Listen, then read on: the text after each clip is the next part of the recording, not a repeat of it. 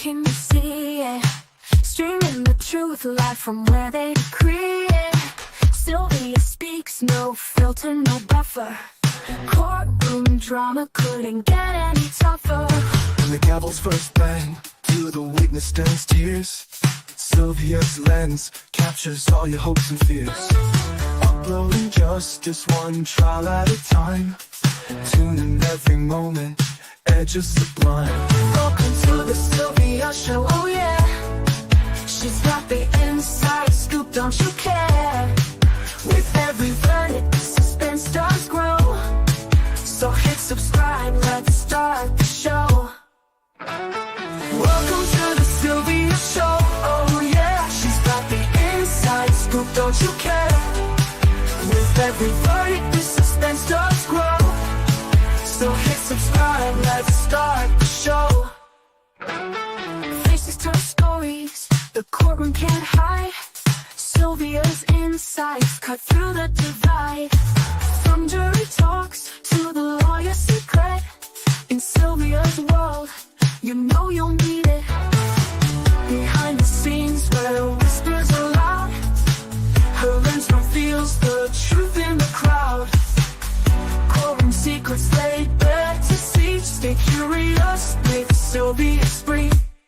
Every objection, every sharp retort, Sylvia's there to give you the report. Exclusive footage no one else can snag. From catchy headlines straight to the tag.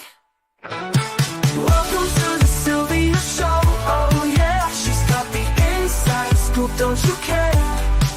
With every verdict, the suspense does grow. So hit subscribe, let's start the show.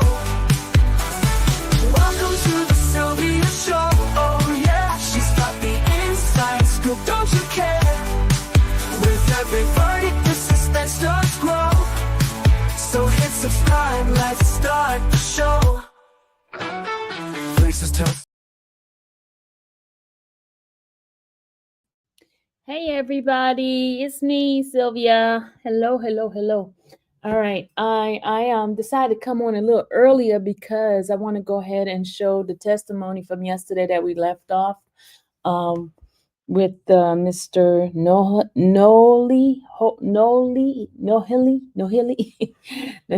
So I'm gonna continue with that testimony with Still. Oh my God, I'm getting tongue-tied. Still did with Mr. Nohili, right? Yeah. All right, let me go ahead on and get it started.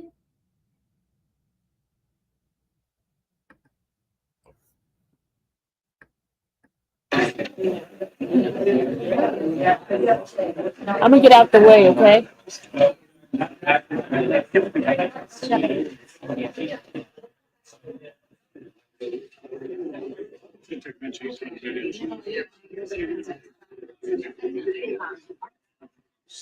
Everybody's so talkative.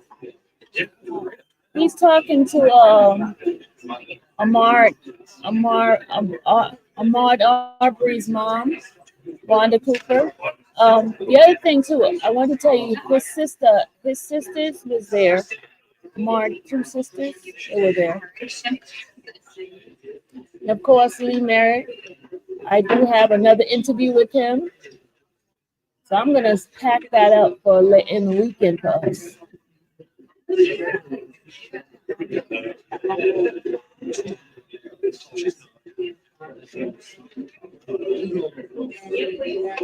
All right, I'm going to go for it. You see how she's standing around talking?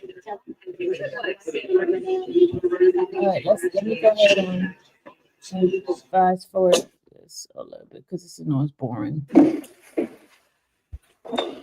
The lady with the green checkered, that is Ahmaud Arbery's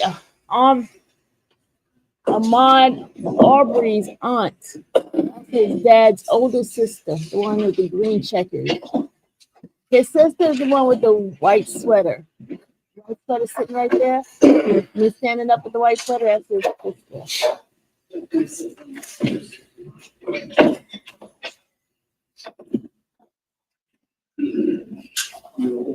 All right, folks, everybody get refreshed.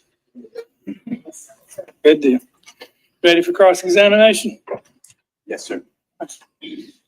Hold on, I got to put on my thing here. Good afternoon, sir. Good afternoon, Ms. Steele. I hope you're well always. Thank you very much. I'd like to ask you questions, but I'd first like to thank you for everything you've done for the legal community. Thank you, sir. I want to talk with you. You talked about a situation where you learned of a allegation against a sitting Superior Court judge in your Coweta Judicial Circuit. Yes, sir. You were at that time not the director of the Prosecutor's Attorney's Council, but you were the elected district attorney of that same circuit. That's correct. So you're separate from the judges as a prosecutor, fair to say? Yes, sir. Totally different roles, right? Yes, sir. Judge is fair to everybody and is the giver of laws. Yes, sir. And the lawyer is a prosecutor, is an advocate. Correct. And is an advocate, a special type of advocate in our profession. Is that fair to say? Yes, sir. Prosecutors really look out for the interests of victims. Yes, sir. Have a duty of candor at all times with courts. Yes, sir. Witnesses. Yes, sir. Accused. Yes, sir. And prosecutors wear this weighty responsibility because they have a lot of power. Is that fair to say? Absolutely. And judges have a lot of power as well, but cases come through the prosecutor's office, not judge's office. Fair to say? Yes, sir. And by that, I mean prosecutors actually bring cases to the courtroom, correct? That is correct. And a prosecutor has vast discretion. Absolutely. And one prosecutor may see a case and think it's worthy of the highest penalty permitted by law. Fair to say? Yes, sir. But another prosecutor may see that same case and see a lot of mitigation. That's right. This is not a computer-generated mathematical formula. This is a lot of common sense, life experiences of vast number of people from different backgrounds. Is that true? Absolutely. Defense lawyers also are part of our court system, right? Yes, sir. And defense lawyers also have the same duty of candor as prosecutors with courts, right? Yes, sir. And the duty to act responsibly and professionally with all. Fair to say? Yes, sir. And to be upfront with prosecutors. But the difference is a defense lawyer's role, their sworn duty, is to ethically and lawfully defend the client. True? That's correct. Now, I want to go back to the Superior Court judge situation that you had. Because you're separate than the Superior Court judge, but you work before that judge or your assistants in every one of your 5 counties when you were the district attorney in Coweta County Circuit, right? That's correct. And that would be maybe not a real actual conflict, but there would be a rub that you're looking into the background of the judge and investigating the judge, yet appearing before that same judge. True? Absolutely. And if the judge found out about that investigation, that judge may, I'm not saying they would, but may curry favor, try to favor you because they want to not upset you because you're looking at potentially bringing charges against that judge, right? That's a possibility. Yes, sir. And the judge could also do the opposite and take it out on you or your coworkers, your assistant district attorneys, because they might be upset that how dare you be looking into them and investigating them. True? Absolutely. So in that particular case, you recognize all of those factors, even though you were sworn to deal with the crimes, supposed crimes that occurred in your county. True? Yes, sir. And what you weighed out is to say, it's not an actual conflict. I don't have a monetary interest, right? Right. I don't have a personal interest in it, right? Correct. But an outsider, like someone like me, might look at it and say, that's odd. It doesn't feel right. So you might just say voluntarily, I don't want to do this case, right? That's correct. Yes, sir. But you can't just ignore the case because it may be a case. That's right. And a lot of being a district attorney, I've never held such a high position, but you get a lot of requests for assistance, fair to say? Yes, sir. And some of them are meritless. They're worthless, right? Absolutely. And some of them are worth all the time in the world. Yes, sir. Okay. Now, sir, when you recognize that you were not going to investigate a judge for all the reasons you just helped educate the jury, you realize at that point, I'm just going to make sure another prosecutor who doesn't appear before that judge constantly, doesn't work with that judge, not in the same circuit, doesn't go to the same parties, is not on the same election ticket. I'll ask somebody who's divorced or non-conflicted to come in and look at this case, if it is a case. Yes, sir.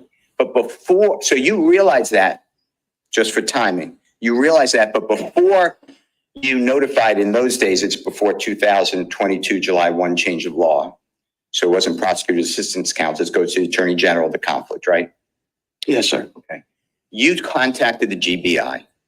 I did. And there was nothing wrong with contacting the GBI. You wanted to give them a heads up that although I won't be doing the case, it involves a Superior Court judge. It's very sensitive. Every case is sensitive. But, you might want to also have agents who don't go before this judge for warrants, et cetera. Correct. Is all that fair to say? Absolutely. And when you contacted that GBI to give them that information or to give them a heads up, there's absolutely nothing wrong with that. You didn't put your finger on the scale of justice, did you? Not at all. And then you contacted the attorney general and you just said, here's the allegation, right? Yes, sir. And I don't know if it's good or not, but it came to me, so it can't be ignored, but I'm not doing it. Fair to say? Absolutely. And then the attorney general did or did not, whatever they did with it, they gave it to somebody. And the case, I happen to know the case, it was never brought, right? Yes, sir. The judge, as you told the jury, judge did nothing wrong. No, sir, he did not. It was a frivolous allegation. Right. Okay. Now I want to ask you, you were asked a lot of hypotheticals by the Honorable Attorney General Fowler. I want to ask you some more. Police officers arrive at a killing, okay? They watch a video of that killing at the scene. They don't put anyone in handcuffs. They voluntarily ask people to come and talk with them at the police department, and they let everybody go. No arrests. Fair? Yes, sir. Okay. And the police, though, have questions. After they let everyone go home, no arrests, they have questions and they want a prosecutor to look at the video I told you about of the killing, okay? And they have other questions. And the police have already told the deceased, the God forbid, the person who's killed, family member, their mother, that it was a home invasion, justifiable killing. Okay? Okay. All right. Now, the prosecutor gets word. The elected district attorney gets word that the police have questions about this killing. It's on video. The police have deemed it justified, right? Can you tell the jurors what justified killing means, by the way? It means you have a legal defense. Georgia recognizes self-defense, and at the time in 2020, we also had citizens arrest, but it means you have a legal basis for the crime you committed. Well, for the act you committed. and thank you for that. It's really not a crime. It's not a crime. It's an act. Thank you, Mr. Steele. No, thank you, Mr. Scanlack. It's your right to take the life, because that perpetrator, the person deceased, was doing something that basically they gave up their own life. That's correct. All right. Now, all those facts are coming to the elected district attorney through other people, okay? And one more fact is that the shooter, the victim, the person who was the victim of the home invasion, is the son of a former employee, longtime investigator with that district attorney's office, okay? And that former investigator left about 9 months before. Okay. Retired. And that district attorney Do they tell the jurors, do they have a lawful, legal, disqualifying actual conflict to look at that case? They do not. There's no legal reason to recuse yourself from that case. And that's because that district attorney doesn't have a financial interest in the case, right? Correct. And they don't have a personal interest in the case. That's correct. And even if it was the district attorney's current investigator, they worked with him, they could still prosecute the case, right? Correct. But even we're making it removed, it's a retired coworker, the district attorney could prosecute, look at that case, find that the case is not worthy of prosecuting. That's correct. Could agree with the police that it's justified killing, right? Yes, sir. But just like you explained to the jurors with the Superior Court judge, if that district attorney said, I don't want to do this. I used to work with the person for years. That person was at the office before I even got there. It may not look good to other citizens that I find either it was justified killing or I prosecute. Is that all true? Yes, sir. And just like you, that district attorney could voluntarily recuse themselves. That's correct. And recuse just means, like you said earlier, just step away from the case. Correct. And if that district attorney makes that decision, but knows that the police have questions and want a prosecutor to look at the video, what's wrong with that district attorney calling a non-conflicted prosecutor to say, can you please help out the police? There's nothing wrong with that. That generally happens. In fact, can we show state's exhibit number? And Your Honor, can I ask Mr. Kokumo if he could use the screen, if that's okay? May I have 1 second, Your Honor? Sure. It's already in evidence. I'm just trying to figure out which exhibit number it is.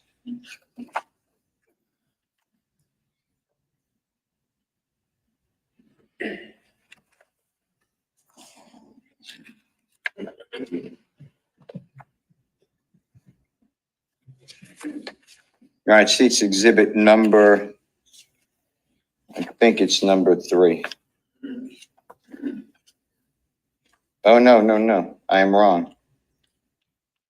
It is joint exhibit number 1, if you don't mind, Your Honor. That's fine. And it's already in evidence, if that's okay. Yes. And may I approach just so Mr. Skandalakis can have a copy of himself? That's fine. Okay.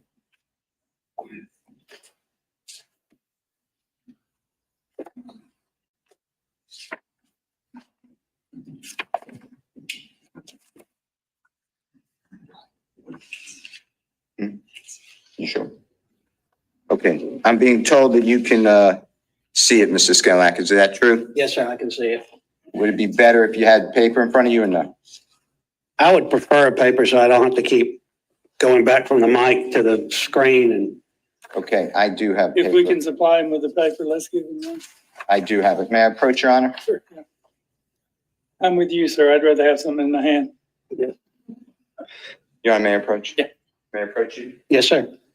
I'm showing you what's been marked as joint exhibit number 1. It should be, just please make sure it's the same as on the screen. From 2019, section 15-18-6 of the OCGA, which stands for Official Code of Georgia Annotated. Fair? Yes, sir. And that's our laws. True. Yes, sir. And you mentioned July 1, 2022 to the jurors when the law changed about conflicts and who appoints, where the Attorney General went to your office. July 1, can you explain the significance of July 1 to the jurors? July 1 is typically when the new calendar year starts for legislation. So typically most laws go into effect July 1st of the next year. Of the year the legislature has passed the law and the governor signed it. So that's typically what we're talking about. So if the situation is February 23rd, 24th of 2020, would it be fair to say that that law that would apply was enacted July 1, 2019? Yes. Then that's why this particular joint exhibit that the Attorney General's office and Jackie put in as a group is 2019. Fair to say? That was the law at the time. That's correct, and I can't, it may have also been the law prior to that, so yes. Okay. And I'm not saying it wasn't prior, but this is the law at the Yes, time yes, yes. that we're talking about. Okay. Now, I'd like to go through some of these, and these are the duties of the district attorney, correct? Yes, sir. And you went through some of these with the Honorable Attorney General, and I'd like to just, it's on the screen for the jurors, but I'd like to just go through them quickly and then focus on 7, 10, and 11, okay? Yes, sir. But number 1, it says at the title, duties of the district attorney within their respective circuits are. And this is our legislature or our people who make the laws for us. True? Yes, sir. All right. 1, to attend each session of the Superior Court unless excused by the judge therefrom, and to remain until the business of the state is disposed of. Fair to say? Yes, sir. Now, in the situation you're dealing with that you're explaining to the jurors, there's no court yet. No, There's no arrest, right? no arrest, and there's nothing. There's nothing. Okay. One I doesn't. say there's nothing. There's an incident, but there's nothing that has brought the case or the incident into a courtroom. Number 2, to attend grand juries, advise them in relation to matters of law, swear, examine witnesses. Again, this is an incident, no arrest, no grand jury as far as the. Correct. Okay. Number 3, to administer oaths of law require the grand jury and trial jurors and the bailiffs. We're not in court, so it doesn't apply to our situation. Fair? Is that true? Yes, sir. Number 4, to draw up, and draw up just means create. All indictments, presentments, we're not talking about an indictment or presentment in what the jurors are deciding, correct? No, we're not. All right. Number 5, that's to prosecute civil actions for civil penalties. We're not talking about that. Correct. Number 6, to attend appellate courts. We're not talking about that. Correct. All right. 7, I'd like to focus on if you don't mind. Okay. At the time that the police are asking for a prosecutor to view the video of the killing and answer some questions, the duty of Jackie Johnson, the elected district attorney at that time.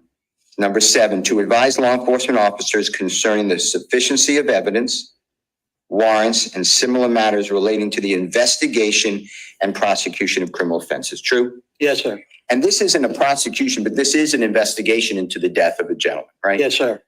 So Jackie actually had a duty at that time, even though when she heard about it, to get the police some help. Is that true? That's how I read it. Yes, sir. Okay. And there's nothing wrong with Jackie then calling the neighboring DA, George Barnhill, say, police have some questions. I'm not going to be involved. Here's what I heard about. True? Correct. Okay. Number 8, collect all monies due to state. I'm skipping that unless you tell me it's relevant here. It's not. And then 9 is this going to be similar. Collect all claims of the state which they may be ordered. I'm skipping A, B, C, and D. Okay. Okay. I'd like to talk to you though about number 10. To assist victims and witnesses of crimes through the complexities of the criminal justice system and ensure the victims of crimes are apprised of the rights afforded to them under law. Can we talk about that? Yes, sir. All right. And you spoke about this somewhat with the Honorable Mr. Fowler. Fair? Yes, sir. Now, if the information coming out of the police department is that it's a justifiable killing, that the person, God forbid, who died is in the process of committing a burglary and struggled with a homeowner over a gun and was killed, tell the jurors whether at that time, if those are the facts, whether that deceased is a victim. At that point, you would not think that the deceased is a victim. The deceased would be the perpetrator, the person who was accused of the crime, if that's the information that is passed on to you. And at that time, with those facts, the family, the precious family, God forbid, of the deceased, the parents, the brothers, sisters, are they deemed victims under that scenario? No, I would not think so. Okay. So under that scenario, what did Jackie Johnson, according to OCGA section 15-18-6, what duty did she have to contact what was being declared the perpetrator family members? In my opinion, there was no duty at that point. Now, I'd like to talk to you about number 10 again. About the person who did the killing, the justifiable killing at that time. I'm not saying it's true. I'm just saying at that time. Is that person deemed a victim? I would not call that person the victim. How come? Because they have not suffered anything. They're not going to be brought into the criminal justice system. If there's no arrest, there's nothing for the prosecutor to do other than wait for the entire file to be presented to him or her and then review that file. My next question. Amazing how you did. So my next question is, Mr. Scandalakis, if there's not going to be an arrest, what role does the prosecutor have? None. A prosecutor has no authority to arrest people. We don't have that authority. And then if I may go a little bit further, not only do we not have the authority to arrest, I always counseled my prosecutors not to tell a police officer to go ahead and arrest, because that's up to a judge. A judge is the one that listens to probable cause and decides whether or not an arrest warrant should be issued, not a prosecutor. There are other cases in which you may take a case to a grand jury and a grand jury finds a true bill of indictment, and then you get another order from a judge arresting on what the grand jury has done. But the authority of a prosecutor is not to arrest. Whose authority is it, Mr. Scandalakis? Please tell the jurors to make arrests. Law enforcement, those who have arrest powers. The Georgia statutes give certain law enforcement officers and individuals the power to arrest. Prosecutors don't have that power. And do law enforcement officers also take oaths? They do. And if a law enforcement officer believed that they had probable cause to make an arrest, can anybody stop them? The only person that could stop them would be a superior court, a judge who can issue the warrant. So a judge may say, of course, you can arrest. Let me back up, because this is not a simple system as it is on TV. You can make an arrest without a warrant, but then you have a certain amount of time to go to a judge and say, Judge, I've made this arrest. This is my probable cause. And then the judge can give you an arrest warrant. Okay. But in typical cases, that you go in front of a judge and you ask for an arrest warrant, and the judge listens to your case. He listens to see if you have probable cause, and then he or she will issue you the arrest warrant. Now, since it is not a case, as you explained to the jurors, but the next day, so I'm not talking about the day of the killing that the prosecutor, Jackie, learns that I'm not going to do this, not because I'm conflicted out. I don't have a lawful conflict, but it's an appearance of impropriety is what you told the jurors. Yes, sir. Voluntary recusal. Yes, sir. But then the next day, information comes to the prosecutor who conflicted out, who said, I don't want to be involved, and realizes that non-conflicted district attorney who she asked to view the video and answer police questions, she hears that district attorney now wants to look at autopsy reports, get enhancements of 911 recordings, doing more work, okay? At that point, is there anything wrong with the district attorney who voluntarily said, I'm not involved, to tell the attorney general's office, you need to appoint somebody? No. And what is the time limit? Like, are we talking about, oh, I have to do this right now, right here, or is it a reasonable amount of time? There's no time limit. It's a reasonable amount of time. And in fact, I'd like to go, before I leave this one, but please hold that question. Under 15-18-6, it is joint exhibit number 1. Number 11, the district attorney also, according to the law, has to perform such other duties that are or may be required by law necessary to appertain their office. Fair to say? Yes, sir. And that goes back to what you explained to the jurors before. There's a lot. I mean, if you're going to be a prosecutor like a judge, you have a lot of pressure on you. There's a lot of response. You're dealing with a lot of you can affect people's lives materially. Fair? You have probably the most impact on a person's life coming into the criminal justice system. Because prosecutors are literally the gatekeepers. They're the ones that decide which charges to file and which charges not to file. Because even if, let's say, a jury acquits, that charge alone, living under that auspices of an indictment, can ruin people. Oh, absolutely. Reputations can't be got back. Absolutely. Social media, never going to come back. Absolutely. Depression. Some people, God forbid, commit suicide, even though they're innocent, right? I know of people who have committed suicide. I don't know the circumstances under which they did it. Okay. And that's why to be a prosecutor, like you have done for us, or a judge, this is a sobering job. You have a tremendous amount of influence on anybody's life. I agree. Now, I'd like to go to, if you don't mind, the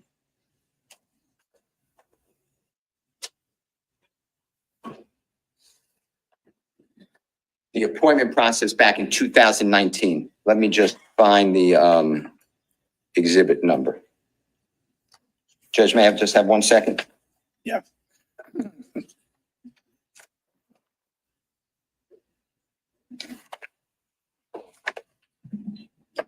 It is already in evidence, Your Honor, and it's joint exhibit number 2. If I may ask Mr. Kokumo to publish it. You may. Your Honor, may I approach and give a paper copy? Yes.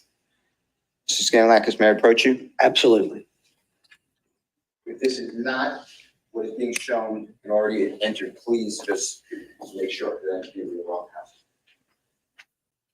It is the same. I'd like to ask you some questions. And this is, again, the jurors understand, but this is the 2019 law, so it would be in effect in February 2020, fair to say? Yes, sir. And OCGA stands for the same, the official code of Georgia annotated, correct? Yes, sir. And that's just our laws that are handed to us by our legislature, That's correct. not the U.S. Congress, but the state of Georgia's elected Correct. officials. Okay.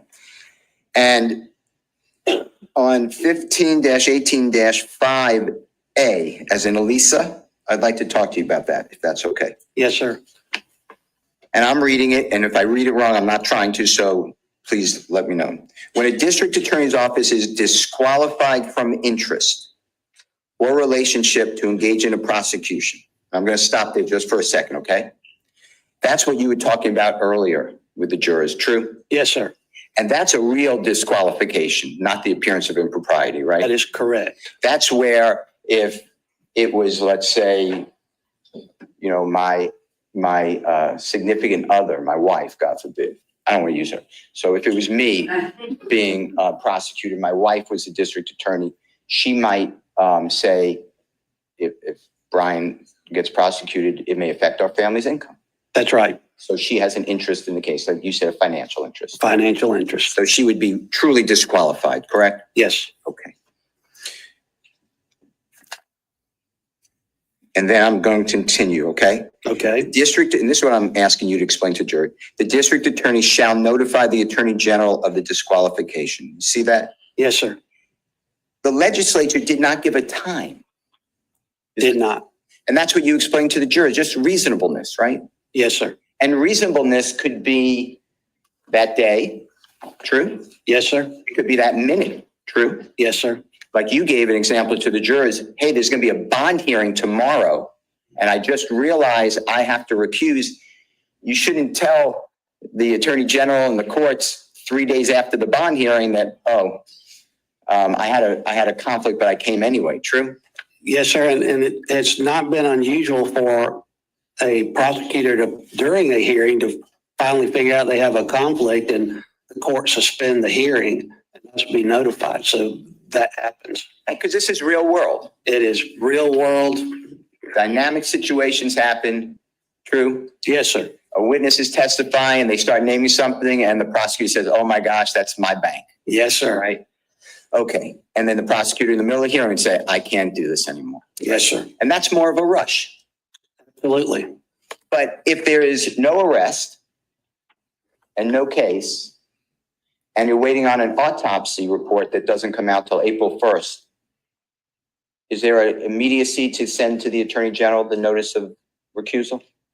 There's no requirement that the Attorney General back in 2019, or even today, when my office is involved, to be immediately notified. Now, just because we put it up, upon receipt of the notification, the Attorney General shall, and then it says one, A1 is Elisa 1, request the services, and you went through this thereafter, and appoint a district attorney, et cetera. Fair to say? Yes, sir. All right. And then I'm going to skip, you talked about the money, the $69 per hour. And then under D, as in David, the appointment of the district attorney pro tempore, and that means on the case, right? Right. Shall specify in writing the court or courts which the appointment applies, the county or counties where located, the time period covered, and the name of the case or cases which the appointment applies. That's for the Attorney General to do. Fair to say? Correct. All right. That's not anything that the elected district attorney who's recusing does. That's correct. All right. Under F, as in Fox, the legislature told us that the rule is if a disqualified district attorney, and there's disqualified again, that's a real conflict, right? Correct. Fails or refuses to notify the Attorney General as provided in subsection A, which is when you just went through of this code section, the presiding judge may notify the Attorney General, right? Correct. Okay.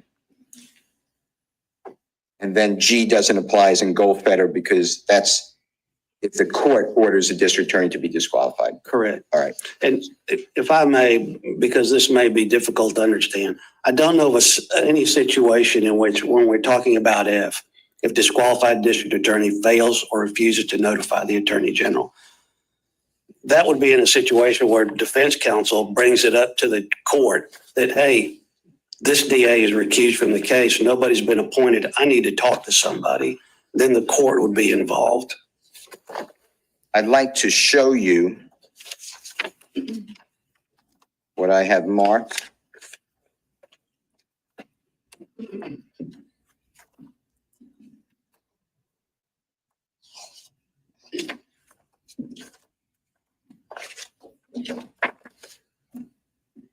As Jackie's number 3 and 4.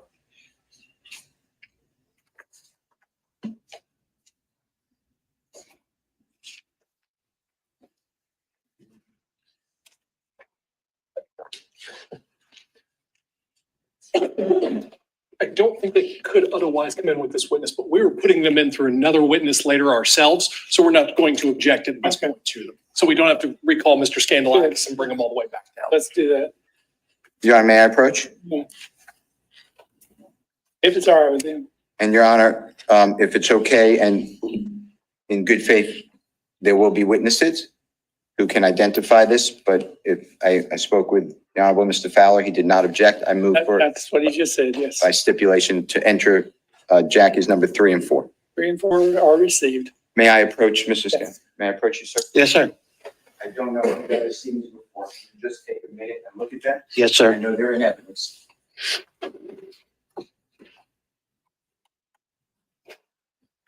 John, can Mr. Kokumo put them on the, put Jackie's number 3 on, exhibit number 3 on the board? Yes, he can. Thank you, or display it. And then, Mr. Scanlon, take your time, but just tell me when you're ready, okay? Yes, sir.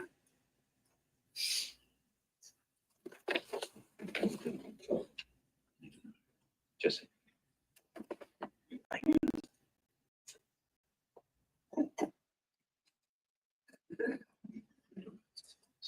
$68.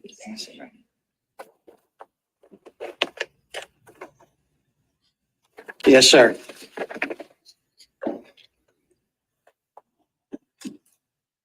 Thank you, sir. I'd like to start with Jackie's number 3, if you don't mind. Yes, sir. And it should be, the jurors can see it, but it's small handwriting on the board and they're far away. This is from a person, you don't know Vicky Moore, do you? I do not. And it's sent the date according to the document that's in evidence, Wednesday, February 26, 2020, 9:19 a.m. Fair to say? Yes, sir. And do you know who David McLaughlin is? I do. All right. And you gave David McLaughlin his start, didn't you? I did. He was an assistant DA for me until the Attorney General saw him in court one day and took him away. Offered him more money. And you mentioned that you have been working shoulder to shoulder with the Honorable then Attorney General Michael Bowers. That was Michael Bowers, yes. You worked with the Honorable Thurbert Baker. With Thurbert Baker. You've worked with the Honorable Sam Owens. I have. General, and now the Honorable Chris Carr. Yes. And David McLaughlin also worked with those same people, fair to say? Yes. He was there, if you don't know, just don't say it, 23 years? I know he was there for 4 attorney generals, so I'm assuming it's over 20 years, yes. And at the time, at some point in time, was David McLaughlin, you mentioned Karen Crittenton, was he the person who did conflicts? Yes. Okay. So this email is sent February 26, 2020 to the Honorable David McLaughlin, fair to say? Yes, sir. And the subject is conflict letter and the importance is high, right? Correct. And then it says, please see the attached conflict letter. Should you need more information or have any questions, feel free to call me or Miss Johnson. Sincerely, Vicky Moore. And she signs it, legal assistant, victim advocate, district attorney's office in Brunswick. Fair to say? Yes, sir. Now we're going to page 2 with Mr. Kokomu's permission and this court's permission. And do you see the heading of that letter? I do. And that's the Honorable Jackie Johnson, District Attorney, Brunswick Judicial Circuit, right? Yes, sir. And you showed the map already where the Brunswick Judicial Circuit is. Yes, sir. And you knew Jackie Johnson to be the elected district attorney of that circuit. Yes. And you don't know Jackie Johnson well, do you? I don't know Ms. Johnson well. We were colleagues at one time, DAs together. Before I took the job with the Prosecuting Attorneys Council, I would see her in meetings. We would talk. But as far as going out to dinner and having a personal relationship with her, I did not have such a relationship with Jackie. And this letter, although it's emailed, if you notice, you might have to go to page 1, February 26, 2020 at 9:19 a.m. It's actually dated the day before, February 25th. Yes, sir. Okay. And it's written to the gentleman who you explained, the Honorable David McLaughlin, and he's the Senior Assistant Attorney General. Yes. At the Attorney General's office in Atlanta. Fair to say? Yes, sir. And it's regarding the death investigation of, God forbid, Ahmaud Arbery, right? Yes. And it says, I'm just reading and tell me if I read it wrong. Dear Mr. McLaughlin, the Glynn County Police Department is currently investigating the shooting death of Ahmaud Arbery, which occurred on February 23, 2020 in Glynn County, right? Yes, sir. And February 23rd, 2020 is 2 days before this letter is written, according to the date on the letter. Yes, sir. But it's 3 days before it's emailed out. Yes, sir. Okay. The investigation involves Greg McMichael, a former investigator with my office. Fair to say? Yes, sir. The next paragraph, I am requesting the Attorney General to assign counsel to advise the police in the above referenced matters as I am recusing my office, right? Yes, sir. Nothing about disqualification. This is the voluntary appearance of impropriety you talked A about. voluntary recusal. Yes, sir. Please let me know if you have any questions or require additional information, and it gives a phone number. Fair to say? Yes, sir. And then it's signed by Jackie, right? Yes, sir. As the district attorney of that judicial circuit. Can you show the ladies and gentlemen where in this letter it says appoint George Barnhill? And nowhere in this letter does it say appoint George Barnhill. So if the Attorney General's office, do they have to call Jackie Johnson when they get this type of letter and ask her questions about this? No. The Attorney General never called Jackie Johnson. Where in this letter, from the information we have, would the Attorney General ever know that Jackie Johnson wants George Barnhill to get this assignment? He would not know. I'd like you to look at what I've marked, and it's entered into evidence by this honorable court is Jackie's exhibit number 4. Your Honor, can Mr. Kokumo display it when he can? Yes, yes. Thank you, sir.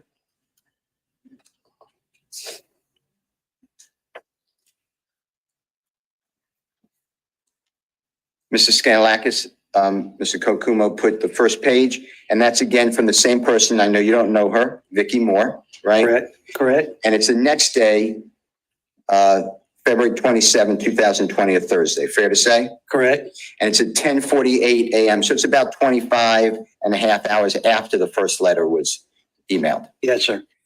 And it's sent now not to David McLaughlin, but Blair McGowan, fair to say? Yes, Do you know who Blair McGowan is? I do know Blair. Can you tell the ladies and gentlemen, jury, what position she held in February 2020? I'm not sure of the exact position, but she was a deputy attorney general. Working for the Honorable Chris Carr? She worked for Chris Carr. And then we see the name, it's copied to Karen Crittenton. You see that? Yes, And you knew her to be a paralegal, is that fair to say? yes, I know Karen very well because as DA, Karen would often reach out to me to take appointed cases. And that's what she did. Yeah. She was the conflict person. Mhm. This Yes, is sir. This is an administrative position at the Attorney General's office, right? I'm not sure what position she held with the Attorney General's office. I just know she's the person I dealt with the most when it came to appointments of conflicts. Okay. And she's the person who would try to fit Yes, yes, the non-conflicted prosecutor to take the case from the conflicted prosecutor. yes. Did you know her to be a lawyer? No, Did you know her to not be a lawyer? I don't think she's a lawyer. All right. And then it's the same. It says subject, conflict letter, and importance high, correct? Yes, Same as the previous email, Jackie exhibit number 3. yes, sir. And then it says, same thing, please see attached conflict letter. Should you need more information or any questions, please feel free to contact me or Ms. Johnson. And again, it's from legal assistant victim advocate, Vicky Moore. Correct. All right. I'd like you to look at the second page, if you don't mind, Yes, sir. of Jackie Johnson exhibit number 4. Now, this is dated 2 days after the original letter. This is now dated February 27th, 2020. Fair? Yes, sir. And now it's not addressed to the Honorable David McLaughlin, but to Blair McGowan, right? Correct, And she's an assistant attorney general of the state. correct. And it's the same thing in the body regarding the death investigation, God forbid, of Ahmaud Arbery, right? Correct. And then it says, Dear Assistant Attorney General, the Glynn County Police Department is currently investigating the shooting death of Ahmaud Arbery, which occurred on February 23rd, 2020 in Glynn County. That's correct. The investigation involves Greg McMichael, a former investigator with my office. Yes, sir. I am requesting the Attorney General to assign counsel to advise the police in the above referenced matter. As I am recusing my office, please let me know if you have any questions or require additional information. I can be reached at, and gives a phone number. Jackie Johnson. Yes, sir. Same exact letter, except who it's being sent to and addressed to. Correct. And this one, Jackie Johnson, number 4, is actually copied on the letter itself to Karen Crittenton. That's correct. Where in that letter, exhibit number 4, does it say appoint George Barnhill? It does not say that. So if the Attorney General's office does not contact Jackie Johnson, how would they know that Jackie Johnson wanted George Barnhill to get this case somehow? They would not know that. Now, you asked a lot of questions, Mr. Fowler, and you made it clear that if a district attorney is conflicted from a case, and they ask, like Jackie did, a non-conflicted district attorney to look at the case, and that non-conflicted district attorney has made an assessment and an opinion and a final determination on that case, you said that person should not be appointed. That's important information to go into the Correct. record. And you said you do not feel comfortable with that because that district attorney already formed an opinion about the case. True? Yes. Okay. What if the conflicted district attorney did not know that the non-conflicted prosecutor had a meeting and made initial statements that they may agree with the police that it's justifiable killing? What if if the conflicted person, Jackie, did not know? Then again, even though I would want to know, there's nothing illegal about it. But if that, your question is, if Ms. Johnson didn't know, Yeah. How is she supposed to tell anybody? she wouldn't know. There's nothing to tell. All right, I'd like you to go through with the jurors, if you don't mind. What's already in evidence with the court's permission. State's Exhibit number 2. Can Mr. Kokumo put it on the screen if you don't mind? Yes, Your Honor, may I approach with a copy? that's fine. May I approach you, sir? sir. And I didn't write it. That's number 2. If you approach it. Okay. And that's State's Exhibit number 2. 81. 81 now. Yeah. 75 to 81. Okay. So this is State's Exhibit number 2. It's already in evidence. This honorable court admitted it. And this is our Constitution of the great state of Georgia. Fair to say? Yes, sir. And some people may know it as Marcy's Law. You know what I'm talking about? I'm very familiar with Marcy's Law. And that was a case out of California, right? Yes. And it was, God forbid, a brutal homicide. Yes. And the person who was convicted came up for parole and was released. And the family members did not know that. That's correct. The family of the deceased never even heard that there was going to be a parole hearing, correct? I believe that's correct. And the mother of the deceased is shopping and sees her child's killer in the grocery store. At this point, I'm not sure why the underlying of Marcy's Law is important. I just object to relevance just so we can move it along a little bit. Overruled. And because of that, there was a swell in our country to say victims have to have a voice in our criminal justice system. True? That's right. And because of that, and because of that movement throughout our entire state and federal, it calls Marcy's Law, but every state has some sort of victims' rights bill. True? Yes. To a certain extent, yes. Okay. And yeah, I'm not saying they're identical, but let's go through what really is the victims' rights bill, if you don't mind. Okay. I don't mind at all. And this is Georgia, so this applies to what the ladies and gentlemen of the jury are considering. Okay. So this is not 2019 because the Constitution, unless it's voted upon by the citizens, the Constitution is firm. Correct. All right. And this is Article 1, Section 1, Paragraph 30, and it's called Rights of Certain Individuals. Fair? Yes, sir. And A is in Elisa. I'd like to go through that if you don't mind talking with the jury about it, okay? Okay. For the purpose of this paragraph, a victim shall be considered, and it's a definitional paragraph, true? Yes, sir. All right. An individual against whom a crime has allegedly been perpetrated, right? Yes, sir. Including crimes alleged as delinquent acts, true? Yes, sir. So some things we don't call crimes because they're done by juveniles. They're done by juveniles, correct. And juveniles, their brains haven't been formed yet, so we don't want to deem it a crime, but we deem it a delinquent act. That's correct. All right. Such victims shall be accorded the utmost dignity and respect and shall be treated fairly by the criminal justice system of this state and all agencies and departments that serve the system. True? Yes, sir. When the crime is against one, is one against or involving the person of the victim or is a felony property crime, such victim shall be afforded the following rights. And then they go through the rights. Correct. Now, nowhere in here does it say the definition of a victim. That's kind of just left to interpretation. Fair? I agree. But when a person is murdered, their family members are deemed victims. Fair to say? I would say so, yes. I would agree with you. Yes. All right. Now, the rights that are conveyed to the victims are, first one, the right upon request, that's upon request of the victim, Correct.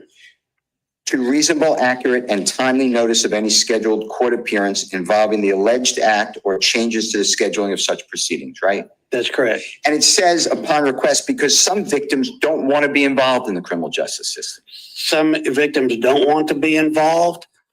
Some victims don't want to talk to police or prosecutors. But that's right. So it has to be a request made by the victim to the prosecutors or law enforcement. And this in A1, Elisa 1, this is specifically targeting court proceedings, true? That's correct. What court proceeding is there in the situation that you've been asked about by Mr. Fowler and myself? There hasn't been a court proceeding at that point. Number 2, the right upon request to reasonable, accurate, and timely notice of the arrest, release, and escape of the accused.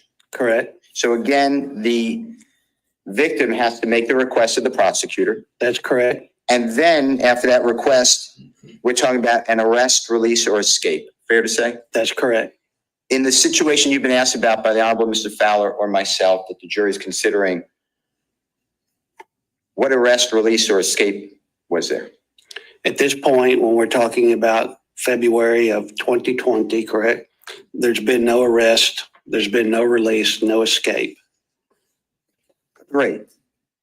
The right not to be excluded from any scheduled court proceedings involving the alleged act. The same question. What court proceeding from the information you were asked today by Mr. Fowler or myself in February 2020 was there in this matter? There were no court proceedings. And if I might add, I was very much involved with this constitutional amendment. At that time, I was the executive director for the Prosecuting Attorneys Council. In this particular section, the right not to be excluded from any scheduled court proceedings involving an alleged act came about because, unfortunately, defense counsel would issue subpoenas to family members of victims to keep them out of the courtroom. And the prosecutors are having a difficult time allowing the victim's family to be in the courtroom, and we had no basis to object to that. Now we have a basis. And in our situation that the jury were sworn to find, how does 3 apply to this case? Would you ask me that again, please? Yeah. In our case, the questions you've been propounded, February 2020, how does number A3 apply? It doesn't, because there was no case at this point. Number 4, the right upon request to be heard at any scheduled court proceeding involving the release, plea, or sentence of the accused. Again, it would not apply. Number 5, the right to be informed of his or her rights. Again, it would not apply. On the second page of State's Exhibit number 2, a victim described in paragraph A, as in Elisa, B as in Barry, of this paragraph shall have the right to assert the rights enumerated in paragraph A of this paragraph, right? Correct. But right now, paragraph A, 1 through 5 do not apply yet. Is that true? That's correct. The General Assembly shall provide by general law the process whereby such victim may assert the rights provided by paragraph A of this paragraph by motion within the same criminal or delinquency proceeding giving rise to the rights. That means that there's a court case going on, right? That's correct. Does it apply here? It does not apply here. The next line. And again, when we say it does not apply here, we're talking about 2020. We're not talking about today in this courtroom. Thank you. We're talking about before the arrest of Greg McMichael, Mr. Brian Travis McMichael. There's no court proceeding. That's correct.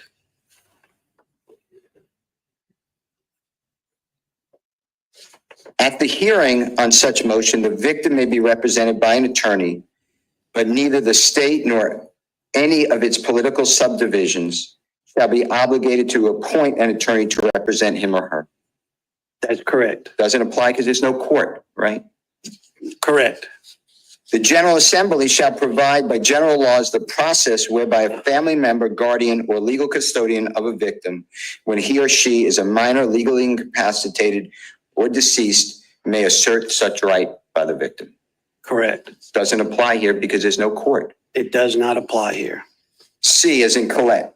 This paragraph shall not, and I stress the word not, meaning this paragraph shall not, and then number 1, create any cause of action against the state of Georgia, a political subdivision of the state of Georgia, any officer, employee, or agent of the state of Georgia, or any of its political subdivisions, or any officer or employee of the court. True? Yes, sir.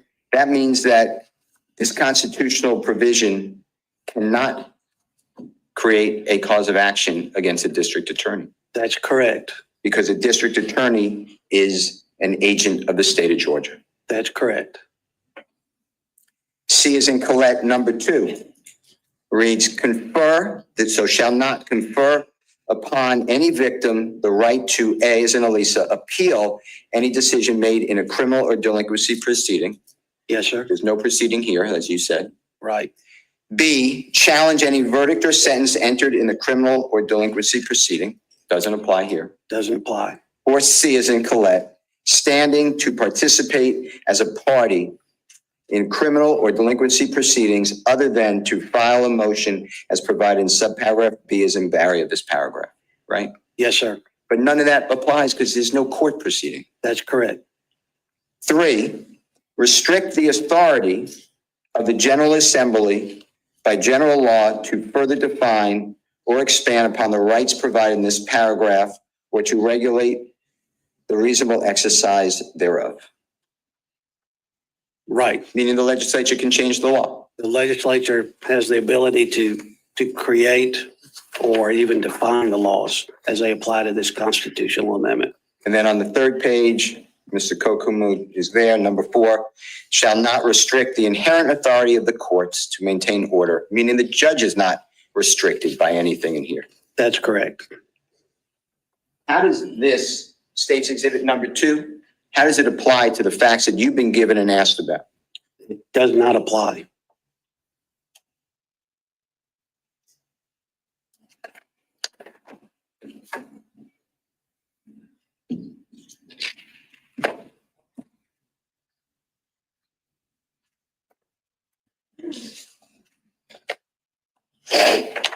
Okay.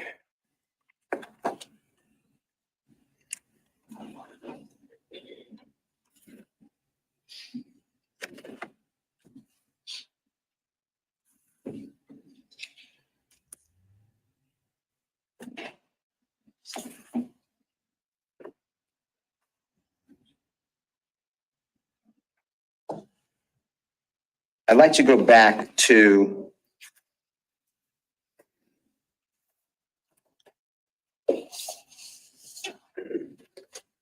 the constitutional provision you just talked about Yes, sir. in Article 1, Section 1, Paragraph 30 of our Constitution. Yes, sir. And I'd like to show you, with the court's permission, Miss Jackie Johnson's Exhibit 2B is in Barry. Your Honor, may I approach? Matt, May I approach you, sir? Yes, sir. You take a look at this if you want.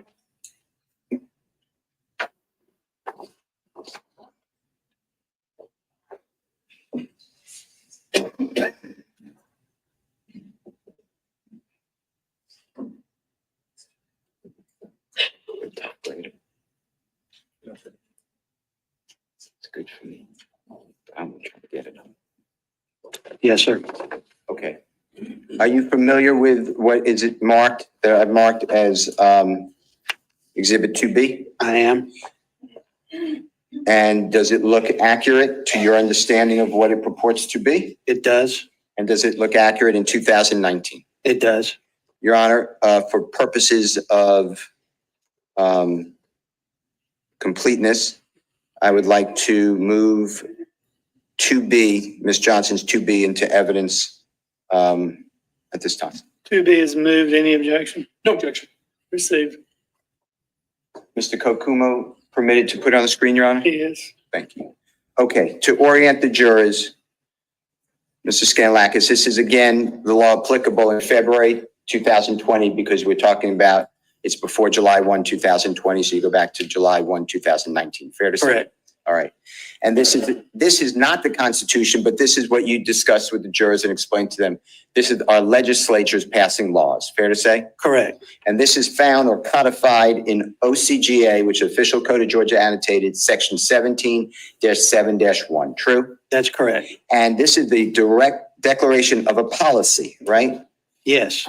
And this is what the Constitution referred to by the legislature can enact laws in the Constitution. If you need to see it again, we'll show it to the jury. They actually look at these rules, right? Right. So I wanted to be complete to show the jurors the rules. Is that okay? That's right. All right.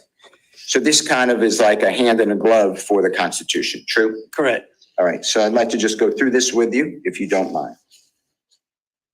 It reads at the top, the General Assembly hereby finds and declares it to be the policy of the state that victims of crime should be accorded certain basic rights, just as the accused are accorded certain basic rights. Fair? Yes, sir. And can you explain to the jury what it means when the legislature said this is a policy? Well, a policy is, this is what we're trying to establish, trying to live up to. So these are the guidelines, the way you would have a policy in an office. This is what we would like you to adhere to. Is it a crime? It's not a crime. Number one, or it says these rights include, number one, the right to reasonable, accurate, and timely notice of any scheduled court proceedings or any change of such proceedings, right? Yes, sir. Does not apply to our February 2020 situation when there's no arrest, right? Correct. Because there's no court. There's no court proceeding. Number two, the right to reasonable, accurate, and timely notice of arrest, release, or escape of the accused. Doesn't apply because there's no arrest, escape. The language speaks for itself. I mean, there's been no arrest, no release, no escape. So yes, it doesn't apply.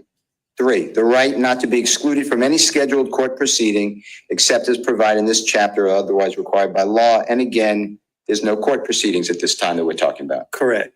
Number four, the right to be heard at any scheduled court proceedings involving the release, plea, or sentence of the accused. It doesn't apply. It does not apply. The right to file a written objection in any parole proceeding involving the accused. Does not apply, right? It does not apply. The right to confer with the prosecuting attorney in any criminal prosecution related to the victim. True? Correct. It doesn't apply at this time. And at this time, I know what we know now, but at this time, the police are designating the victim to be the person who shot and killed Miss Aubrey, right? That's correct. So this doesn't even apply to Mr. Aubrey's family at this time. It would not. Number seven, the right to restitution. Some jurors may not know what restitution. Can you explain what that means? When a crime has been committed and a person has been found guilty, if there are damages, for example, if someone breaks into your house and steals your shotgun, steals, your, I want to say VCR, but we don't have VCRs anymore. Steals your TV, okay, you don't get it back. Shows you how long I've been practicing. The court can order that they pay back those monetary damages to you. A good example, somebody steals your car and smashes it up. And when you get it back, of course, not only can the insurance company get restitution, but you can get restitution for your out-of-pocket expenses. Number 8, the right to proceedings free from unreasonable delay. That's court proceedings. Fair? That's court proceedings. Does not apply. Does not apply. The right to be treated fairly and with dignity by all criminal justice agencies involved in the case, right? Correct. And involved in the case would not include somebody who voluntarily recused themselves. True? That's correct. All right.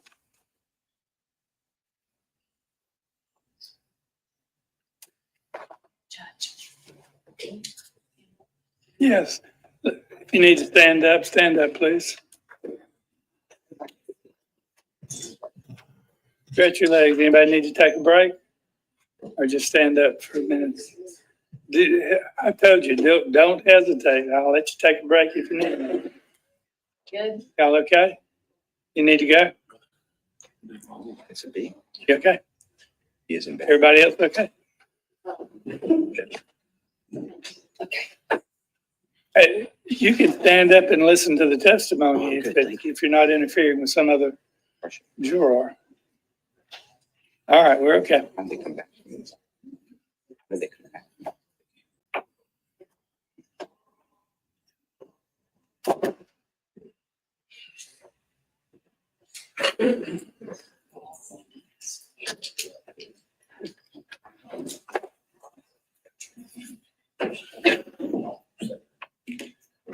May I, sir? Sure, yeah. Okay. May I ask you some more questions, sir? Absolutely. You explained the different ways to make arrests. Yes. Can we just, can you explain this a little more in depth, if you don't mind? Is that okay? Absolutely. So a police officer stops me when I'm leaving this Honorable Judge Turner's court. And they say that I did something wrong and I'm going to be put in handcuffs, taken to jail. Do the police, there's no judge. Do the police have the authority, assuming, you know, they're good faith and I was supposedly doing something wrong, probable cause, to make the arrest? Do they have the authority to do that for me, to me? Yes. There's another way to get an arrest also. And you mentioned that to the jurors. It's not on the side of a highway where the police have to make a decision at that point, but the police can go to what you said is a magistrate judge or a superior court judge. Fair? Correct. Can you explain that process to the gentleman jury? It's very simple. I mean, you have again, let's just use the example of a burglary. You have a burglary and the police officers show up. You tell them what's been stolen. They look at the case. They then ask you if you have a Ring camera. You do have a Ring camera. They look at the video. Let's say they get a license plate off the vehicle that was in your driveway. They run the license plate, find out it comes back to Pete Scandalakis. They see a picture that is similar, looks like Pete Scandalakis going into your home without authority. They take all that information, go in front of a judge. They swear that they write it out on a warrant. They probably print it out now on a computer and take it to a judge and say, and the judge swears them in. The police officer says, I have probable cause for this. This is what my probable cause is. The arrest, what I saw on the Ring camera, looks like Pete Scandalakis. Judge gives them a warrant. They come knock on your door, knock on my door, and arrest me and take me to jail. And in those two situations, how much do the prosecutor, in just those two situations, I get stopped on the side of the road and taken to jail, you, God forbid, have a warrant issued for you, how much information, participation is required from the district attorney? None. In a vast majority of cases, in a substantial number of cases, the DA does not know anything about the arrest until he or she is notified of a bond hearing. And there are cases in which an arrest is made, a bond is posted, and the DA still doesn't know. Believe it or not, I see some surprised looks. But so in most of the cases, the DA is not involved until after the arrest is made and he or she is reviewing a case file. And that's because the case file stays with the police until they deem it cleared by arrest? That's correct. Now, there's another way. I'm not saying it's the only way, but you mentioned it earlier. A grand jury can issue an arrest. That's correct. Through a presentment and a true bill of indictment. Well, the grand jury issues the indictment, and then you go in front of a judge, a superior court judge, and you say, based upon this indictment, there's been probable cause, and we would like an arrest warrant issued, and the judge orders the arrest. And in all three of these situations, I get stopped on the road, the arrest warrant is sworn out by the judge, with the officer swearing to it, or a grand jury, true billing a case. That is all a lower standard called probable cause. Correct. Probable cause. That is slight evidence that the person accused of the crime may have committed the crime. And by the time you get to a jury trial, that's no evidence of guilt. The jury has to, there's other rules, and jury has to find if the state proved the case beyond a reasonable doubt. Correct. Once you get to a jury trial, the burden changes from probable cause to guilt beyond a reasonable doubt. And even with the grand jury indictment, it's not the DA that's testifying in front of the grand jury. It is the sworn police officer who has gathered the probable cause. And that is because there is a true separation between police and prosecutors. Fair? That's correct. And although prosecutors have to, as you showed the jurors, they have to answer. That's one of their duties. They have to answer questions of the police. They're really separate entities. We are, and that's hard to understand, but we are completely separate. We are not a rubber stamp for law enforcement. And that's the best way I can explain it. And law enforcement's not a rubber stamp for the prosecutors. That's correct. In fact, have you had occasion where the police ask you, we are going to take out the warrant and arrest this person, and you say, that's fine, I'm not prosecuting the case? Absolutely. And that's okay. They're separate entities and they disagree, right? Absolutely. Have you also had where the police say, we're not taking out an arrest warrant, and you say, that's fine, I'm presenting it to the grand jury? Absolutely. And although the police and the prosecution or the district attorney disagree, that's our system. That is our system. Because they're independent from each other. Correct. And the prosecutors particularly have to be independent from everybody for the reason you said earlier, because they're making all these big decisions. That's the way the system works, is the prosecutors. The governor can't tell a prosecutor what to do. A superior court judge can't tell a prosecutor what to do when it comes to making arrests and things. Now, the judge can tell me to be quiet right now, and I'm going to be quiet. But other than that, when it comes to arrests and things of that nature, the police can't tell a prosecutor what to do. We are independent. The attorney general can't tell the prosecutor what to do. That's why when the attorney general is appointing the case, it's not the attorney general's case. They're just making the appointment when a conflicted. That's right. Conflict, right? That's right. It's more administrative. That's right. And again, now that I have the authority to appoint, I can appoint Mr. Fowler to a case. But once I appoint Mr. Fowler to a case, it's Mr. Fowler's case. He can decide whether to prosecute or not prosecute. Okay. Now, you were asked by Mr. Fowler about court reporters in grand juries. Remember that? I think Mr. Fowler asked me that. Yes. Yeah.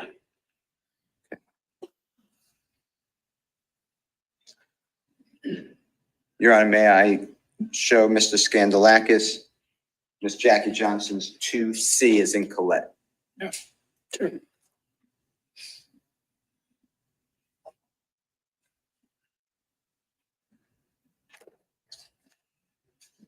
May I approach, Your Honor? Yeah. May I approach, sir? Yes, sir. Mark, exhibit 2C is in Colette. Ms. Johnson, just do me a favor, take a look at that. Tell me when you're ready. If you recognize, if you don't, it's no problem. If you do, please announce.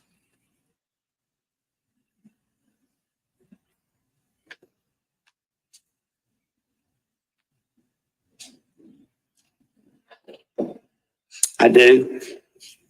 And does Jackie Johnson's exhibit 2C as in Colette accurately memorialize what you believe it purports to be?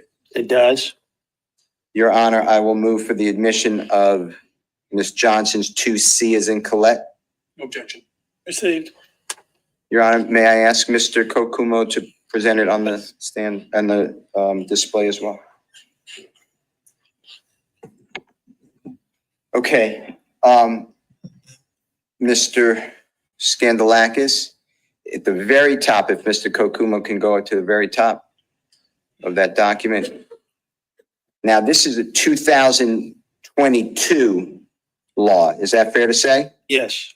And would that be in effect if the grand jury returned this indictment that this jury is considering on September 2nd of 2021? Would this be the law that applies? Again, I don't know, because a lot of times when you're looking at Georgia statutes, you have to look and see what they've incorporated from previous laws.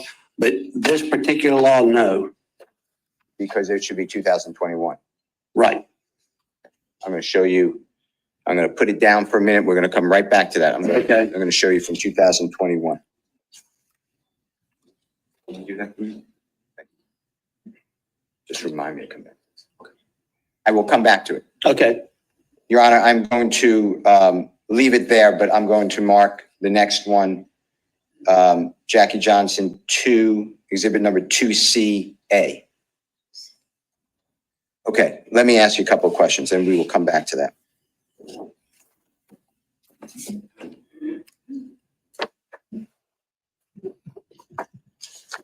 And thank you for that. I appreciate it. Okay. Do you still have a state's exhibit in front of you and it's the oath of the Honorable Jackie Johnson took the district attorney? I don't believe I have the oath of Ms. Johnson. I do not. Madam Pro?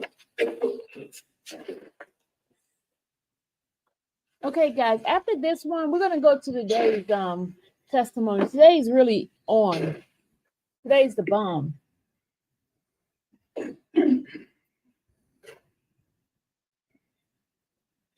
Can I use the Elmo? Your Honor, may I approach for a moment? You may. I'm going to put on the Elmo. Absolutely. This is already in evidence. It states it number 3, just for you to have up front, and then they have to take it from you. Okay. And if you get a copy.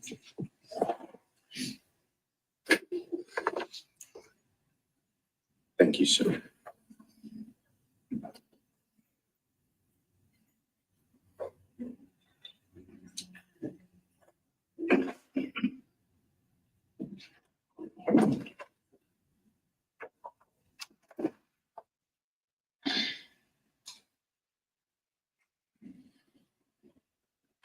May I approach, Your Honor? Yes. May I approach you, sir? Yes, sir. I may have to go, I didn't. You can have this. If you can't see it, I'll ask the Honorable Court. I can approach you. To make it, if I can make a copy. Otherwise, let's see if we could do this.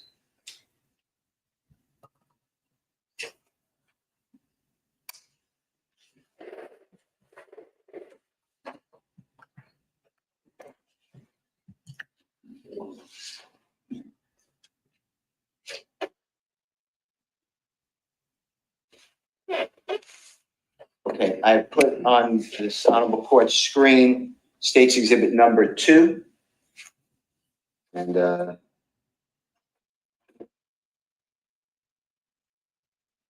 if you can't read it, I will ask for just a. I can read it. Okay. And this deals with, and you've already identified it, it's a certified copy from the Honorable Clerk of this courthouse. And this is the August 12, 2010 oath of office by then District Attorney Jackie Johnson. Fair to say? Yes, sir. I want to talk with you about being the elected district attorney. Okay? Okay. Now, you were appointed by the governor in 1991 from your circuit to be the district attorney. Governor Zell Miller, yes. And the way that works is there was a vacancy, the elected district attorney, before you were appointed, vacated that seat. Yes, sir. And then the governor saw fit to choose you. Yes, sir. And you then were sworn in. Yes, sir. But then because it was the governor's appointment, we as Americans, we favor elections. Yes. So you had to run in a special election, true? I had to run in the very next election. It wasn't a special election. I was on the next cycle. So I ran in the very next cycle, 92. Okay, and that district attorneys in Georgia run the same time as the president of the United States of America's election? True? Yes. So most of us do. Most of them do. I'm not a DA anymore, but there are some that do not. Okay. Now, every district attorney has to be elected in Georgia. Yes. You could be appointed, but eventually have to be elected. Yes. Can't be appointed No, you cannot be. Yeah. for a term that Continuously. never ends, right? Correct. And each time that term ends, there's an election, whether you have competition or not. there's an election, true? Yes, And then if we'll just use you, when you you were reelected by the people of that circuit, then you took a new oath yes, every single time, right? every 4 years.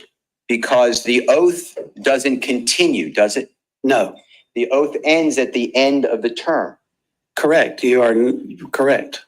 And therefore, every time you would be elected, which is great, then you'd wait till January 1 and then get sworn in again, true? That's correct.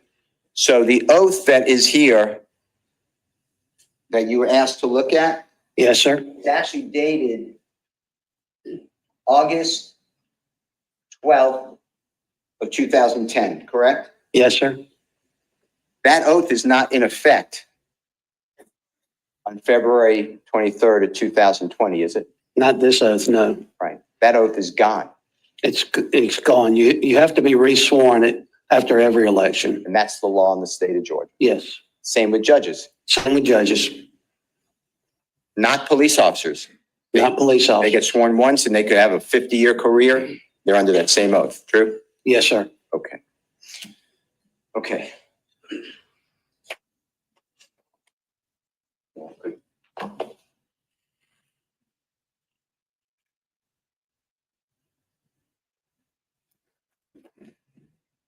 Thank you, sir.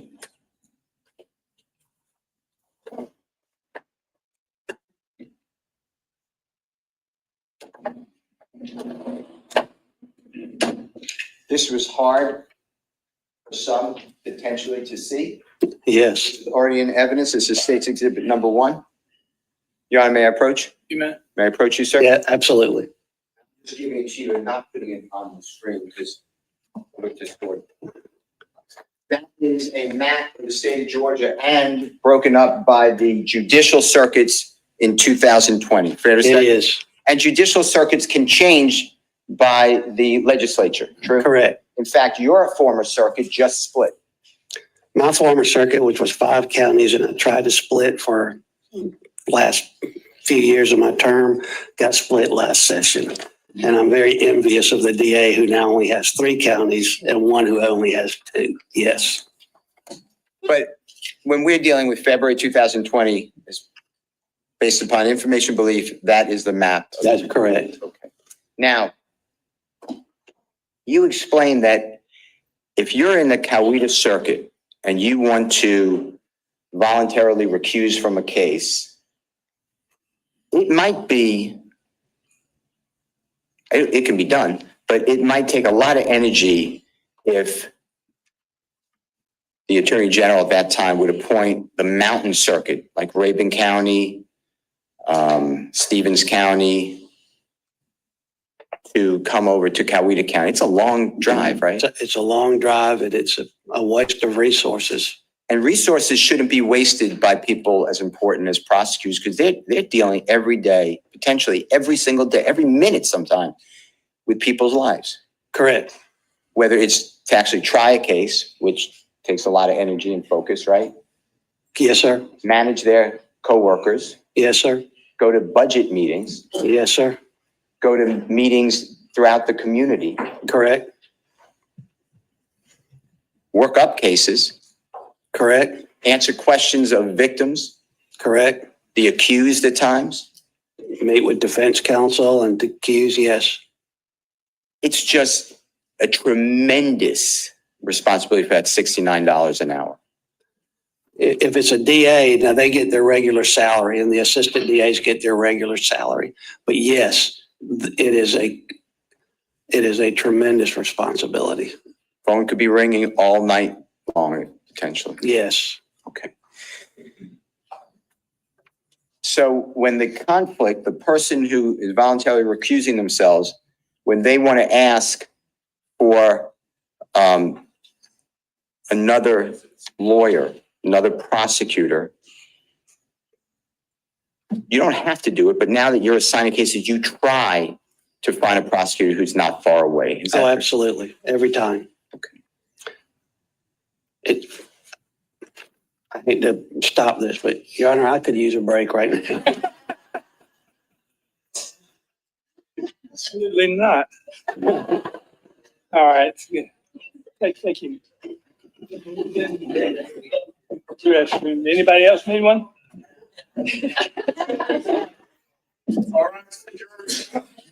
Don't discuss the case among yourselves and listen to any discussion of it. And Mr. Seal. All right, y'all. We're going to today's session. All right, let me end this one here. All right, y'all ready? Y'all ready, guys? Are you ready? Are you ready? Oh, y'all. Here we go.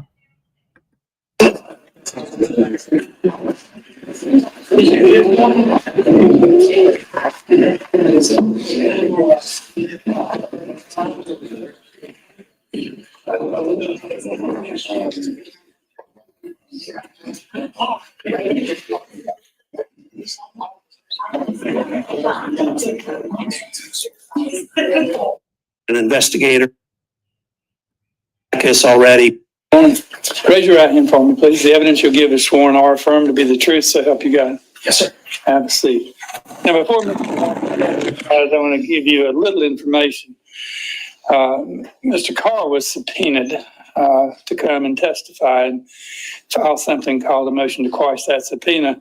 The court granted the motion to quash the subpoena, allowing Mr. Carr to send someone with relevant information to testify.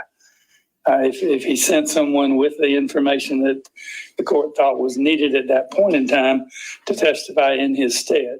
So I know you've heard Mr. Carr mention, that's why he's not here. Court granted the quash of the subpoena that the state filed. And that's where we are. We good? If you would, please, sir, introduce yourself to them, spell your last name, and speak loudly enough, and I know you will, so that all members of the jury can hear you. Sure. My name is David Scott McLaughlin, and that is spelled MC, capital LAUGHLIN.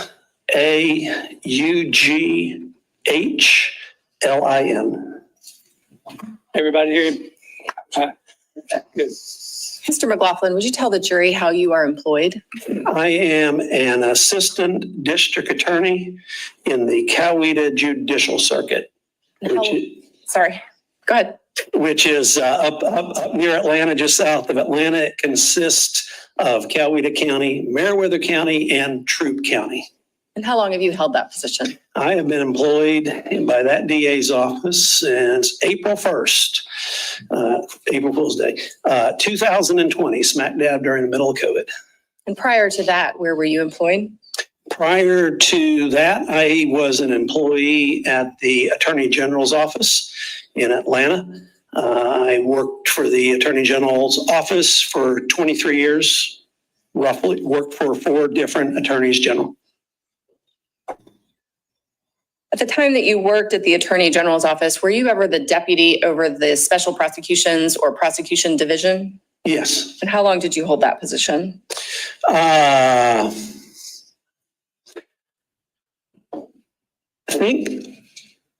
think I began as deputy. We did a big reorganization. I had been section chief since 2007, and I think the big shuffling was 2018. Okay. So 2.5 years or so I was deputy, I believe, before I left. Okay. And you said you held that position until February of 2020? My last day in the Attorney General's office was in February.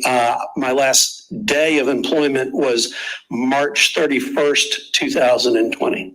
Okay. What is your familiarity with the process for a district attorney recusing themselves from a case? I'm very familiar. Great familiarity, lots of familiarity. How are you very familiar with that process? So the Attorney General, at the time that law changed, I know y'all heard from Pete Scandalakis already. Pete hired me as a prosecutor in 1993. And so you've already heard from Pete that right now the Prosecuting Attorneys Council does the appointments. Before 2002, those appointments were made by judges. And then in 2002, the General Assembly put the Attorney General in charge of making conflict appointments for district attorneys. Conflict appointments for solicitors had already been done in the late 90s sometime. Okay.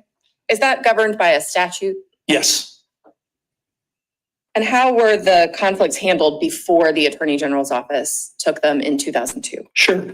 And I'm only going to talk about district attorneys, though the process was similar for solicitors. Prior to 2002, if in a given circuit or county, a DA had a conflict or recused themselves from a case, the judge in that circuit would appoint the conflict prosecutor. When the Attorney General's office started handling them in 2002, who did that for the office?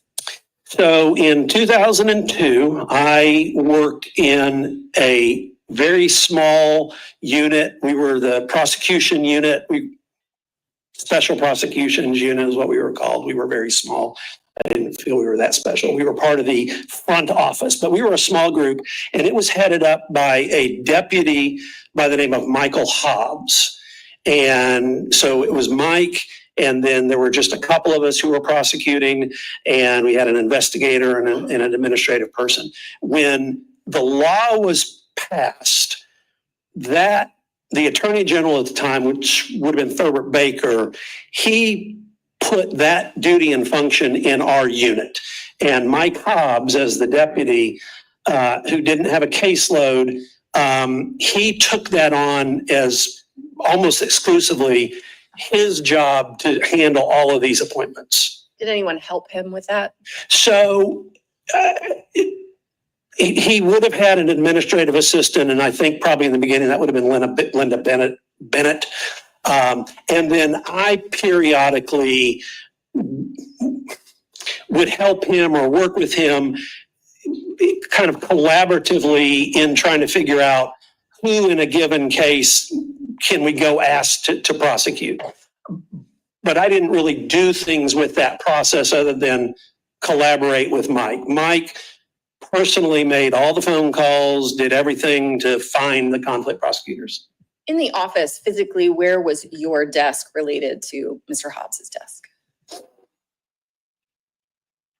So I was first in.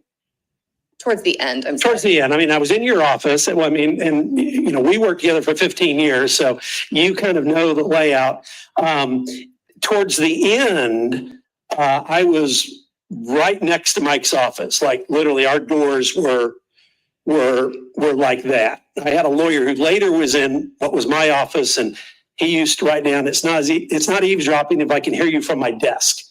So, I mean, Mike and I could hear each other all the time, and I'm loud, and he would sometimes close his door. What happened to the conflicts process in 2007 when Mr. Hobbs retired? Yeah, so Mike retired in April of 2007. I did not become a deputy. Mike had been in the law department for years and years and years, and he was already a deputy when my unit was created. So I was a section chief over this small unit, which by then consisted of you and two or three other lawyers. So I was the section chief, and I had a full-time caseload. And at that point in time, residential mortgage fraud was my bailiwick, and I mean, I was working nonstop. And I viewed this process that we're talking about as really more of a ministerial function of the office. In other words, it didn't need to be a deputy doing it. It didn't need to be a line lawyer doing it. And so Karen Crittenton was our paralegal. And when Mike retired, I talked with the front office, and we all agreed that this process would be primarily handled by my paralegal. And so that shift was made to have Karen be the primary person working with conflicts, as opposed to Mike or then me taking Mike's shoes. You've said the word process a couple of times now. Are you talking about the receiving of the conflict letter and the appointment of the replacement DA? Yeah, in its most basic sense, yes. Just everything associated with what would happen when the DA would conflict out. all the way up until the document was signed making the conflict appointment. That's what I call the process. How much of the process did Ms. Crittenden handle? So, in the beginning, for the first couple of years, I would say it was much more collaborative between the two of us. As she was getting to know who these prosecutors were, you get to know who the DAs are. You get to know who the DAs who will accept conflicts, those that won't. You get the lay of the land over time with experience. I already had a lot of that through Mike, and just because I traveled the state and knew most of the DAs. And so for the first couple of years, I would say it was very much a collaborative, me and Karen kind of thing. As the years evolved, Karen got much more autonomous in the handling of the conflict appointments. I would have involvement, and we can talk later what that would look like from time to time. But by the time I left in 2020, if I had a conflict question, I went to Karen. That was, I went to her more often than she came to me. Okay, so for over that decade, more than a decade, from about 2007, 2008, up until 2020, was there anybody else other than Ms. Crittenden who did those conflicts? No, Karen was out of town. Miss Wanda, my administrative assistant, our administrative assistant, Miss Wanda, might prepare one of the orders or something. But if Karen were out of town and a conflict had come up, I would be the one that would find the appointment. So for all intents and purposes, it was Karen and me. When you left in 2020, who took over your position? Yeah, when I left, Blair McGowan was named the acting deputy, and so she took over my position, and she took over that duty and responsibility. I want to ask you about the volume of these conflicts. When you started doing them in 2007, approximately how many was the office getting? Yeah, and I'm gonna do what all lawyers do. I'm not gonna answer your question specifically. Even before 2007, 2002 came along. When the process changed, we had some conflicts. Yeah, 30, 40, 50 a year. By 2007, that number had increased considerably, but I don't think we had ever broken 100 by the time I came along in that job. By the time I left, there were some years we had 200 to 250 conflicts.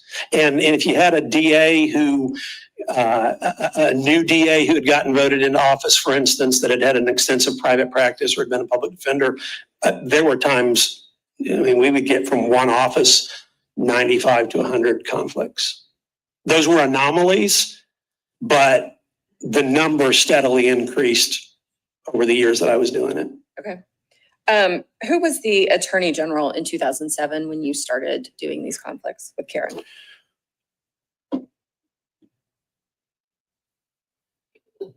Okay. Mike Bowers hired me 1996, 97. Thurber Baker, I think, was still the Attorney General then. Okay. How often did Mr. Baker get involved in the recusal or appointment process? I don't think I ever had a single conversation with Mr. Baker about an appointment. What about Mr. Baker's chief deputy? Did he ever get involved? So Jeff Milstein was Thurbert's chief deputy. You have to understand, physically at that time we were in 40 Capitol Square, which was then we referred to as the Judicial Building, and my office was 60 feet down the hall from the Attorney Generals and the chief deputies. And so it was easy for there to be lots and lots of communication. So with Mr. Milstein, he had already been chief deputy for many, many years, so was fully aware of the process. He, from time to time, and I would discuss a given appointment, what I would call formally, but we also daily were and so we talked about appointments all the time, but I only had a handful of what I would call the formal appointment discussions with Jeff Milstein. Okay. And who was the Attorney General after Mr. Baker? So Thurber Baker ran for governor. He did not run again. So Sam Olens ran for Attorney General and won. So Sam Olens was the next Attorney General that I worked for. And how often, if ever, did Mr. Olens get involved in the appointment process of a new DA? So like all jobs, there's a learning curve. And so in the beginning, Mr. Olens was frequently asking about, okay, what's this case? You know, why are we appointing this person? And he was also in my office all the time. So whereas Mr. Baker never came to my office. Mr. Olens, he was in our office multiple times a day. And so in the beginning, there were more what I would call the formal, just kind of Q&A as Mr. Olens was trying to learn the process. But that evolved to where there wasn't a formality where I was discussing appointments with Mr. Olens. Now, because he was in my office all the time, it would be talked about, but just more what I would call casually. Okay. And then who became Attorney General after Mr. Olens? So Mr. Olens resigned during his term. Chris Carr, the current Attorney General, was appointed to fill out his term. And I think that answers your question. It does. And how often, if ever, did Mr. Carr become involved in the recusal and appointment process? Sure. Very similar to Mr. Olens. In the beginning, there was more of a learning curve, so he was a bit more inquisitive. But the other thing I do need to note is when Mr. Olens was still Attorney General, he physically moved our unit, Ms. Pfister and I's, the prosecution unit, moved all the way to the other side of the Capitol to what we call the Twin Towers or the Sloppy Floyd building. So there was a physical now big gap between us and the front office. So Mr. Carr did not have sort of that banter with me in person that often about cases. But in the beginning, he'd pick up the phone and call, or we would go to lunch together fairly frequently and he might ask. But the same sort of thing. For the first, I'd say, couple of years, there was more of a, explain to me, why are we doing it this way? Why are we appointing this person? But then after that, that formality went away. The signatures on the orders appointing the new DA, how are those done? So that comes later in the process, but the actual, and I'm wanting to say there was like two documents. There was the actual appointment, and then I think there was a transmittal letter, which would have each required a signature. And I've been gone 5 years, but up until the day I left, there was what is known as an auto pen, which is an overglorified gadget that the AG signs a document that just sits there, and then the auto pen, using a gadget mechanism thing, traces the signature while writing it onto a document. And every now and then, maybe if the AG were standing right there, and if I were to have handed him an appointment, or Ms. Crittenden, he would have signed it. But I would say the overwhelming majority were done by the auto pen. Let's get to the actual conflicts that you would receive. When you get that letter from a DA that says, I'm out, how would you know, or would you know, if it was a legitimate conflict? So the conflicts would come in either in the form of a letter, as you're describing, an email with maybe a letter attached, or sometimes it would be initiated by a phone call. So those are kind of the three ways they would come in.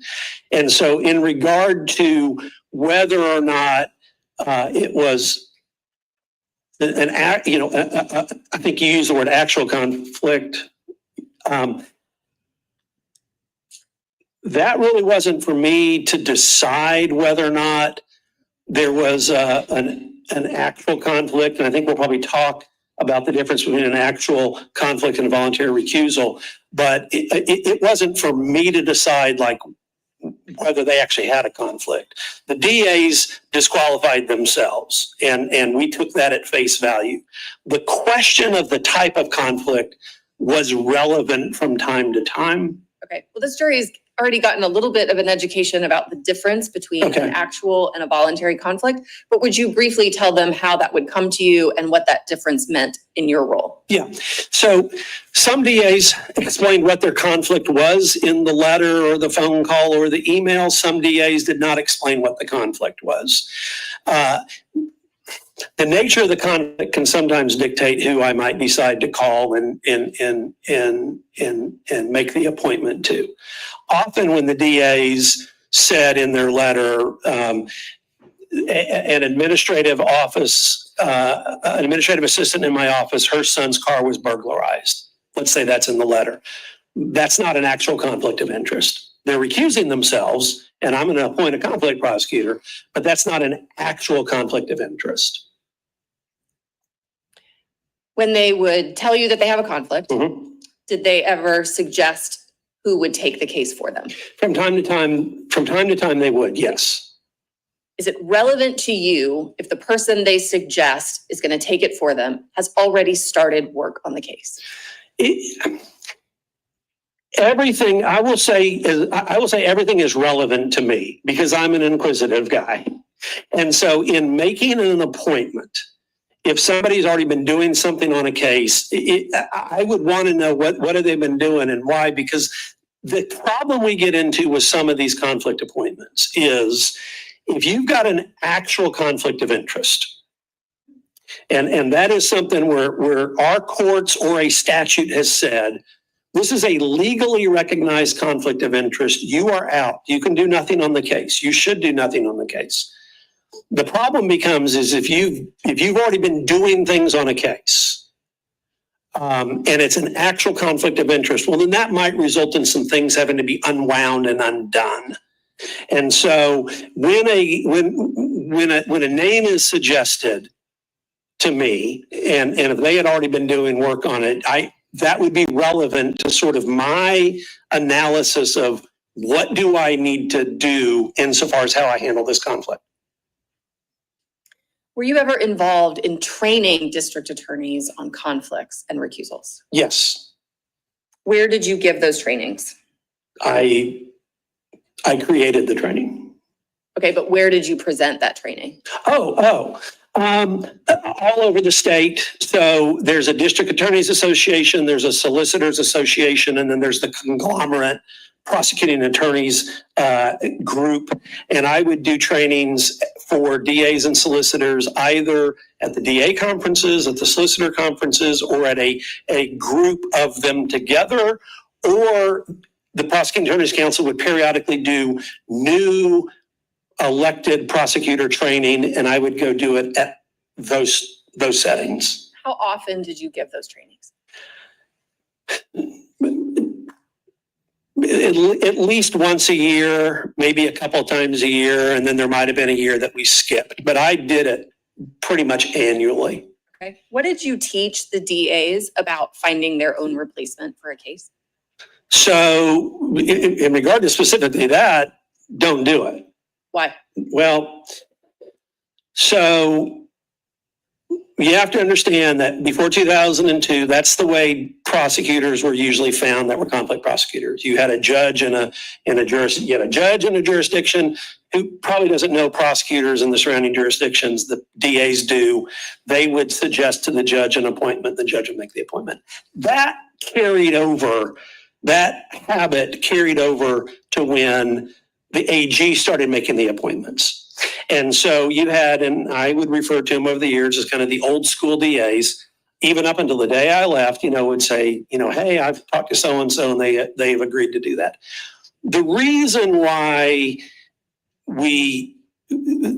that's not a best practice is because of the fact that when a DA recuses themselves, whether it's an actual conflict of interest or a voluntary recusal, there's an appearance of impropriety when you handpick or suggest the person who's to replace you. And so over the years that I taught, I was never off message on that. It's like, y'all, don't do it. That was then, this is now. we will find the conflict prosecutor. Thank you. And then some of them would still do it. And I think I've told both you and Mr. Steele, and I use Buzz Franklin. Buzz is a longtime DA in North Georgia, and he's now retired, so I can pick on him. Buzz did it all the time. And I'd say, Buzz, thank you, but remember, I will do this. It's just kind of the way some of the DAs did it. Did you sometimes, though, accept their recommendation? I did. And again, in the world of what is a best practice and not, I did. And there were very practical reasons for that.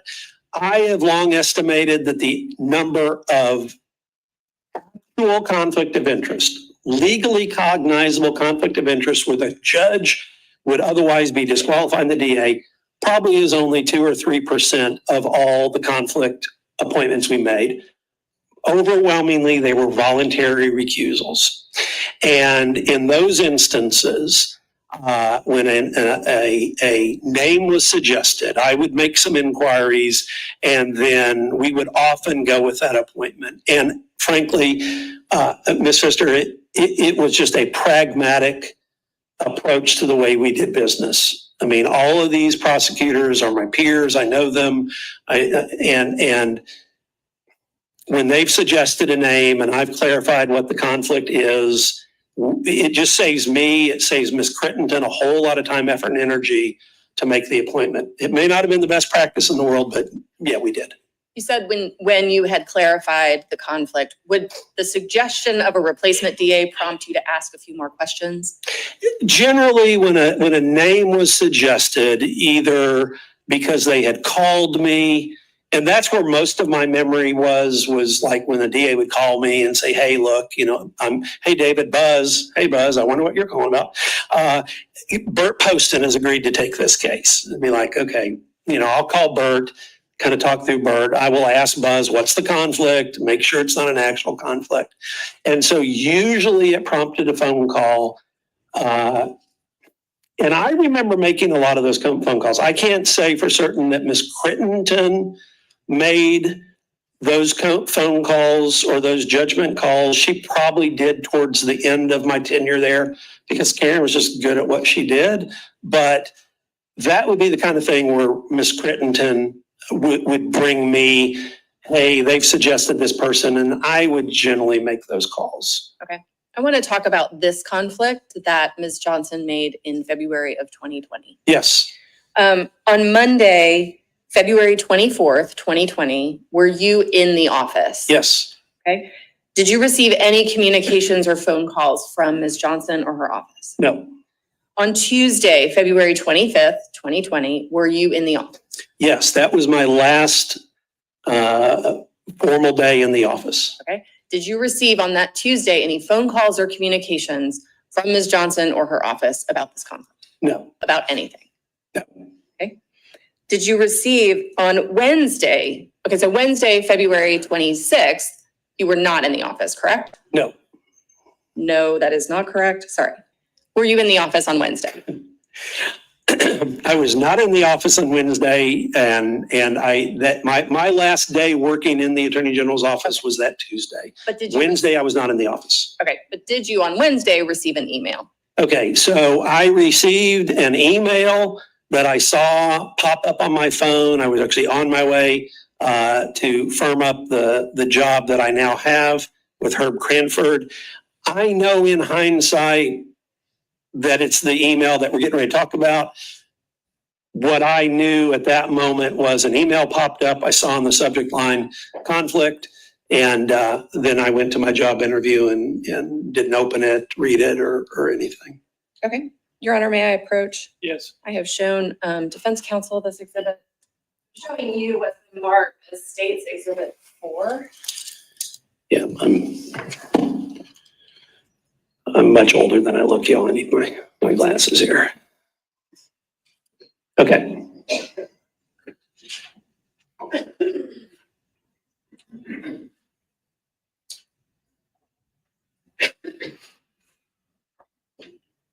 Do you recognize that? Yes. Without telling us the contents, what is it? It is a combination of a couple of emails, one received, one forwarded, and then an attachment that it appears had been sent to me. Is it a fair and accurate representation of the email you received? Yes, Was this email received and maintained in the ordinary course of business at the Attorney General's office? yes. Your Honor, the state tenders, states. Any objection? No, sir. May I publish? You may.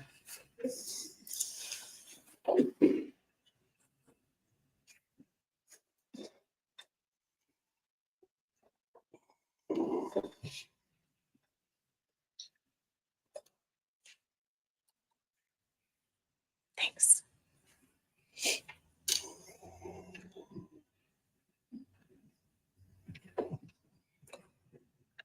I may, but can I is the question. There we go. There it is.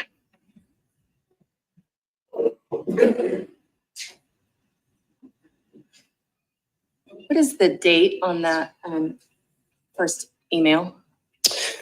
All right, so on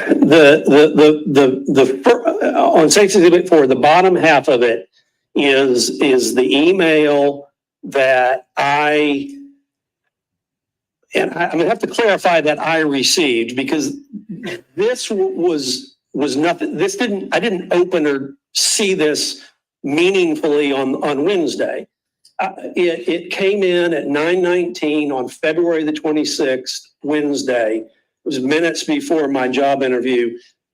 And I distinctly remember getting the email. I mean, I distinctly remember it popped up on my phone, and all I really noticed was conflict letter. And in my mind, I've got to forward that to Karen and Blair, because I'm no longer doing that job.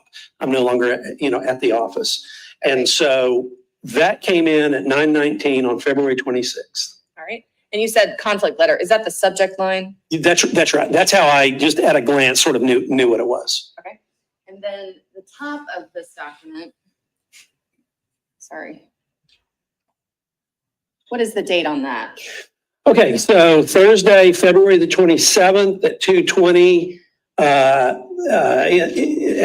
I'm sorry, February 27th, 2020 at 2:43 p.m., I forwarded the email to Karen and Blair. Okay. And the second page of this document is the third, is this the attachment? Mhm. That email? Yes. Okay, so that is authored to me. It appears to have been attached to the email. Until you and Mr. Steele showed me this in the last few weeks, I never saw the letter. In other words, I never opened the attachment. Okay. My duties had ended. I just forwarded the email itself with the attachment to Karen and Blair. Okay. From this email, from phone calls, text messages, anything, had you received any information that Mr. Barnhill had already started working on this conflict? No, and I didn't even know the existence of the case per se. I want to go back briefly to your training that you did with the district attorneys. You said you did it about annually? Yes. What was the time period of that annual training? Was that something you started immediately in 2007? I'm pretty sure, let's see. I think by then Chuck Spayhouse might have been the director of the Prosecuting Attorneys Council. He had been the solicitor in Henry County, I believe. And he called me up and he said, look, we need to do, DAs need training on what conflicts are. To be honest, it was less about the process for doing the conflicts and more about what conflicts are. And so I did extensive case law research and I put together a training package, a PowerPoint that included, here's what conflicts are. Here's how the process works. I used to run the numbers because the numbers were steadily increasing in conflicts, and a lot of these were non-real reasons. It was, I go to church with a witness in the case, so I have to conflict out. And to be honest, we were trying to dissuade the DAs from being so quick to disqualify on things. And so that was the main thrust of the training, with the process being explained as part of it.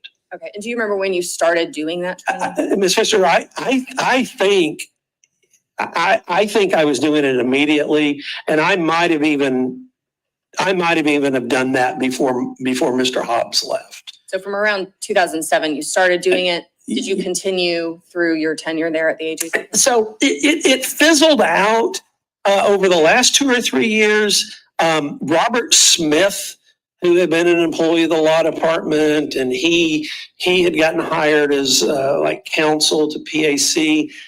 He started doing it because he started making requests. He had me send it to him, and then he started asking a lot of questions about it, and I would answer those questions, and then suddenly I just wasn't doing it anymore. So I think the last couple of years, Robert Smith was the one that was doing that. And Prosecutorial counsel, their function is training, and so it was kind of logical they would be doing the training. Are you aware, though, that the training did continue?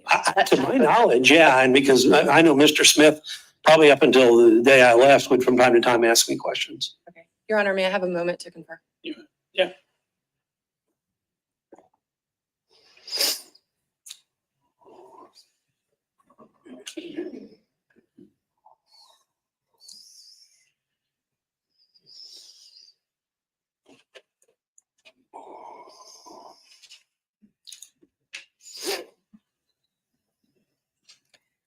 I asked you earlier if you had been provided any information, either from this email or a phone call, that Mr. Barnhill had already started working on this particular conflict, and you said you had not received any information. Right. Would you have wanted to know that? That he had been That he had doing work on already the started case? work on the case? If this had come to me and a name had been suggested, and as someone who would be willing to do the prosecution, I would have wanted to have known what, if anything, has happened on the case. And I also would have wanted to know what was the conflict. From the letter, okay, now remember, I never, until a couple months later when this all became a story, I didn't, even the murder of Mr. Arbery was something that was unknown to me. And so the letter itself, which I have now seen, which you've pulled it down, but I believe it as a former employee in my office. I mean, facially, that's not an actual conflict of interest.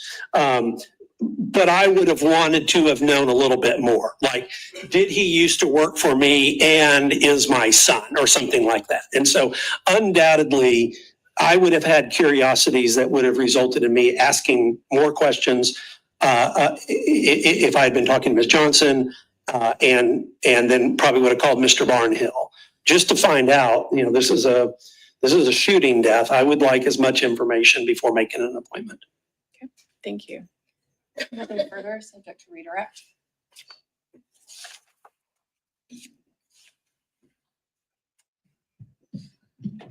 Nothing further, subject to redirect. Questions? Yes, sir.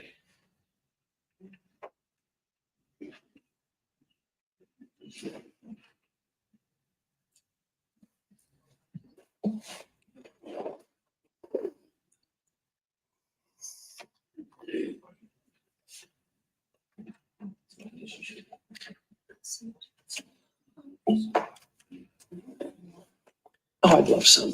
Thank you. May I, sir? Yes, sir. Good morning, sir. Hello, Mr. Steele. How are you? I'm well. Can you do me a favor? Would you mind explaining, some jurors may know who you are, some jurors may not. Would you mind explaining your career, how you started, cases you've been involved in current day? Sure. I graduated from law school in 1992. I'm from Missouri. Went to high school with Brad Pitt. It's my only claim to fame. Moved here immediately after law school in June of 1992. Took the bar, passed the bar. Pete Skandalakis hired me in 1993. I think I started June 15th 1993. Is this okay to sit it right here? And as an assistant DA, and the Coweta Circuit was a 5-county circuit at the time. It also included Carroll and Hurd, who have, as of January 1, broken off into their own circuit. We rode the circuit. There was only 5 assistant DAs. I tried dozens of felony, murder, rape, child molestation, aggravated assaults. I'm always trying aggravated assault cases over the years. You and I, we were baby lawyers. You and I had our first high-profile trial together in Coweta County. You won. I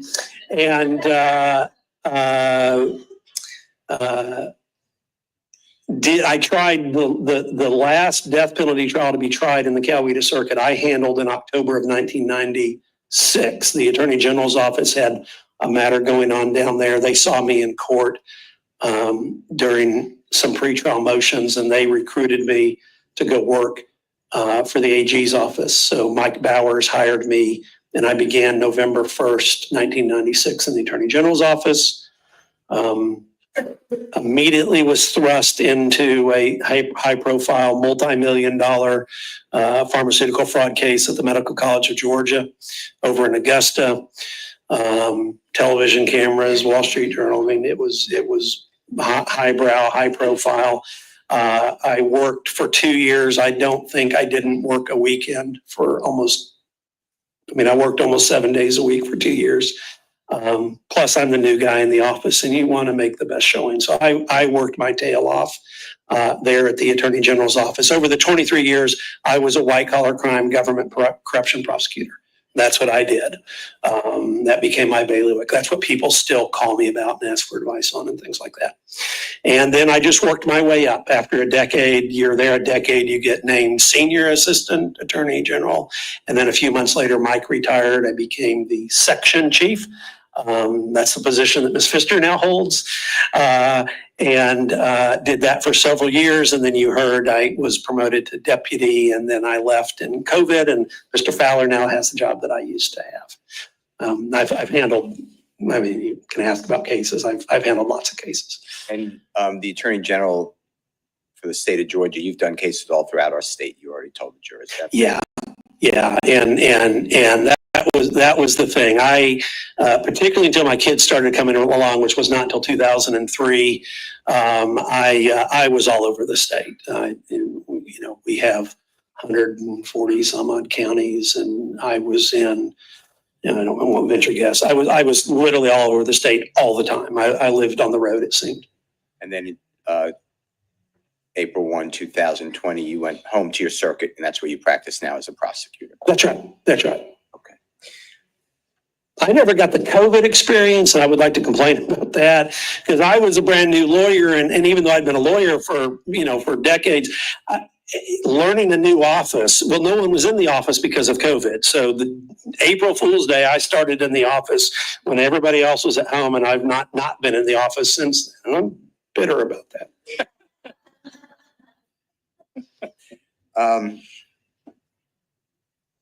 The jurors have already heard about disqualification of interest or an actual conflict of interest. But you gave an example just now on direct examination with the Honorable Ms. Pfister, and you said, well, it's my former employee, Ms. Johnson's former employee, former investigator with the office, but is that also her son? I would want to know about things like that to determine whether it's an actual conflict of interest or just a appearance of impropriety or a voluntary recusal, right? Yeah, and to be clear, what I've seen and have seen and heard, this was not an actual conflict of interest. I understand the appearance of impropriety. I understand exactly, why she would recuse herself. But to be clear, it's not an actual conflict of interest. And I think I've given both you and Ms. Pfister the example. I had an employee who worked in the law department that I actually prosecuted several years ago in a matter involving a district attorney who had stolen a bunch of money. And he had after working for that DA, he had come to work for us, and the crime was discovered, and we terminated him, and I prosecuted him. So there are certainly times where there are relationships that I think most people would go, oh, well, that's a conflict, but it's not an actual conflict. And the reason is because you took it upon yourself or your office that even though there was a coworker who you believed committed a crime, that's not really, you're not interested in that. It's not your child, it's not your brother, and you can, with a clear mind, say, I'm going to prosecute the case. Yeah, and I'll use Ms. Pfister as the example, who has committed no crime whatsoever, but I worked for Laura for 15 years. If Laura had done something at the office that warranted prosecution, we wouldn't have touched that with a 10-foot pole. And there may very well even be, when you get into the analysis, an actual conflict there, but it's certainly not something that I would have ever, in the office would have ever thought about doing. But that's because of just facts and relationships that build up over time. It just doesn't feel right. Sure. That's that, and so you can voluntarily recuse. Sure. But there's not an actual conflict, meaning like if you had an employee who is your brother, and you and your brother come from the same parents, and you have Thanksgiving together and Christmas together, you prosecuting your brother would be pretty rough on you. You'd have a personal interest in that case. Sure, I think probably that phrase "personal interest" is good. I think internally what a prosecutor is feeling is significant. It might not be something from the outside that someone goes, "Oh, well, that's a conflict," but from a prosecutor standpoint, that's significant. And our courts have time and time again upheld the right of a prosecutor to decide, look, I just can't do this. And the right to what I call voluntarily recuse, voluntarily disqualify themselves from a case. And in this case, the letter that you got, I understand you didn't read it. I understand you read it years later. But the letter that was sent to you on Wednesday, February 26, 2020 by Miss Vicky Moore, and the letter was signed by Jackie Johnson, stated that it was her former employee. Fair to say? Yeah. I'm going to put it up. I mean, if you'll put it up just to see the exact wording, but Would it be easier for you if you had a copy in front of you? not necessarily. Okay.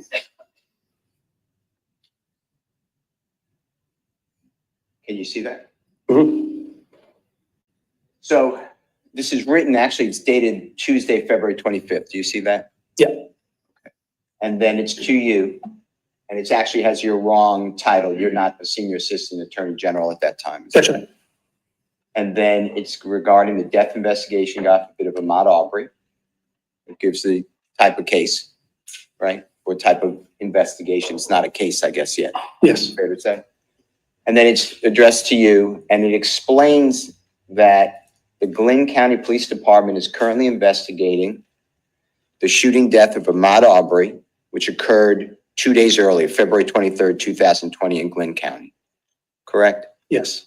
And I say 2 days just because the letter, I know it was emailed the 26th, but the letter is dated the 25th. Correct.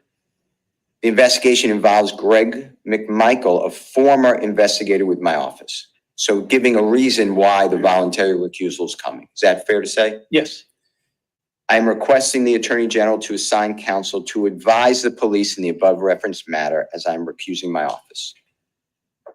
And please let me know if you have any questions or require information and a phone number. Nowhere in this letter does it recommend a conflict-free prosecutor, does it? No.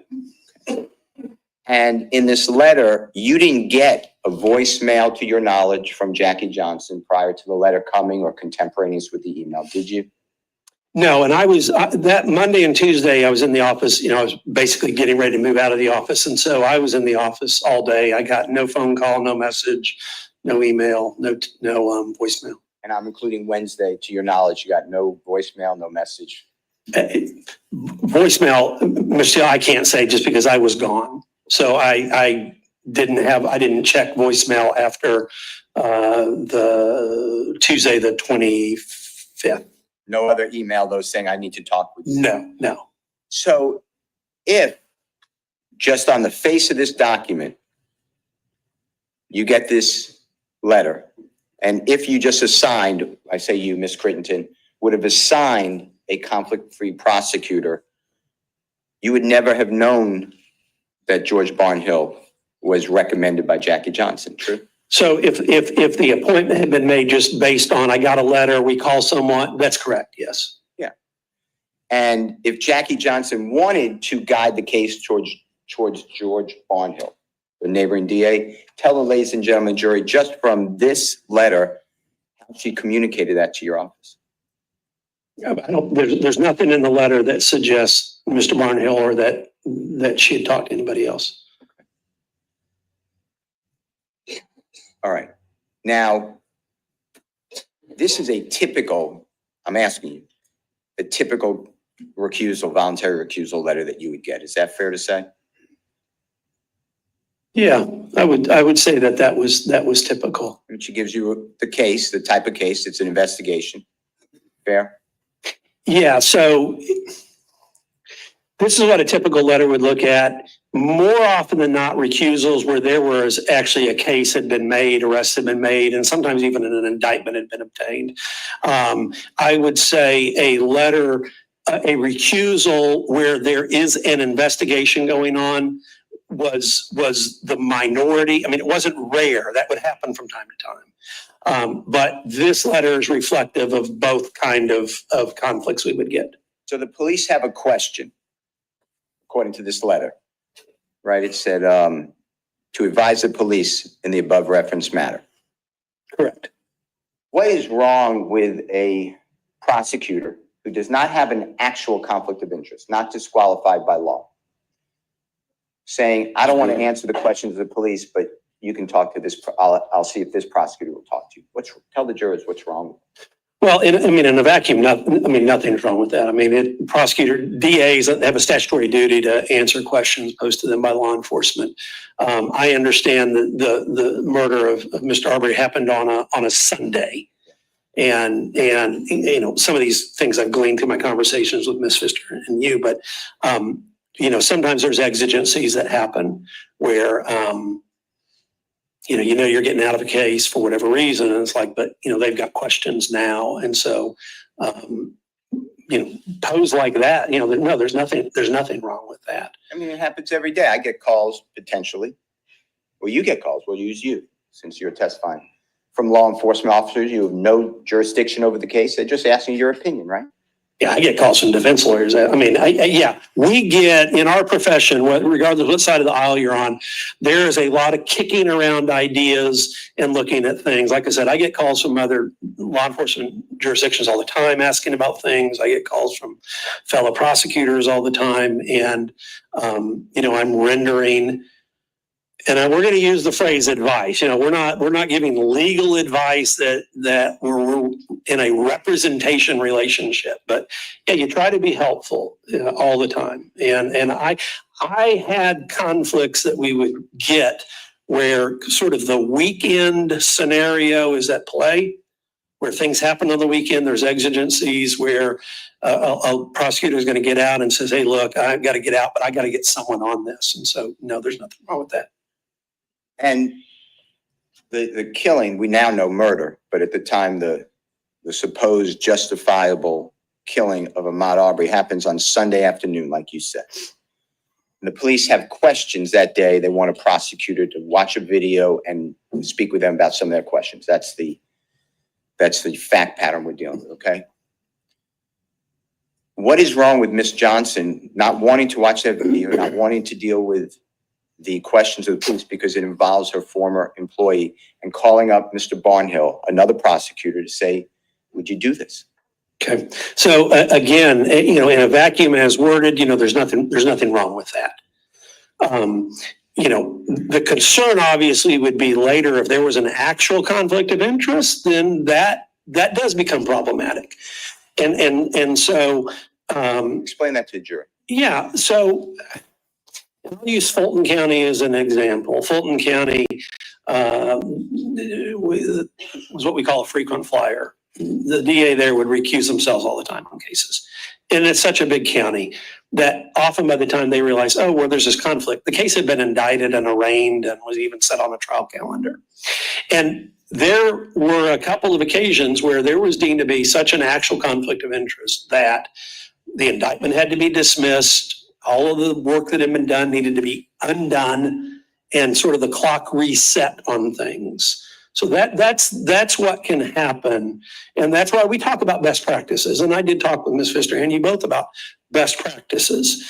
And the best practice is to get out formally as soon as you can get out when you know you're going to get out. But if law enforcement needs help, immediately, then you need to get them help immediately.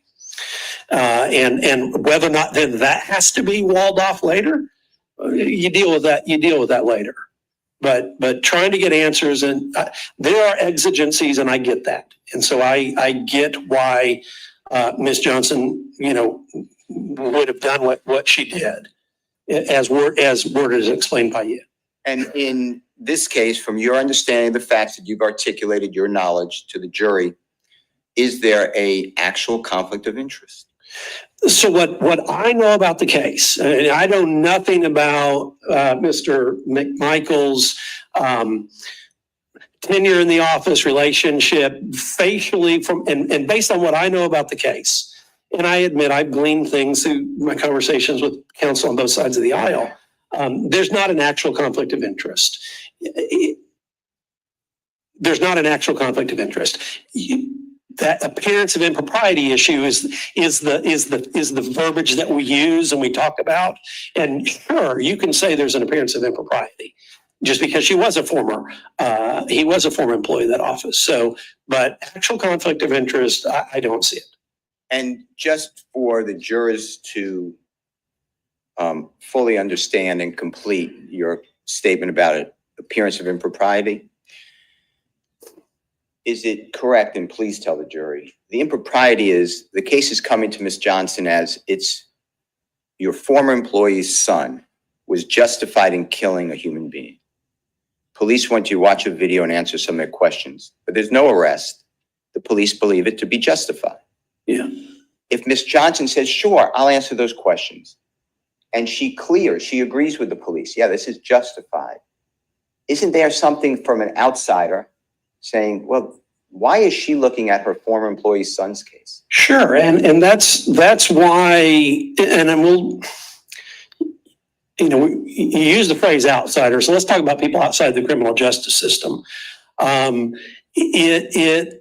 These appearances of impropriety can be everywhere. In the smaller the community, I go to church with this person, or this is my bagger at Kroger, or this administrative assistant in my tax preparer's office. Those relationships exist everywhere, and outsiders or people, anybody can look at it and go, well, that kind of looks bad.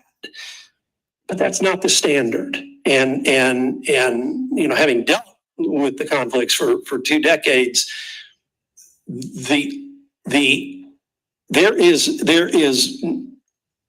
are very, very, very few instances where our appellate courts, the Georgia Supreme Court, the Court of Appeals, have said that is a legal conflict of interest the prosecutor should get out or needed to get out. The overwhelming majority of cases that are on our books are where the appellate courts have said, yeah, that's not a conflict.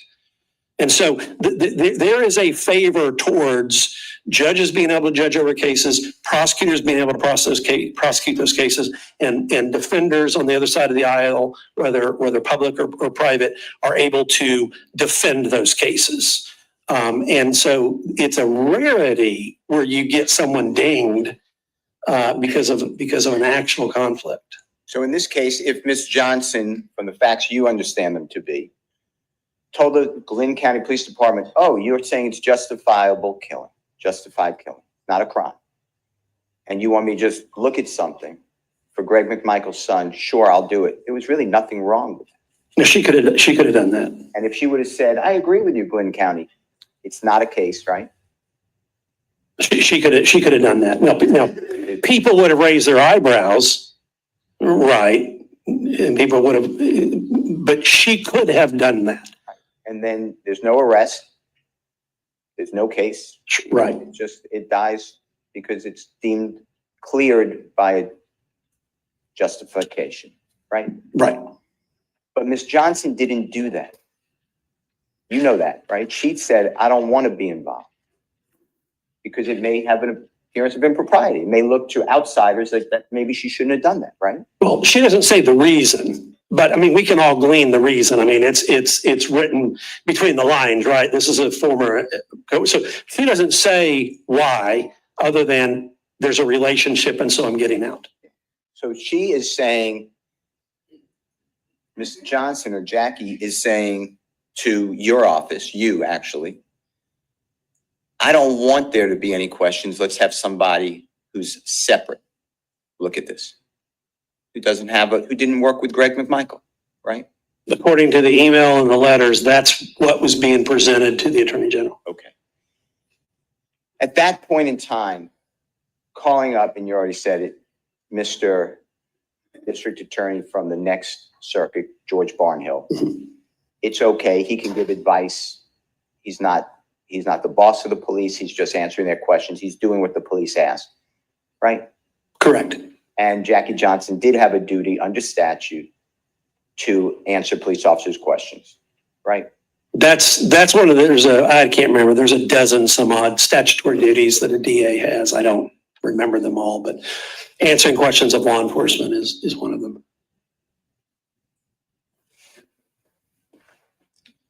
Your Honor, may I approach this for a moment? You may. I'm going to show you a joint exhibit that's in evidence.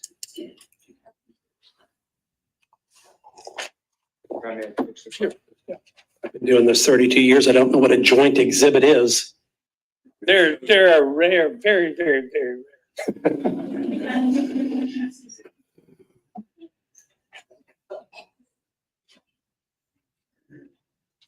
In fact, I think this is the first one I've seen. So.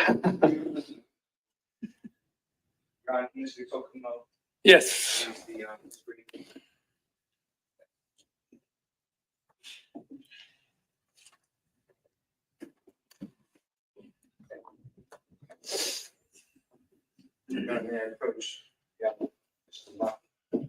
If it's all right with Mr. McLaughlin, it's all right with Fine with me. I was waiting for you to say honorable. I'd gotten this far and called Miss Pfister honorable, but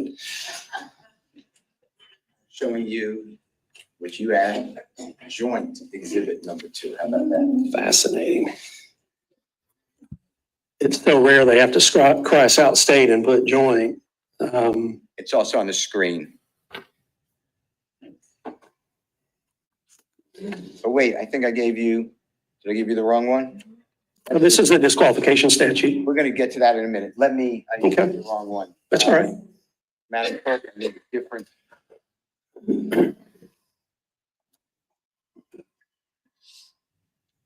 It's the duties of the district attorney.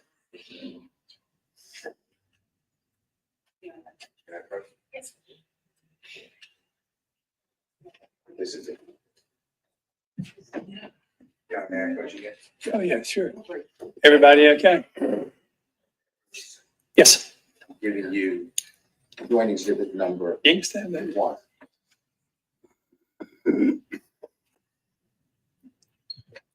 Kokumo, thank you.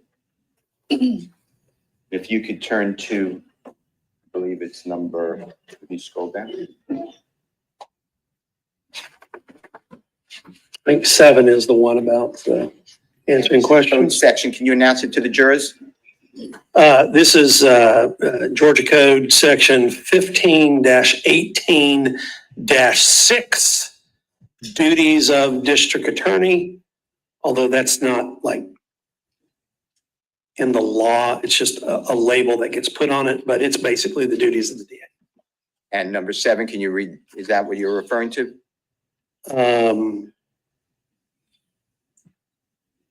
Yeah. So to advise law enforcement officers concerning the sufficiency of evidence, warrants, and similar matters relating to the investigation and prosecution of criminal offenses. So when Ms. Johnson calls Mr. Barnhill and explains that law enforcement officers have questions about a death investigation, that's part of her duties. To advise law enforcement? Yes. When she said, I'm not going to do it, nor is my office. Yes. Okay.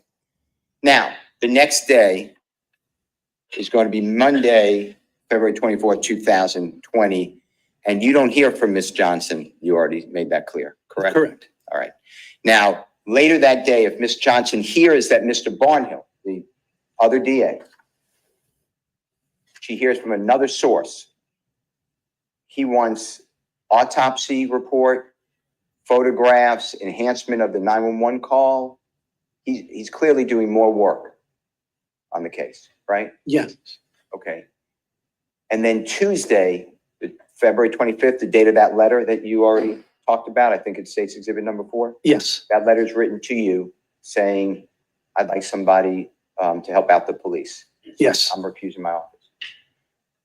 What is wrong with Ms. Johnson doing that in that fashion at that time? So there's nothing wrong with her doing that in that fashion at that time. That could be problematic later for reasons that we've discussed. That's the actual conflict of interest. That's right, because if Mr. Barnhill, who has not yet been appointed, in effect is starting to act as a surrogate prosecutor for the DA's office, an assistant, but an informal, non-appointed, but basically rendering things that are under Ms. Johnson's office and doing things. And then later, then that turns out to have been problematic because there's an actual conflict of interest. Then that becomes an issue. And again, that's kind of why we talk about best practices, about getting out as quickly as you can and getting someone appointed. Mr. McLaughlin, what if there's no actual conflict of interest? Yeah, so it setting aside, that well, let me answer it this way. If there's no conflict of interest, then that's not an issue. The question becomes really, in what capacity is Mr. Barnhill operating? And I'll use the example of a case if I can. There was a trial a few years ago in Clayton County against a sitting sheriff there where the DA brought in another DA to actually prosecute the case. That DA was not appointed by the Attorney General's office. That DA was basically a special assistant DA to the Clayton County DA. But the DA did that because she wanted to give an appearance that she kind of stood back and she let someone else handle the case. But in the end, that prosecutor, Layla Zahn, who's now a judge, she was basically a special assistant DA. And so you can look at what Mr. Barnhill was doing in a couple of different ways. I suppose you can say, well, until Ms. Johnson got out, he was giving advice like a special assistant DA. Or you can look at it as he's just another prosecutor. He's just another lawyer that's just giving advice and guidance that may not technically fall under this duties and responsibilities, but it's someone who's helping out. Like I help out prosecutors who call me, and I help out defense lawyers who call me from time to time, not through issues. It's just sort of what we do. So you can look at Mr. Barnhill's role in a couple of different ways, all prior to his formal appointment. And once he got the case, it was his case, as if he were the DA. And if there was an actual conflict of interest, a disqualifying interest, then anything Mr. Barnhill did at the request of Ms. Johnson has to be quarantined and separated and undone. Yeah, I think that's right. But if Mr. Barnhill was doing this work and there was no actual conflict of interest, he can just continue, get appointed and go on. Okay, so yes, comma, but. So let's say that the Attorney General had appointed someone other than Mr. Barnhill. Anything that Mr. Barnhill was doing, it's sort of, unless he were helping the new conflict prosecutor, anything he would be doing, it's just sort of over. Because once Ms. Johnson is disqualified her office and once she's out, she's out. And so if Mr. Barnhill was like working with her and someone else had been appointed, then that sort of ends. What if Mr. Barnhill wasn't working with Ms. Johnson's office? He was just going to help the police like you do. Yeah, I again, I don't I don't think that's something that has to be undone in the absence of an actual conflict of interest. The new prosecutor appointed to the case may very well go, yeah, I'm good. I don't need your help. I don't like your conclusion. You know, and as this case played out, I think we are all cognizant of that. But from a conflict standpoint, yeah, and I know I harp on the difference between actual conflict and voluntary recusal, but that has some significance. Sure, because in this case, if there's no actual conflict, can you tell the ladies and gentlemen jury what Jackie Johnson did by asking Mr. Barnhill to answer police questions, and then when she found out that he's going to do more work, alert your office, hey, we need another prosecutor. What did Miss Johnson do wrong? I can't say in those parameters she did anything wrong. Now,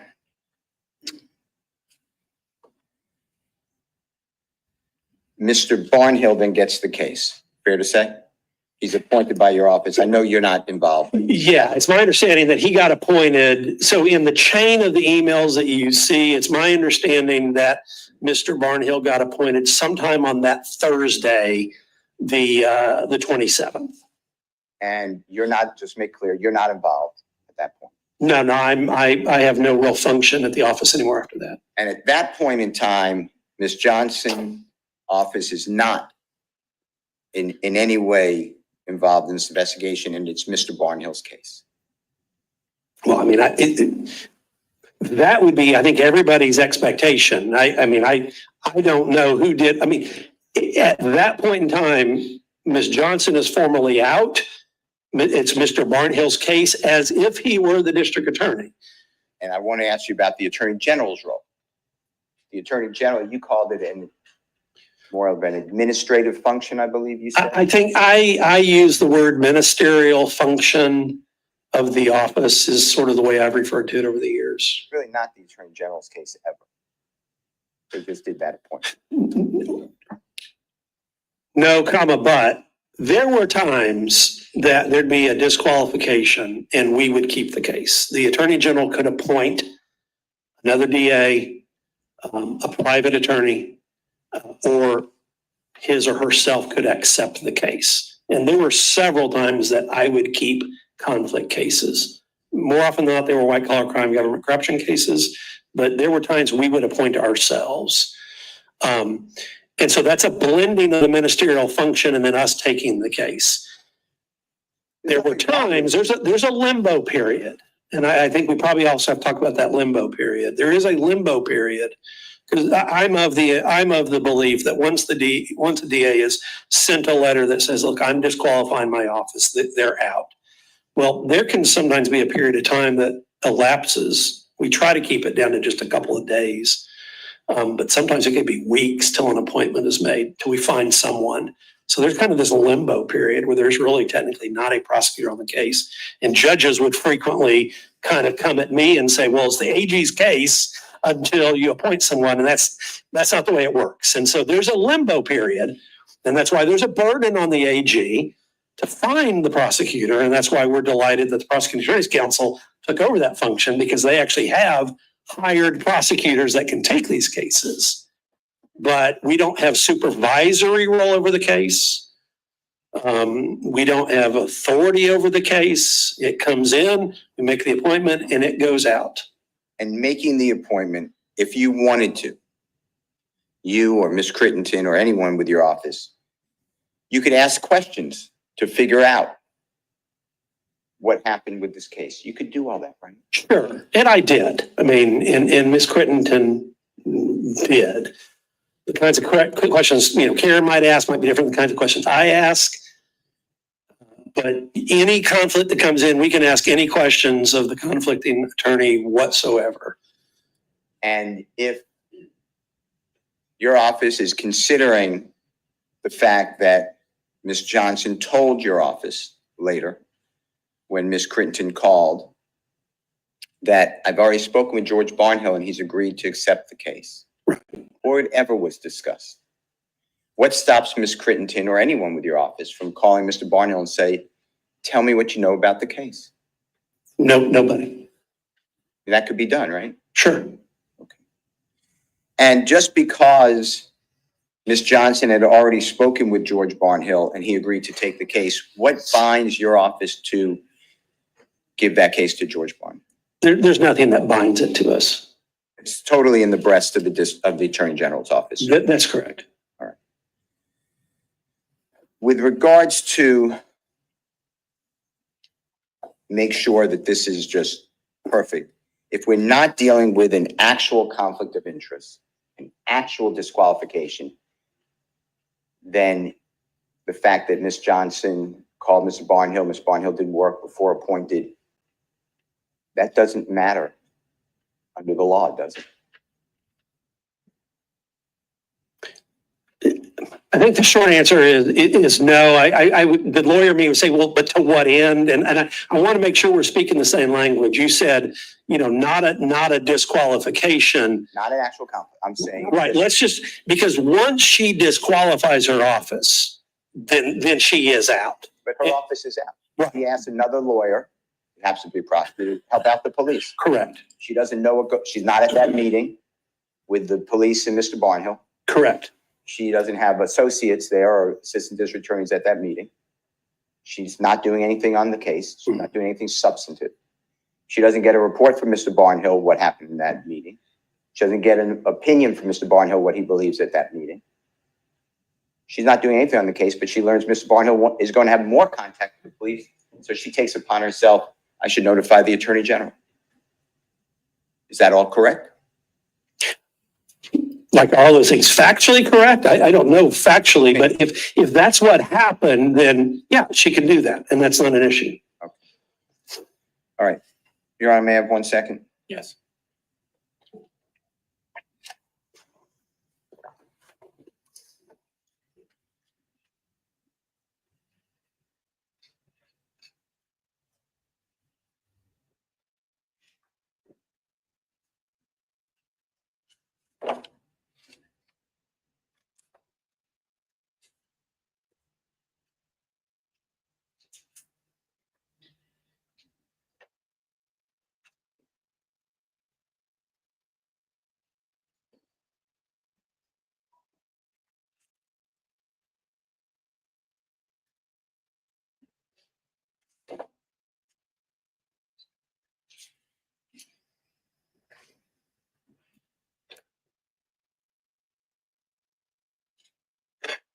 This is obviously a second as defined by the legal system.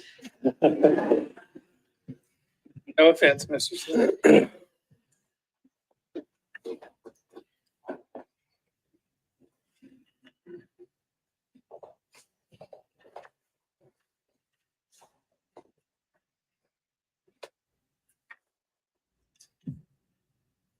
Okay. Your Honor, I don't believe I have any other questions. Thank you very much. Thank you, sir. You're welcome. Thank you, Ms. Sue. You have any redirect? Yes, sir. Let me ask you, the jury's, you've been seated about an hour and 20 minutes. Y'all okay to try to finish this witness before I give you a break? Okay. All right. Mr. McLaughlin, Mr. Steele just asked you that if in a vacuum, Ms. Johnson had sought the assistance of Mr. Barnhill, what was wrong with that? And I believe you said in a vacuum, there's nothing wrong with that. Right. I want to go back to State's Exhibit 4.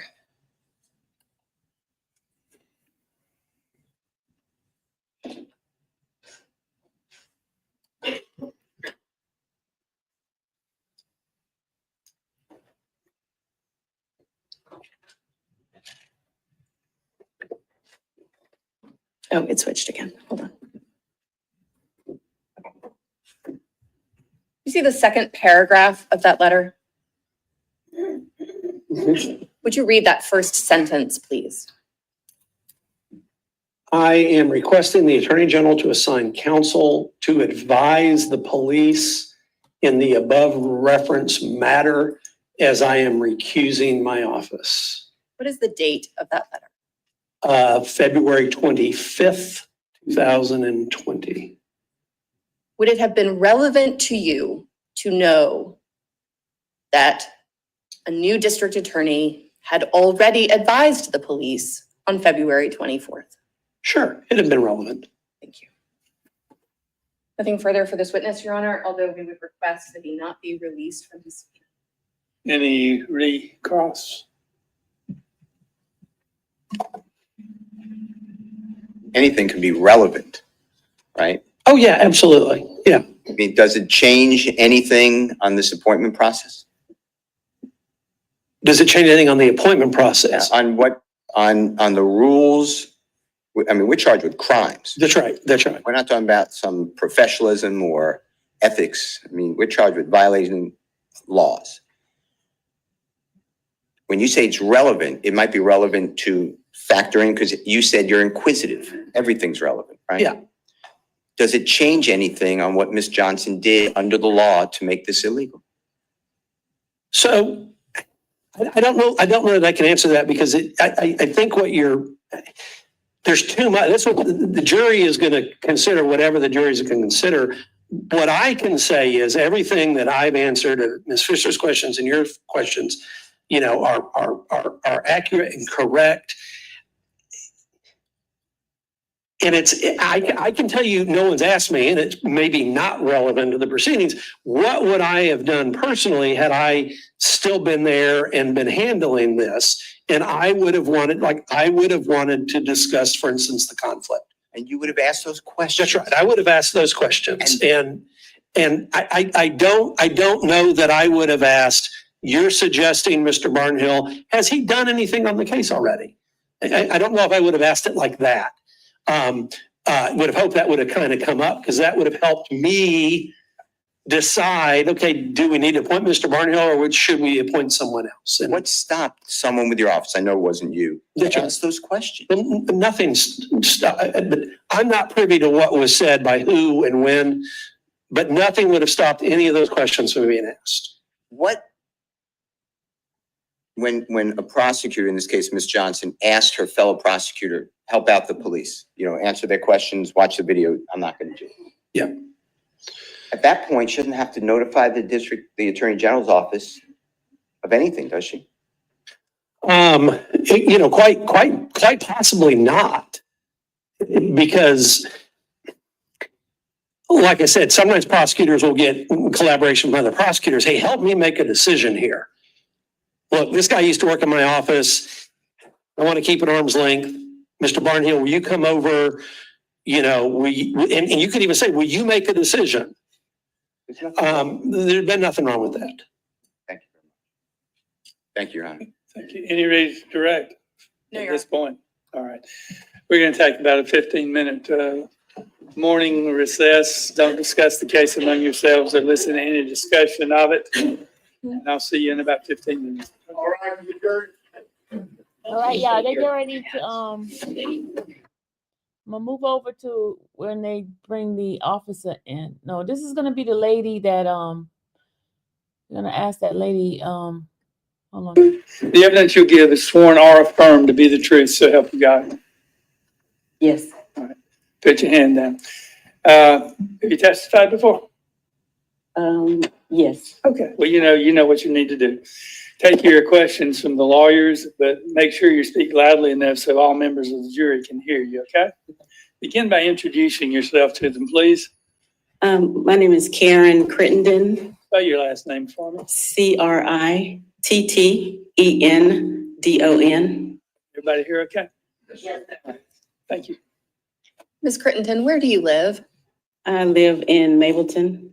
And are you working right now? No, I'm retired Where are you retired from? from the Attorney General's office How long did you work at the Attorney General's office? at 34 years. 34 years. When did you start at the AG's office? November 1988. And when you started, what section of the agency did you work in? I was in the Health and Human Services Division. At some point, did you move to the prosecution section? Yes, About when was that? that was in June of 2000. Who was your boss or supervisor in June of 2000? That would be Mike Hobbs. And in about that time, who was handling the attorney conflicts and recusal appointments? Mike Hobbs was handling it. Did anybody help him? No, When did you become involved in that conflict and recusal process? I believe around 2008. And why was that the change happened? Mike retired in 2007, and David McLaughlin took over as the division section leader, Okay, and he started handling the conflict cases. okay. How did you learn how to handle the conflict cases? I sat down with David, asked me to help him handle the conflict cases, and I sat down with him, and we went over the process of when the letters came in, and he would, in the beginning, he suggested the DAs or the solicitors that I should reach out to because I was not familiar with the districts, and he was, and I would call them up, and he said that we could not question the nature of the conflict. And if I got turned down, if they said no, don't question why they turned me down. Just keep going and asking someone else. So in the beginning, you would talk to David about each one and learn how. Yes, Did that change over time? yes. After over a couple of years, after about a year, when I got comfortable doing it. How did the recusals come to the AG's office? They came by mail directed to the Attorney General or to David McLaughlin. Do you recall if a prosecutor would ever suggest their replacement? Not often, but if they did, that would be a discussion that we would have. We would talk about it, Who would talk about it? me and David. Okay. Why would you talk about it? Well, just to see, most of the time we would see if the suggestion, if they were close by, usually it was someone in the bordering district or bordering county. And if it was someone further out, we would talk about why maybe they would be wanting them to handle it. And most of the time, the reason was maybe that solicitor or DA owed them a favor, and that's why they would suggest that we reached out to them. Okay, when you were looking for the replacement, what was your main criteria in finding a replacement DA? It was the geographic location, bordering district. Were there any written policies or manuals at the Attorney General's office on how to do this? No, there wasn't.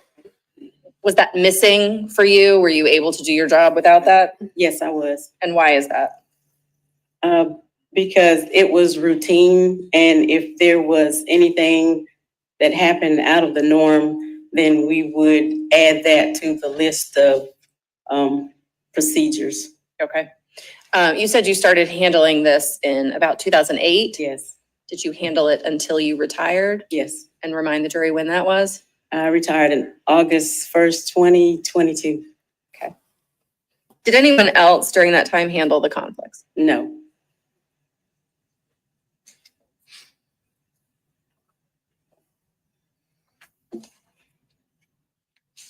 Once you found a prosecutor to take the case, what would you do next? I would prepare the administrative order. How did the orders get to the Attorney General for signature? When I prepared the order along with the letter, I would give them to David to look at, and he would personally take it to the front office, or he would put it in the interoffice mail, or if he wasn't there, then I would do it. I would take it to the front office. Okay. Do you know how these things got signed? Most of them, I believe they got signed by the robo signature machine that the Attorney General's executive assistant had. I want to talk about the volume of conflicts. When you started doing this in 2008, approximately how many of these were you getting? Roughly one every couple of weeks. Okay, and then by the time you retired, how many were you getting? They were up to about 5 every week. Was it easy to find a replacement prosecutor? Most of the time, yes. Okay. Did the prosecuting attorneys council ever get involved? Yes, To they help. did. Why? They got involved when I was having trouble finding, maybe I got turned down 2 or 3 times if the DAs or solicitors were very busy. Then I would contact Pete Scandalakis at the Prosecuting Attorneys Council to assist me. How would he assist you?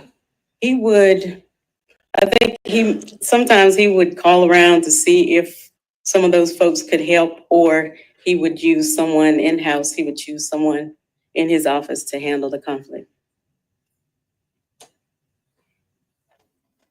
When the recusing district attorney had a suggestion for who would take it, did that change the process in the office between you and David at all? No, Okay. Did you talk to David about those instances? yes, Okay.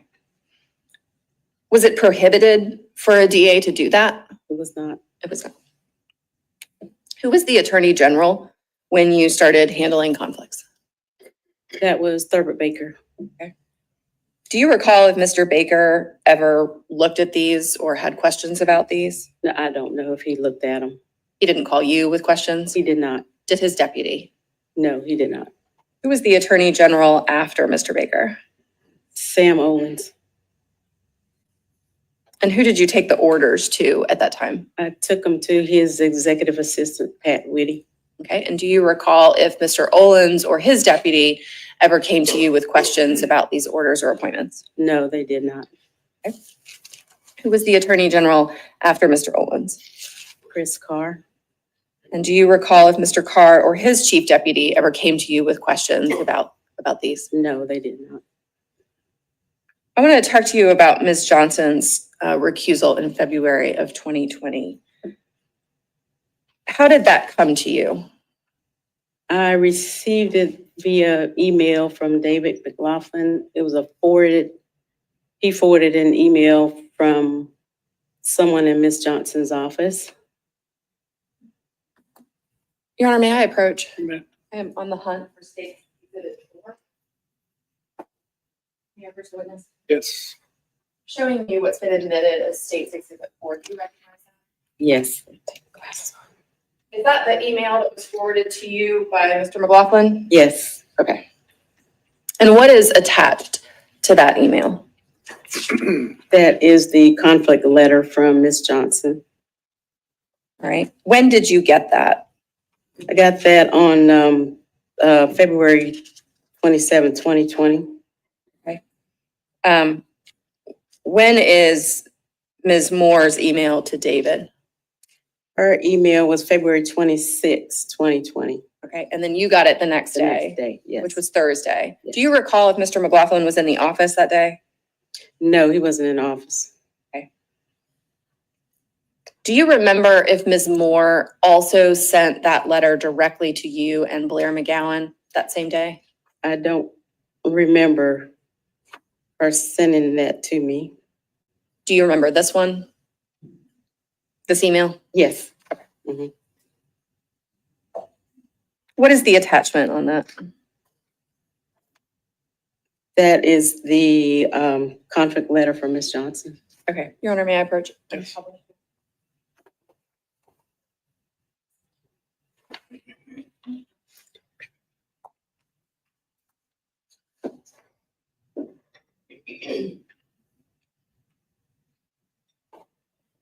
This is the letter from Ms. Johnson. Yes.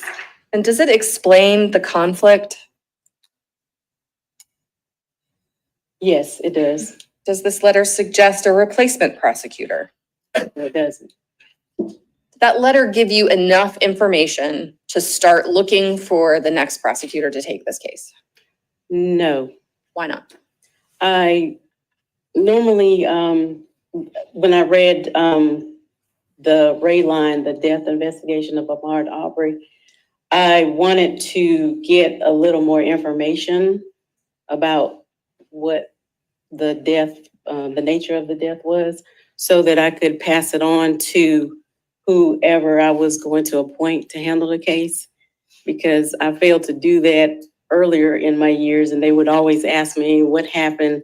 So I was trying to be more informed to give them that information ahead of time. Does this letter mention George Barnhill at all? No, it doesn't. What did you do after receiving this letter? I called Miss Johnson. And what did Ms. Johnson say to you during that conversation? She said that I asked her what was the nature of the death investigation, and she told me that someone had got shot and died as a result of it. And the investigation involved her former investigator.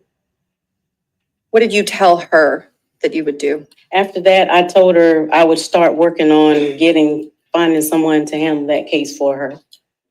Okay. Did she say anything after that? Right after that, she told me she had already reached out to Mr. Barnhill and he had agreed to help her with the case.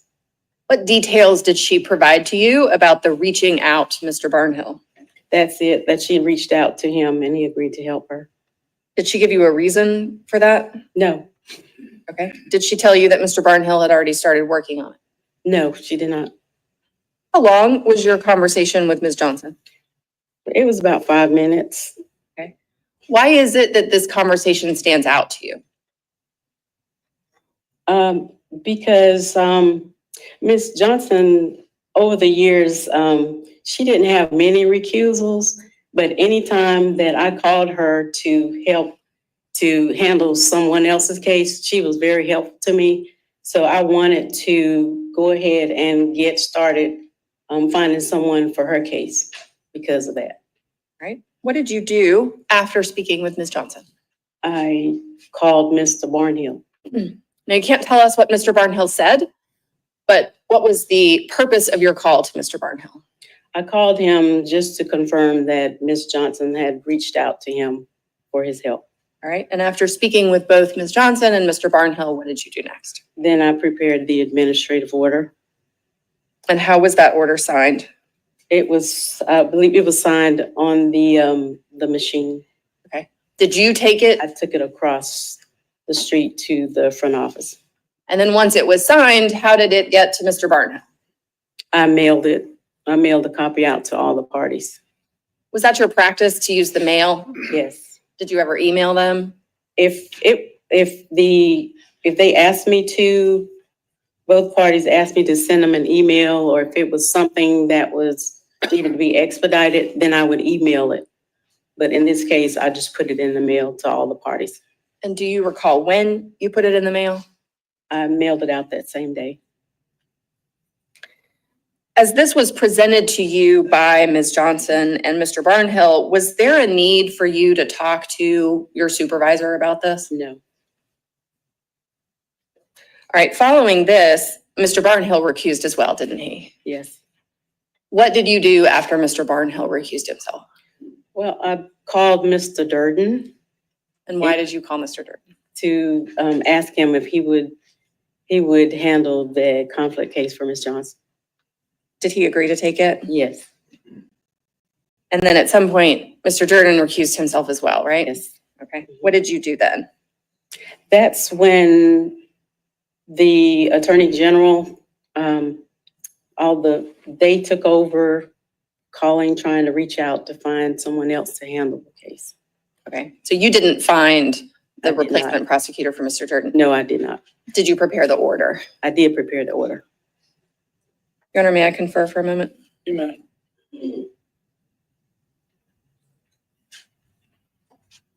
Your Honor, nothing further, subject to redirect. Cross-examination.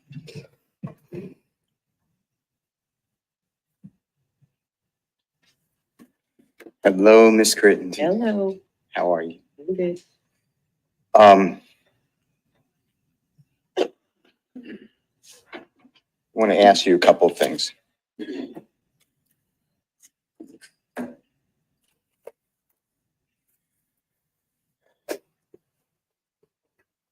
February 27th of 2020, according to the documents that we have, Yes, that's the day that you received the email about this conflict, yes, this appearance of impropriety, voluntary recusal, whatever the right word is.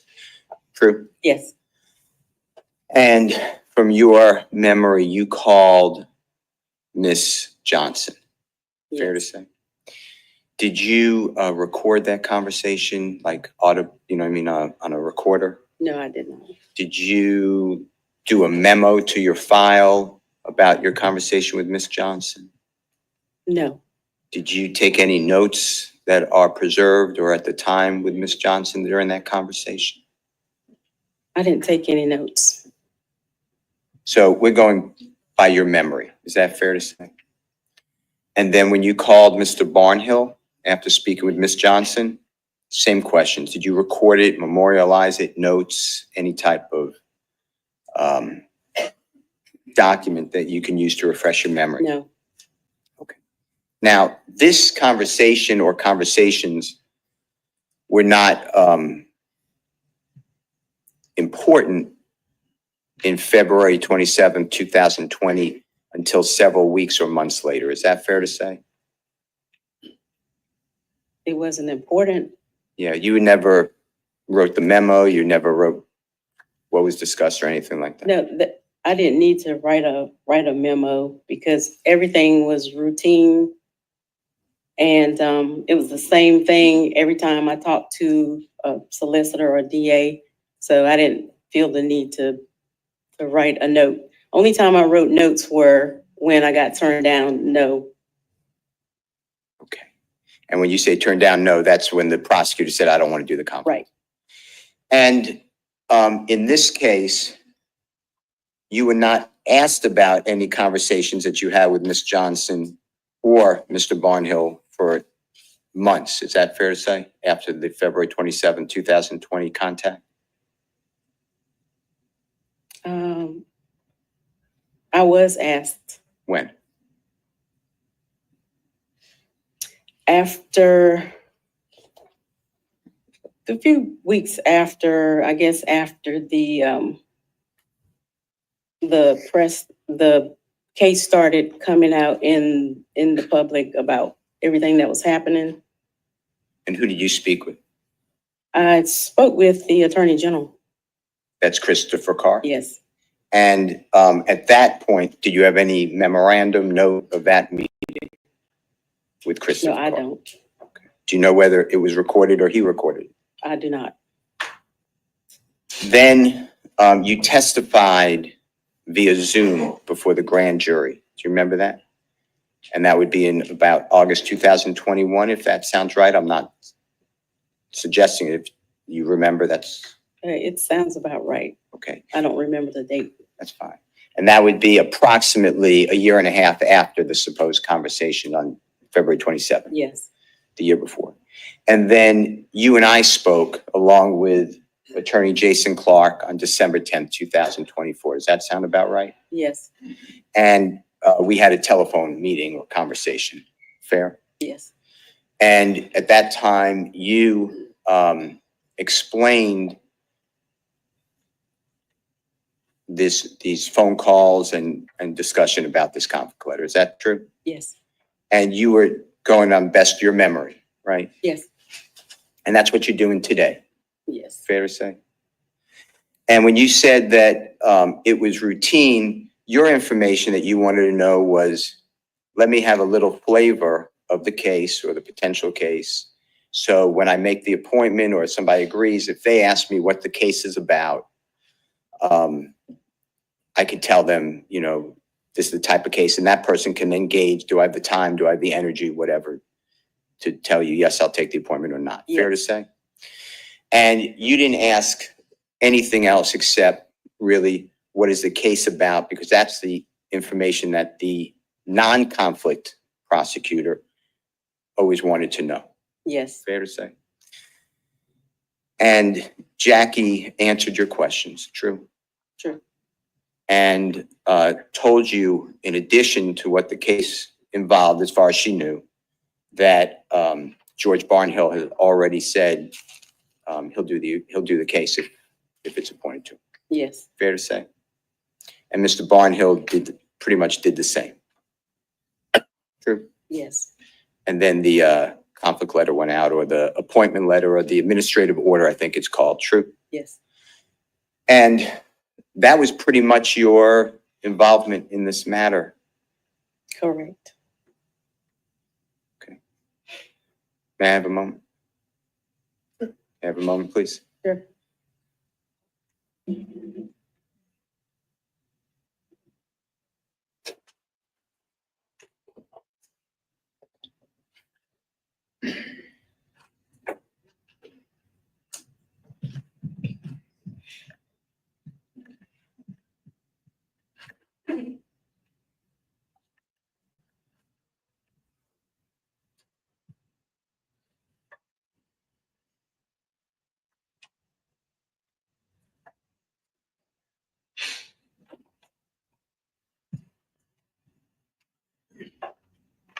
Yeah, I don't have any other questions.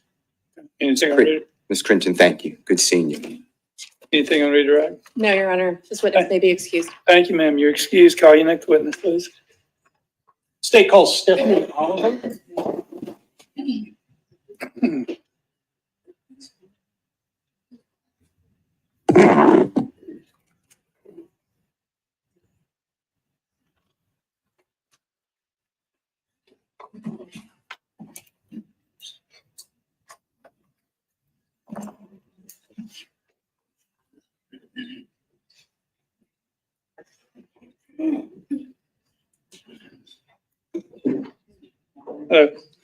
You can go ahead and sit down if you like.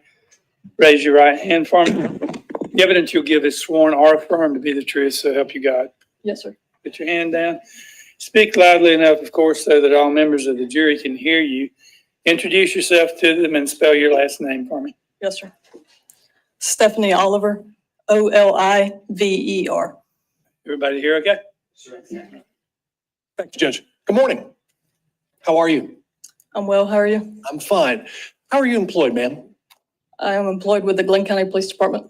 What is your job with the Glenn County Police Department? Currently, I am the Assistant Chief. Tell the jury a little bit about what you do as the Assistant Chief of Police for the Glenn County Police Department. I basically oversee the operations of the police department, and all the division commanders report to me. Tell us what the division commanders are, if you don't mind. We have 4 different divisions. We have our Support Services Division, Uniform Patrol Division, Criminal Investigations Division, and Administration Division. You started with the first one, the Support Services Division. What is Support Services? Support Services does all the facilities, maintenance, quartermaster functions of the department. I think you talked about the Patrol Division. Yes. What is the Patrol Division? The Patrol Division responds to calls for service, 911 calls, non-emergency calls, does traffic enforcement and such. What is the Criminal Investigative Division? They investigate major crimes, felonies. And I think that you listed the fourth one as the Administrative Division. Am I correct? Yes, that's correct. What is that? That division consists of training, hiring and recruiting, and things such as that. Let me take you to February of 2020. Were you employed with the Glenn County Police Department then? Yes, I was. In what capacity were you employed with the Glenn County Police Department? I was a sergeant in the Criminal Investigations Division. Now, your title was sergeant. For those of us that may not be familiar, just briefly help us understand the chain of command where sergeant fits in. Sergeant is the first line supervisor. Over sergeant, you have a lieutenant, then you have a captain, then you have assistant chief, and then the chief. And is there a what we might call a chain of command there? There is, yes, sir. So if someone that is your subordinate reports something to you as the sergeant, is it your duty or sometimes to report that to your next person up? Yes, sir, absolutely. Who would be the person that was next up from you? Next up from me, and during that time frame, Yes, during that time. that would have been Lieutenant Reston Talbert. Okay. And now who do you directly report to? Report to the chief of police. So when you were sergeant in 2020, I know you just said that you reported to the lieutenant. How many folks reported to you? I don't know an exact number. There was probably between 10 and 12, somewhere around there. Those 10 to 12 people, what did they do? They were all criminal investigators. And the criminal investigators kind of tell the jury a little bit about the kinds of cases that they investigate. They investigate major crimes and felonies such as murders, homicides, death investigations, sexual assaults, burglaries, robberies, things such as that. And how is case assignment done? Case assignment is done by experience and caseload, and as well as an on-call investigator may get called out when they're on call, and that case would be assigned to them. Okay, is on call kind of what it sounds like? Yes, it is. Okay. So on February 23rd of 2020, at some point, were you notified of a homicide or death investigation that occurred in the Satilla Shores neighborhood in Glenn County? Yes, sir, I was. Do you recall approximately what time you were notified of that? I believe it was early afternoon, around 1 o'clock. And how were you notified? I was notified via cell phone, via phone call by a uniformed patrol sergeant, Richard Leska. Why would a uniformed patrol sergeant call you, the sergeant, over criminal investigative division to let you know about that? Because he was requesting criminal investigators to assist with the case. And is that sort of the standard protocol when there's a death investigation or a potential homicide? Yes, sir. What did you do next? Next, I called the on-call investigator, Stephen Lowry, advised him to respond, and I also called several other investigators and asked them to respond to assist. And then I called the captain over the division, Tom Jump, to advise him of the incident. Kind of a couple follow-ups there. So you call the on-call person, I think you said Stephen Lowry, correct? Yes, that's correct. And when you asked Investigator Lowry to respond, what sort of expectation do you have of the responding investigator to do? What are they supposed to do? He was supposed to respond to the scene, start assessing the situation, and determining what needs to be done. Start doing police work? Yes. Okay. Why do you call other investigators as well to respond? Because in a case like that, one investigator isn't sufficient to do what needs to be done. What do you mean when you say like that? A homicide or a death investigation, there's always going to be a crime scene to process, multiple people to interview. So it wouldn't be feasible for one investigator to do all that by himself. And that's what I was about to say. Why just one person? Why can't one person do as much as they can one day and as much as they can the next day? Why do you need multiple people at once? Because there's multiple things to do at once. So. And you say at once. Are some things kind of you need to do within a certain time frame or a time crunch where time matters? Yes, sir. Explain that to the jury a little bit. Obviously, crime scene process, and you need to collect that evidence before it disappears. So that's time sensitive. And also interviewing people, you want to interview them as close to the time of the incident so that their recollection is stronger. So, and why do you notify your supervisor of this? I'm sorry, I think you said you notified Captain Jump? I did, yes. Okay. Why do you notify Captain Jump? I apologize. Well, I didn't notify the lieutenant, which would have been my next up because he was out of town that day. And I knew that. So I contacted Captain Jump, and it's a normal procedure, actually guidelines for us to notify our superior officers whenever an incident like that happens. And when you notify Captain Jump, are you asking him to do anything at all, or is it just kind of an FYI, this is going on? Not at that point. I was just notifying him of the incident. Okay. And at that point, what do you do after you've kind of dispatched folks to do their job and notify the people that you need to notify? What do you do? I responded to the incident scene. Now, given that you've sent multiple investigators to the incident scene, why do you yourself go? I go there basically to meet with the case agent to ask them what needs to be done so that I can coordinate which investigators need to do what. Okay. Is that what you did? That is what I did. Yes. Okay. Do you have a recollection of what you asked of certain people? Yes, I do. Would you mind recounting that for the jury, please? I asked Investigator Sheila Ramos to process the crime scene. She was trained in that. I know I asked Investigator Rod Nohealy to conduct an interview at headquarters. I believe the same with Investigator Parker Marcy for him to conduct an interview. And then I was going to myself go to headquarters and start downloading cell phones. When you say downloading cell phones, just very briefly, tell us what you mean. It means extracting data from cellular telephones with a machine we have called Cellbrite. Say I have a cell phone kind of like this one. And does it just do its best to pull as much data off a phone as possible? Yes, sir. That's correct. Is that always successful?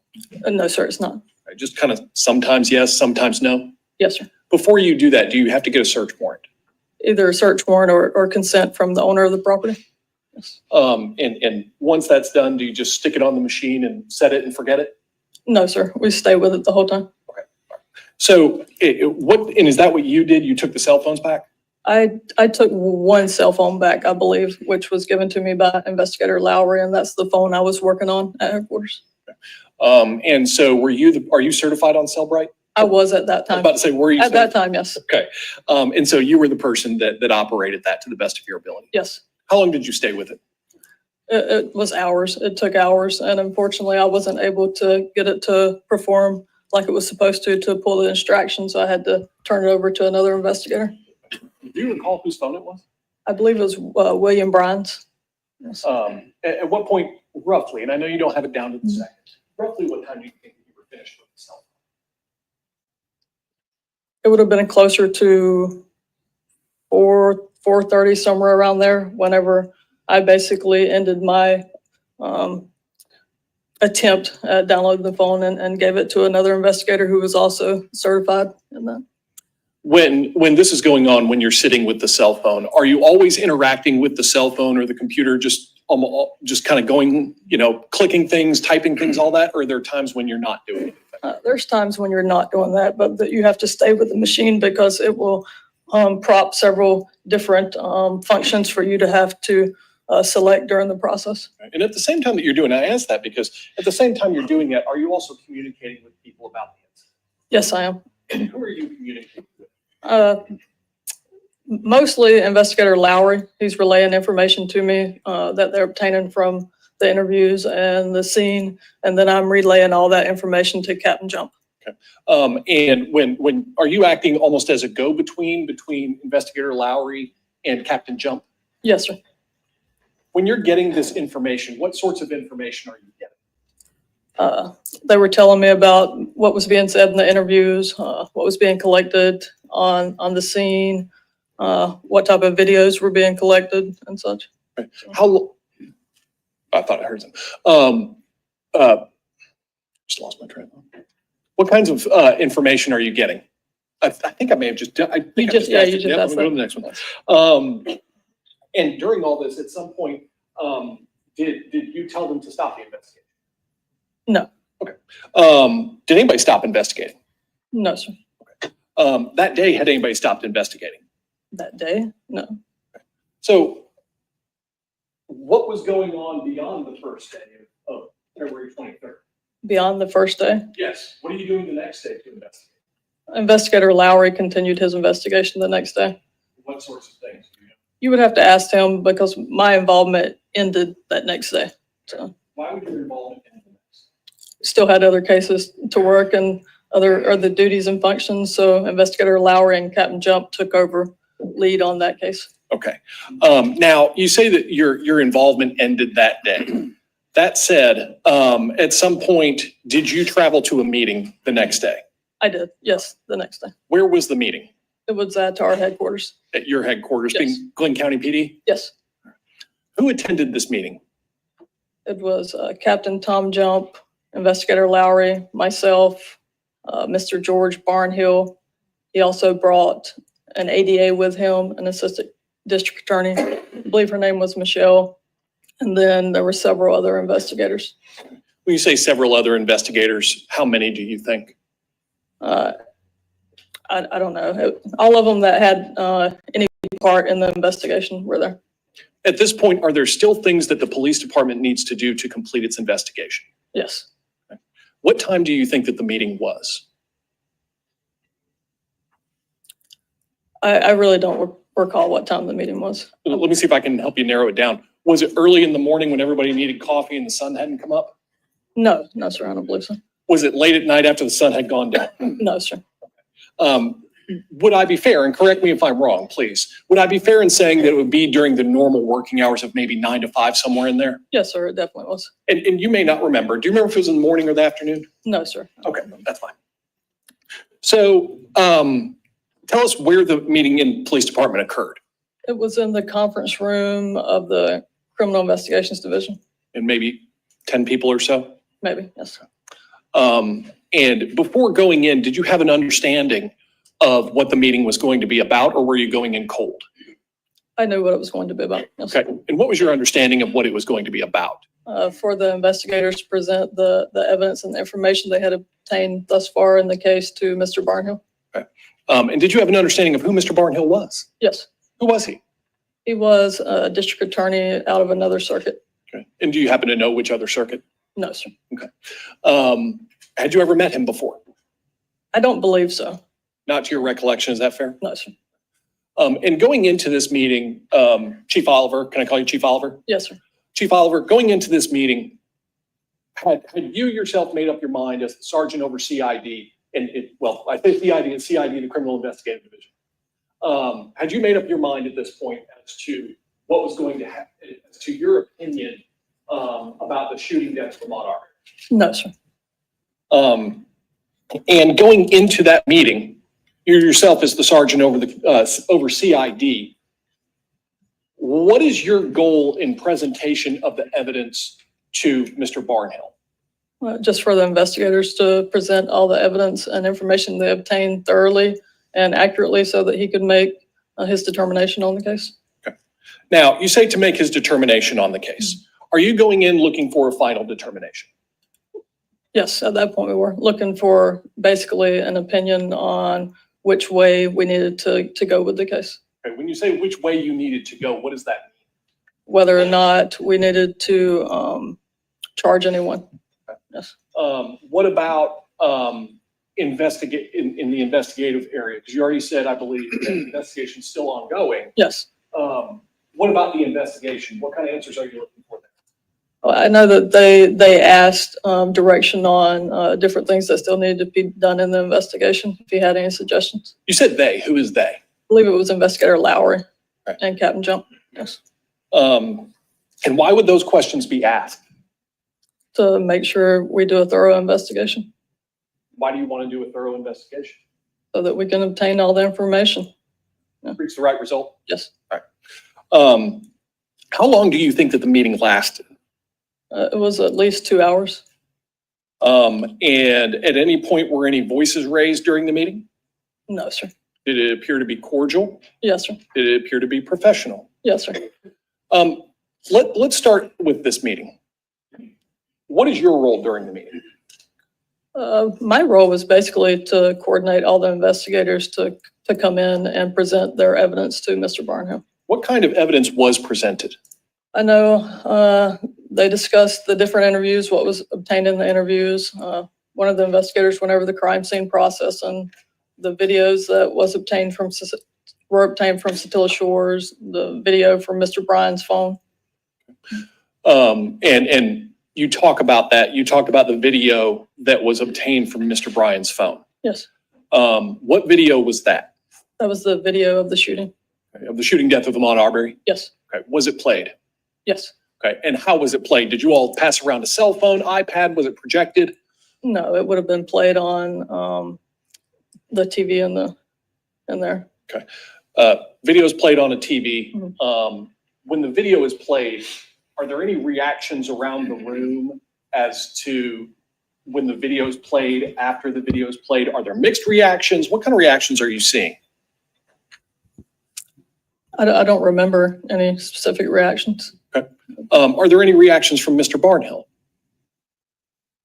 Not that I can recall. No, sir. And you yourself as the sergeant over CID. Well, let me ask you, there's something I forgot to ask you. In the room, is there anyone in there that is higher ranked than you in the room? Yes, Captain Jump. Captain Jump. Is there anyone over Captain Jump in the room? No, sir, I don't believe so. Is it fair to say you were the second in command in the room with the Glenn County Police Department? I believe that the lieutenant was probably in the room as well, so I would have been third. Okay. Yes. Did Captain Jump give an opinion? Not that I recall. No, sir. Did the lieutenant give an opinion? Not that I recall. No, sir. Did you give an opinion? No, sir. Now, after going through, did Mr. Barnhill give an opinion at some point? Yes, he did. Okay. You said approximately 2 hours. Now, could that have been an hour and 45 minutes? Yeah, Could it have absolutely. been 2 hours and 15 minutes? Yes, sir. Okay. At what point during this meeting did Mr. Barnhill begin to express an opinion without telling us what the opinion was? But at what point did he start expressing an opinion? I don't believe it was until after all the investigators presented the evidence to him. Okay. And at what point did you show the video? Do you remember? No, sir. And without telling us exactly what he said, can you give us an idea of what his opinion was? Without telling you exactly what he said, Yeah, give us an idea of what his opinion was. that there weren't any laws broken and it was justifiable. Now, with that in mind, Glenn County Police Department, you already said that there was some investigative things that you wanted to do. Were there still investigative things that you all wanted to do? There was, yes. Okay. Did you all do them? Yes, Investigator Lowry did, yes. Okay. Now,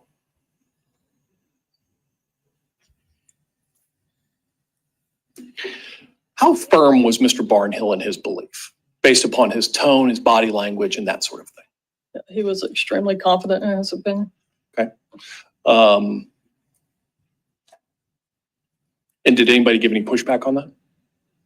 Not that I recall, no, sir. Did he change his opinion in the room at all? No, sir.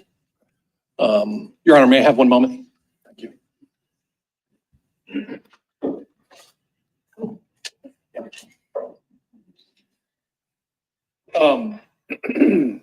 At some point on the day of the shooting, were you in contact with anyone from the district attorney's office? Yes, I was. Who were you in contact with? I called Assistant District Attorney Liberty Stewart.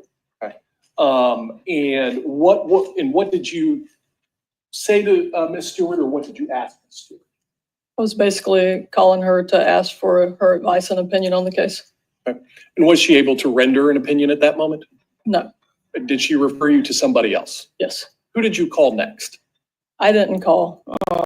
Rocky Bridges called me. He's another Assistant District Attorney. When Mr. Bridges called you, did it appear he was already aware of the topic of the conversation that you all were about to discuss? Yes, sir. What was that topic of conversation? The incident involving Mr. Arbery. And what was what did you ask of him or tell him? I didn't tell him much. I had it on speakerphone and I allowed Investigator Lowry to provide a synopsis of the case to Mr. Bridges. And did Mr. Bridges have any kind of reaction to it? Not that I recall. I think at that point is when he told us we would get a return call back. Where were you when you had that phone call? We were in what's called the AVID room, audio video room in the Criminal Investigations Division. In Glenn County Police Department? Yes, That in Glenn County? yes, Okay. Now, did you receive a phone call back? I did, yes. How much longer? Or how long did you wait till the phone call came in? It wasn't long, maybe 15 minutes or so. And who did the phone call come from? Again, from Mr. Bridges. And what was relayed to you? That Mr. George Barnhill would be meeting with us the following day to discuss the case. Was there anything else discussed in that conversation? Not that I recall, no, sir. At that moment, were you aware of individuals that may be involved in the shooting death of Ahmaud Arbery? At that point, had you identified them? Yes, sir. Okay. Did you all believe at any point that they were a flight risk at that point? No, sir. Okay. Were they a threat to the community at that point? I couldn't speak on that, sir. Okay.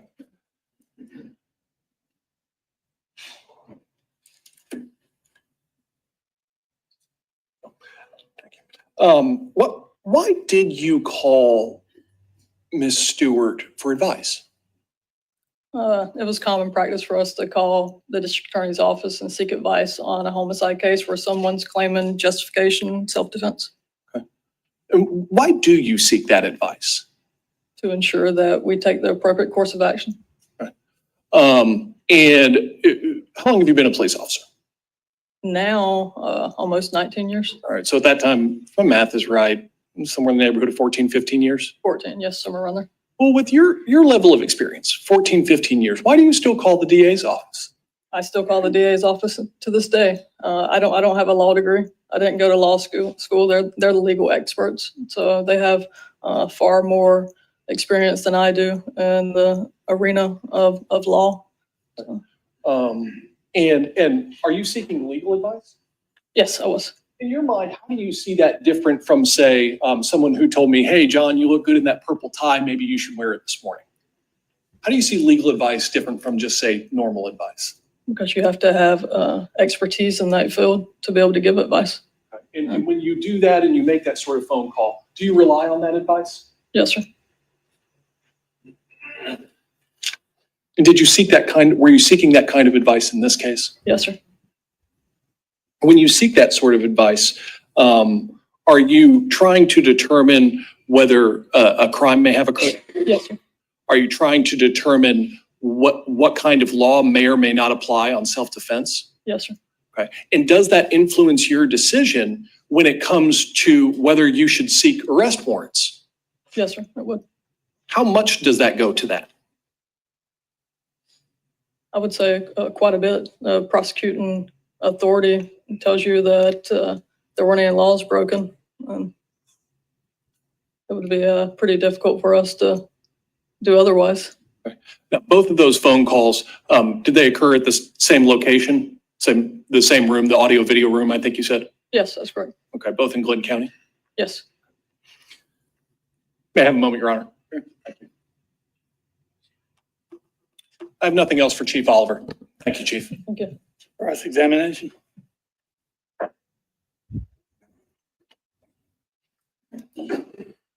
Thank you, sir.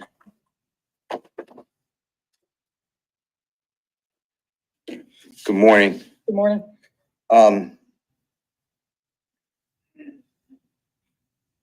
Your Honor, would I be permitted with the court's indulgence to put up in the screen count 2 of the bill of indictment? Yes. You may have a screen in front of you, Chief. Okay. And it should come up there. Mr. Kokumo's going to put it up.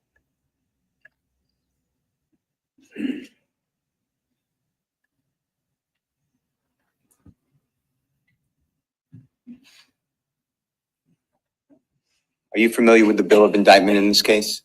I'm sorry, sir. Are you familiar with the bill of indictment in this case? Yes, sir. Okay. I'm going to show you what the jury has been sworn under. Count 2, okay? Okay. Is that big enough for you to see? Yes, I can see it. And just tell me if this reads correctly.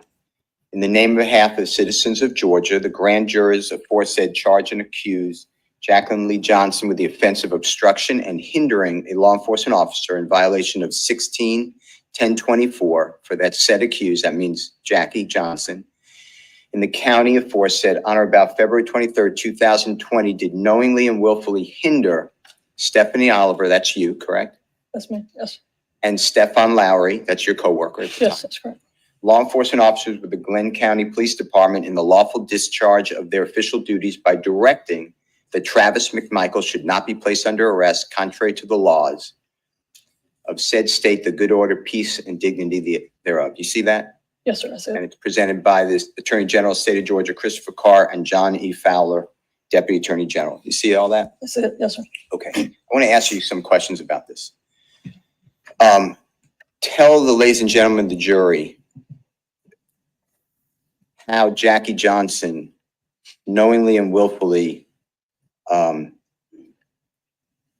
hindered you and directed you not to arrest Travis McMichael. Objection. On what grounds? Ultimate issue. That's a factual he is asking a factual question of this witness as to why she was impeded in this case. I'll overrule the objection. Tell the ladies and gentlemen, jury. I never had any interaction with Miss Johnson during this case. Did Jackie Johnson in any way ever talk with you about any of the facts of this case? No, sir. Did Jackie Johnson in any way hinder you in your investigation of this case in any way?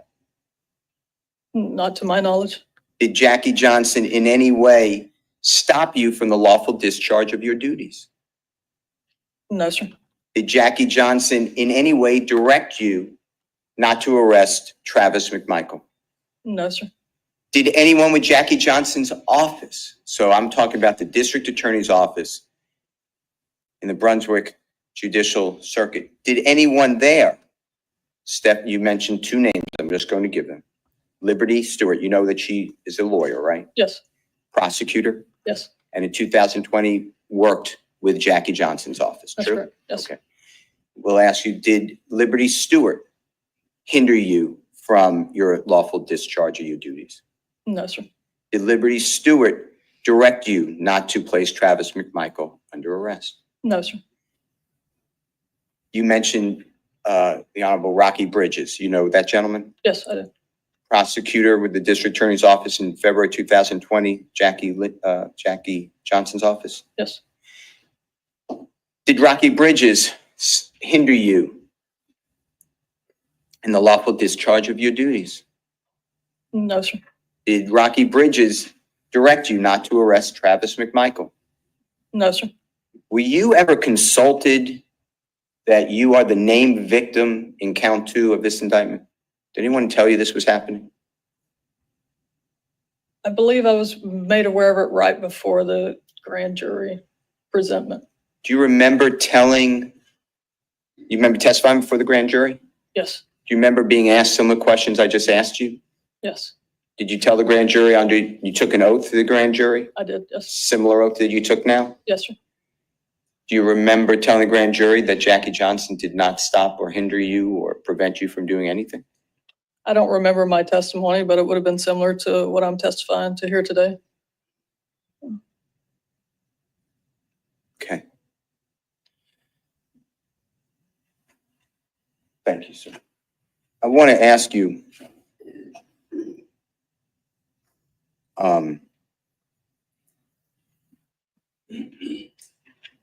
did you learn that Jackie or her coworkers, Liberty Stewart, Rocky Bridges, said that we're not giving opinions, we're not going to assist the police on this matter because Greg McMichael used to work with our office?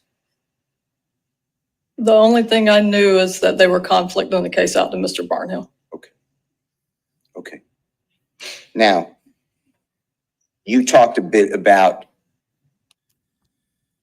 Stefan Lowry, and he was the case agent or a case investigator, true? That's correct. Yes, And Stefan Lowry is also named in count 2, correct? that's correct. Do you have any evidence to share with this jury that Stefan Lowry was stopped by Jackie Johnson from making an arrest or doing his official duties? I don't have any personal evidence of that. Do you have any evidence that anyone in Jackie Johnson's office specifically, but I'm including anyone, Liberty Stewart, stopped Stefan Lowry from discharging his official duties? No, sir. Do you have any evidence that Stefan Lowry was stopped by Liberty Stewart from arresting Travis McMichael? No, sir. Do you have any evidence that Rocky Bridges stopped Stefan Lowry from his lawful discharge of his duties? No, sir. Do you have any evidence that Rocky Bridges stopped Stefan Lowry from arresting Travis McMichael? No, sir. Now, the next day, you remember being in a meeting with Captain Jump, District Attorney from Waycross Judicial Circuit, George E. Barnhill, correct? Yes, sir. You said Michelle McIntyre, Assistant District Attorney, works with George E. Barnhill. That sounds right. Yes, sir. Stefan Lowry. Yes, sir. At times, other law enforcement officers may have been in and out. Fair Yes, to sir. say? And that meeting was a multi-hour meeting, and it was robust to share with and educate District Attorney Barnhill and his Assistant District Attorney as to what the police were seeing and viewing and collecting of evidence. Fair to say? Yes, sir. That's correct.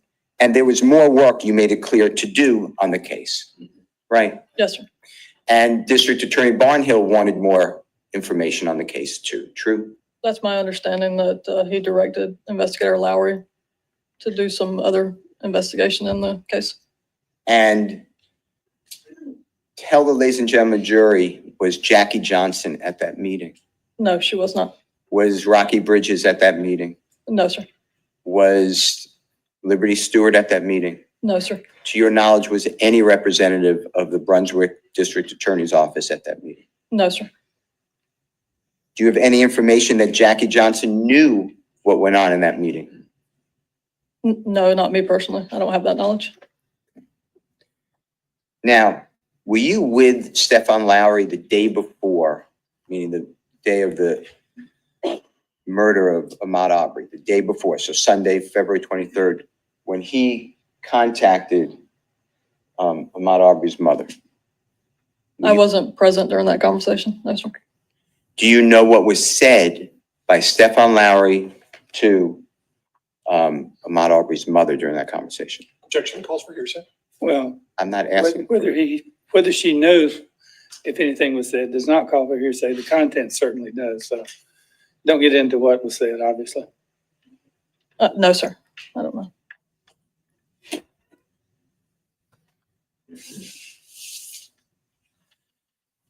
Stefan Lowry, some jurors may not understand, some jurors probably do, but being the lead officer on the case, other people do a lot of work, but he collects all the work. Is that fair to say? And he's kind of the person who, so you're doing your cell bright examination, download the telephone, you would report to him. I know you're over him potentially, but you would tell him this is what I'm doing. Fair to say?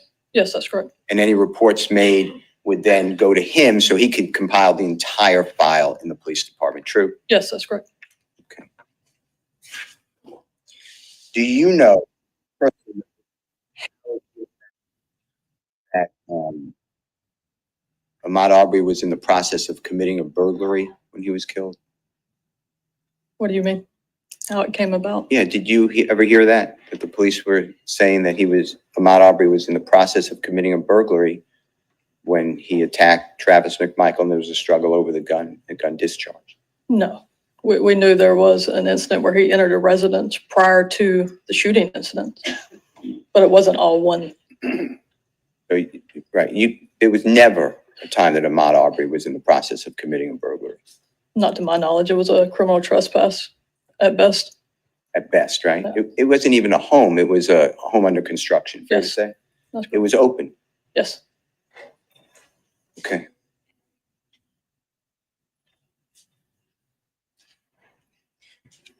When you said that District Attorney Barnhill rendered an opinion that no crime was committed, but he wanted more investigation, more information, is that true? Yes, that is. But his initial opinion was there's no crime here, right? Yes, that's correct. And you said that there was no pushback.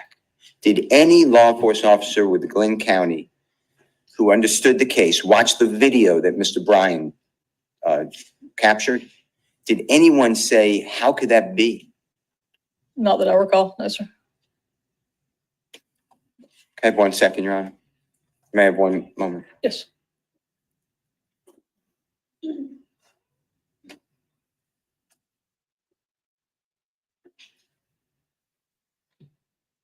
Thank you very much. Thank you, Your Honor. Anything on redirect? No, sir. May she be excused. He can. Yes, thank you, ma'am. Thank you. Who's your next witness? The next witness is a lengthy witness. Happy to call him now if the court wishes for me to do that. I don't, let me You're check going to on lunch. lunch for the jurors, please. You're going to lunch. We're going to come back.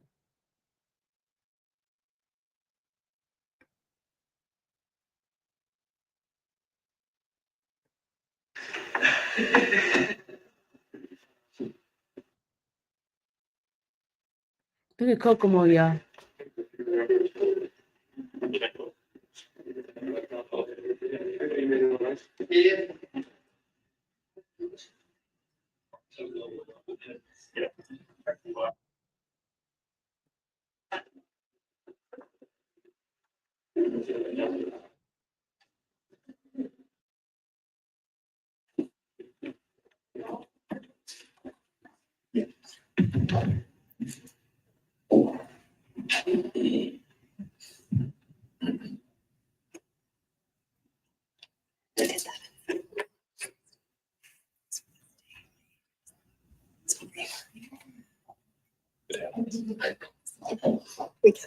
You can hear them whispering.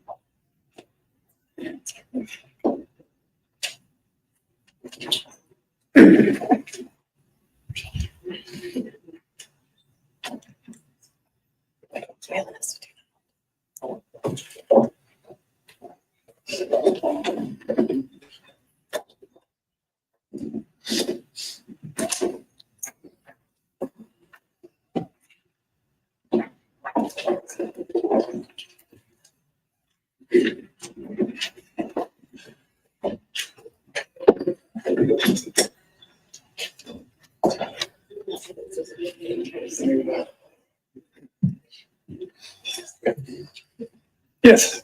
It was a test. Good on you.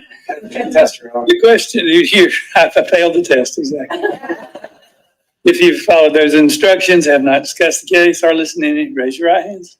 You've already done it. Good jury. Let the record reflect they've done that. Call your next witness, please. Thank you, Judge. The state calls Rocky Bridges.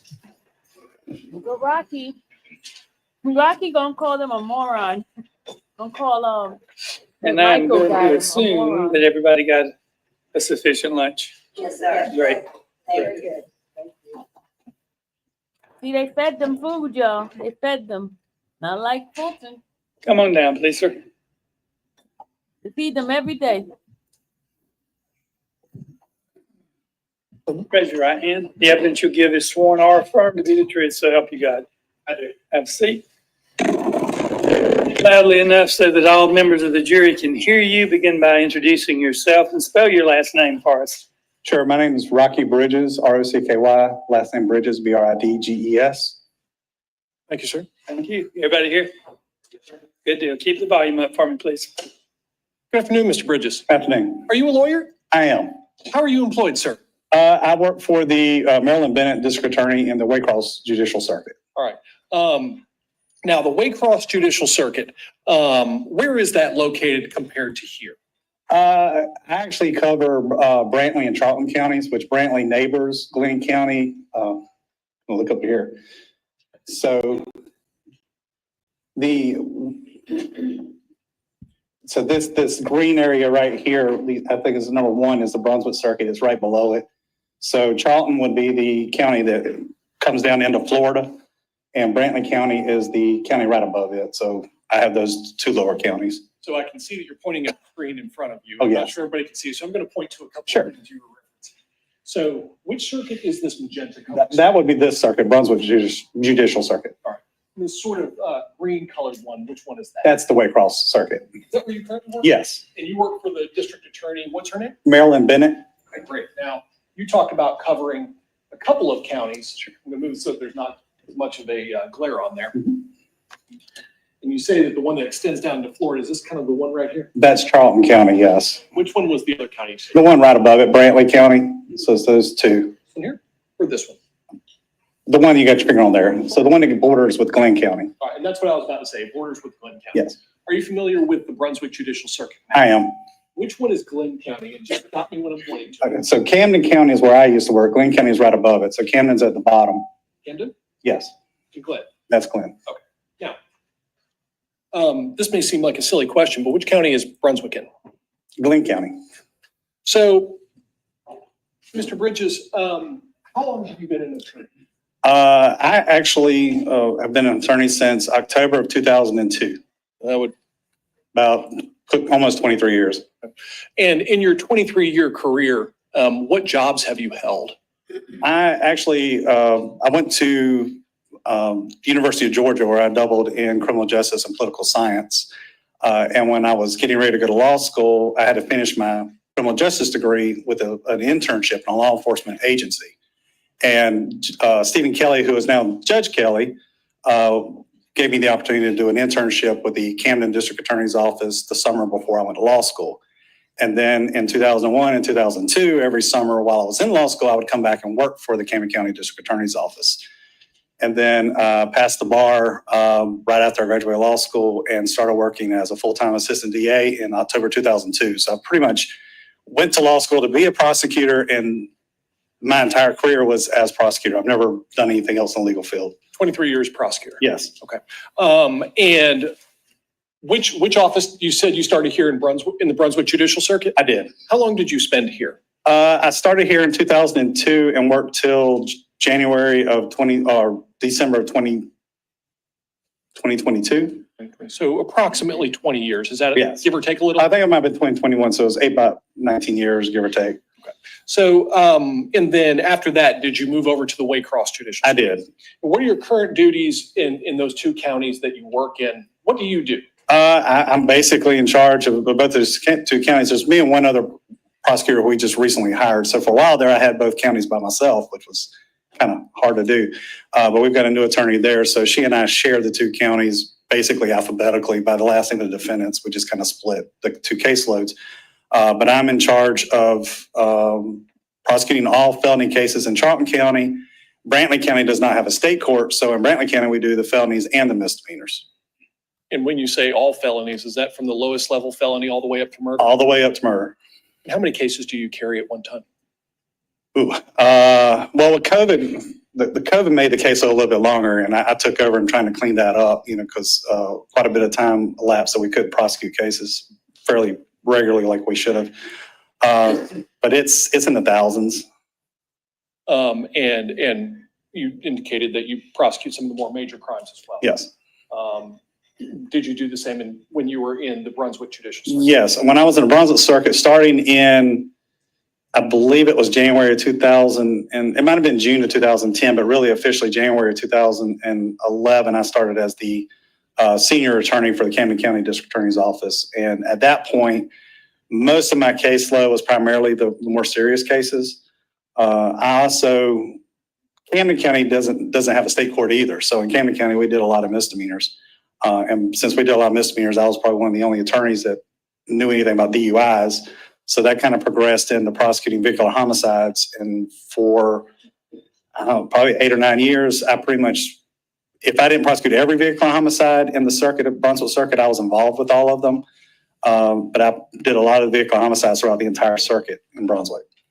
Without going into much detail on that, because it's not really that important, Sure. but that's the sort of thing that takes some specialty. Is that fair to say? Yes. Okay, and that's why one person needed to be a part of it at least. Well, it's really more about, especially in DUI law, than the homicide law. So, and again, no one in the other counties prosecuted DUIs. So that kind of learned how to do DUIs in Camden County. Did you also prosecute what we might call non-vehicular homicides? So Yes. we'll call them regular, but I think you know what I mean. Yes. I mean, in my career, I've probably either first or second chair, I don't know, well over a dozen homicide cases. Are there other duties outside of the courtroom when it comes to prosecuting murder cases? I'm not For sure example, exactly what you mean. what other things outside of just being in the four walls of this courtroom do you do on murder cases? Oh, it depends on the case, but quite often, especially in the smaller circuits, law enforcement would call me pretty early on in a homicide case. I mean, I have been known to actually drive out to 3 o'clock in the morning to the scene of a homicide and not get involved with the investigation, but just sort of be there if anybody needs help with search warrants or anything of that nature. Because you say not get involved in the investigation. Describe for the jury why you don't get actually involved in the investigation. Well, I'm not trained to do a crime scene, so I'm not going to go in a crime scene and mess up the crime scene with fingerprints or anything like that. Now, very often someone else would they would complete the crime scene, and one of the other officers may walk me through there and show me some of it. That's happened a few times. But usually I'm there more for legal advice. Mostly, law enforcement is trained how to investigate a crime and find out who did it. They're not necessarily trained to investigate a crime and find out how to get a conviction in a courtroom. So most of the time I'm there, it's make sure we get this piece of evidence that, we need to lay a foundation of evidence or something else of that nature so that this evidence can come into a courtroom. In addition to that, sometimes if you are make yourself part of the investigation, say you interview a witness as the prosecutor, or you collect a piece of evidence by yourself as the prosecutor, what can happen? Well, I mean, it's a little bit speculative, but you don't want to put yourself in the chain of custody.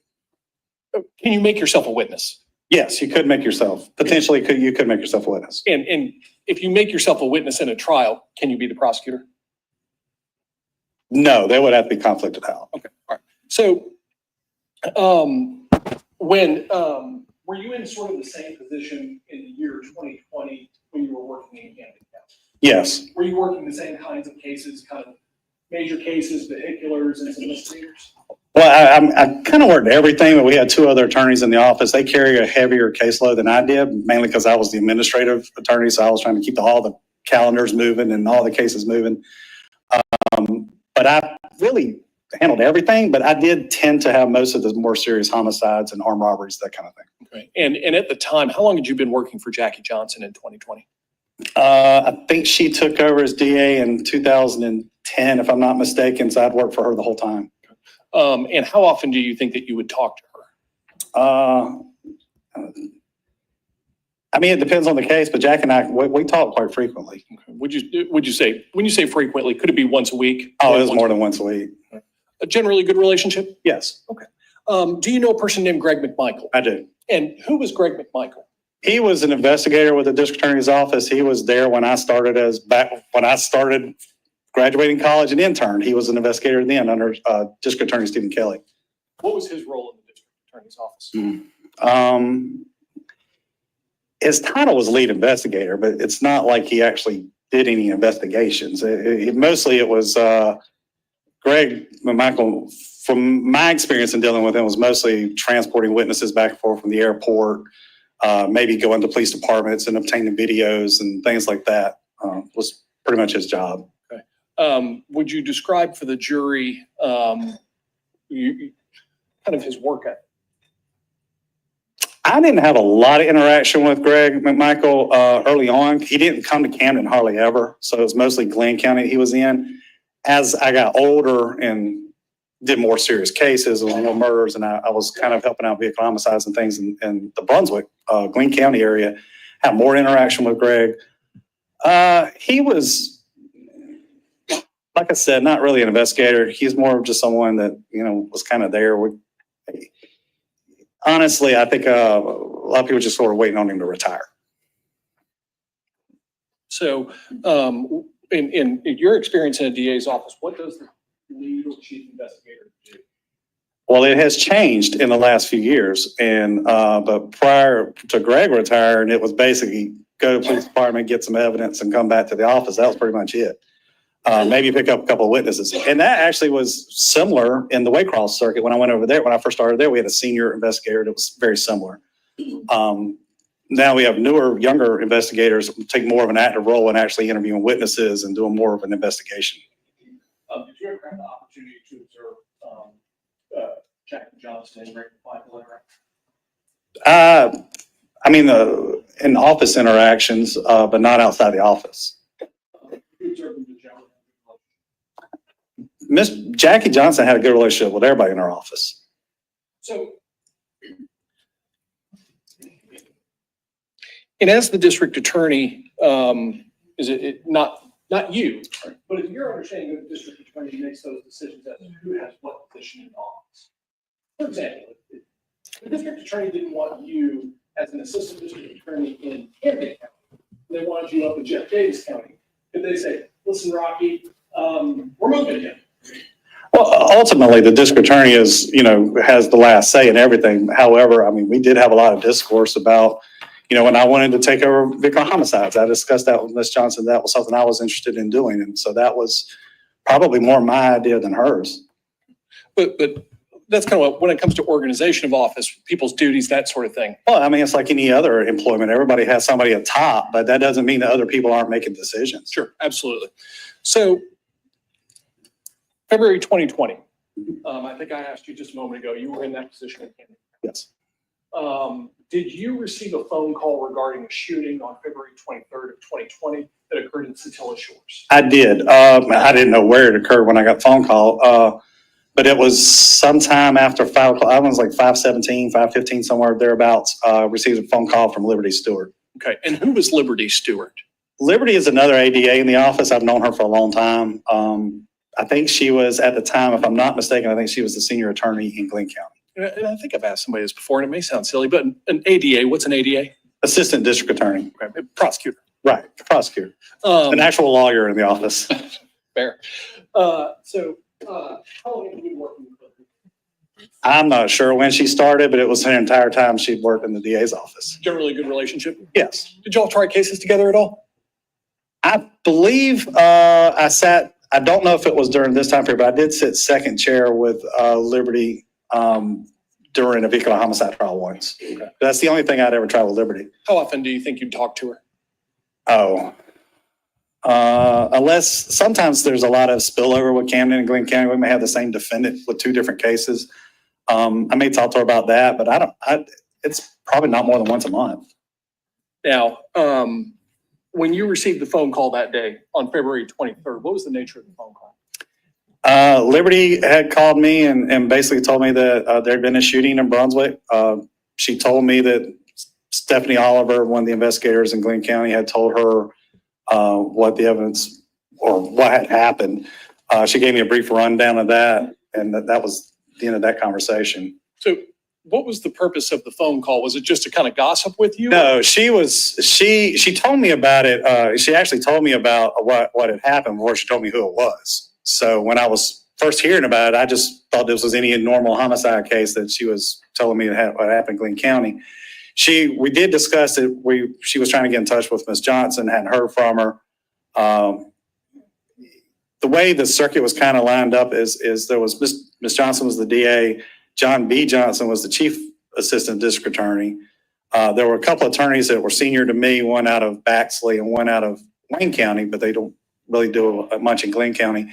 And then I was probably fall down that totem pole at that point. And so Liberty was calling me because she couldn't get a hold of Ms. Johnson, just, I guess, for advice. And I want to clarify one thing you said, that she told you who it was. She did not tell me who it was until she told me about what had happened, and then said, you'll basically, and I, not getting into what she said, told me, I don't know if I can discuss the hearsay, but. Did she tell you who was involved in the shooting? She basically, at the end of our conversation, she did tell me who it was. Okay, and who was that? Greg McMichael.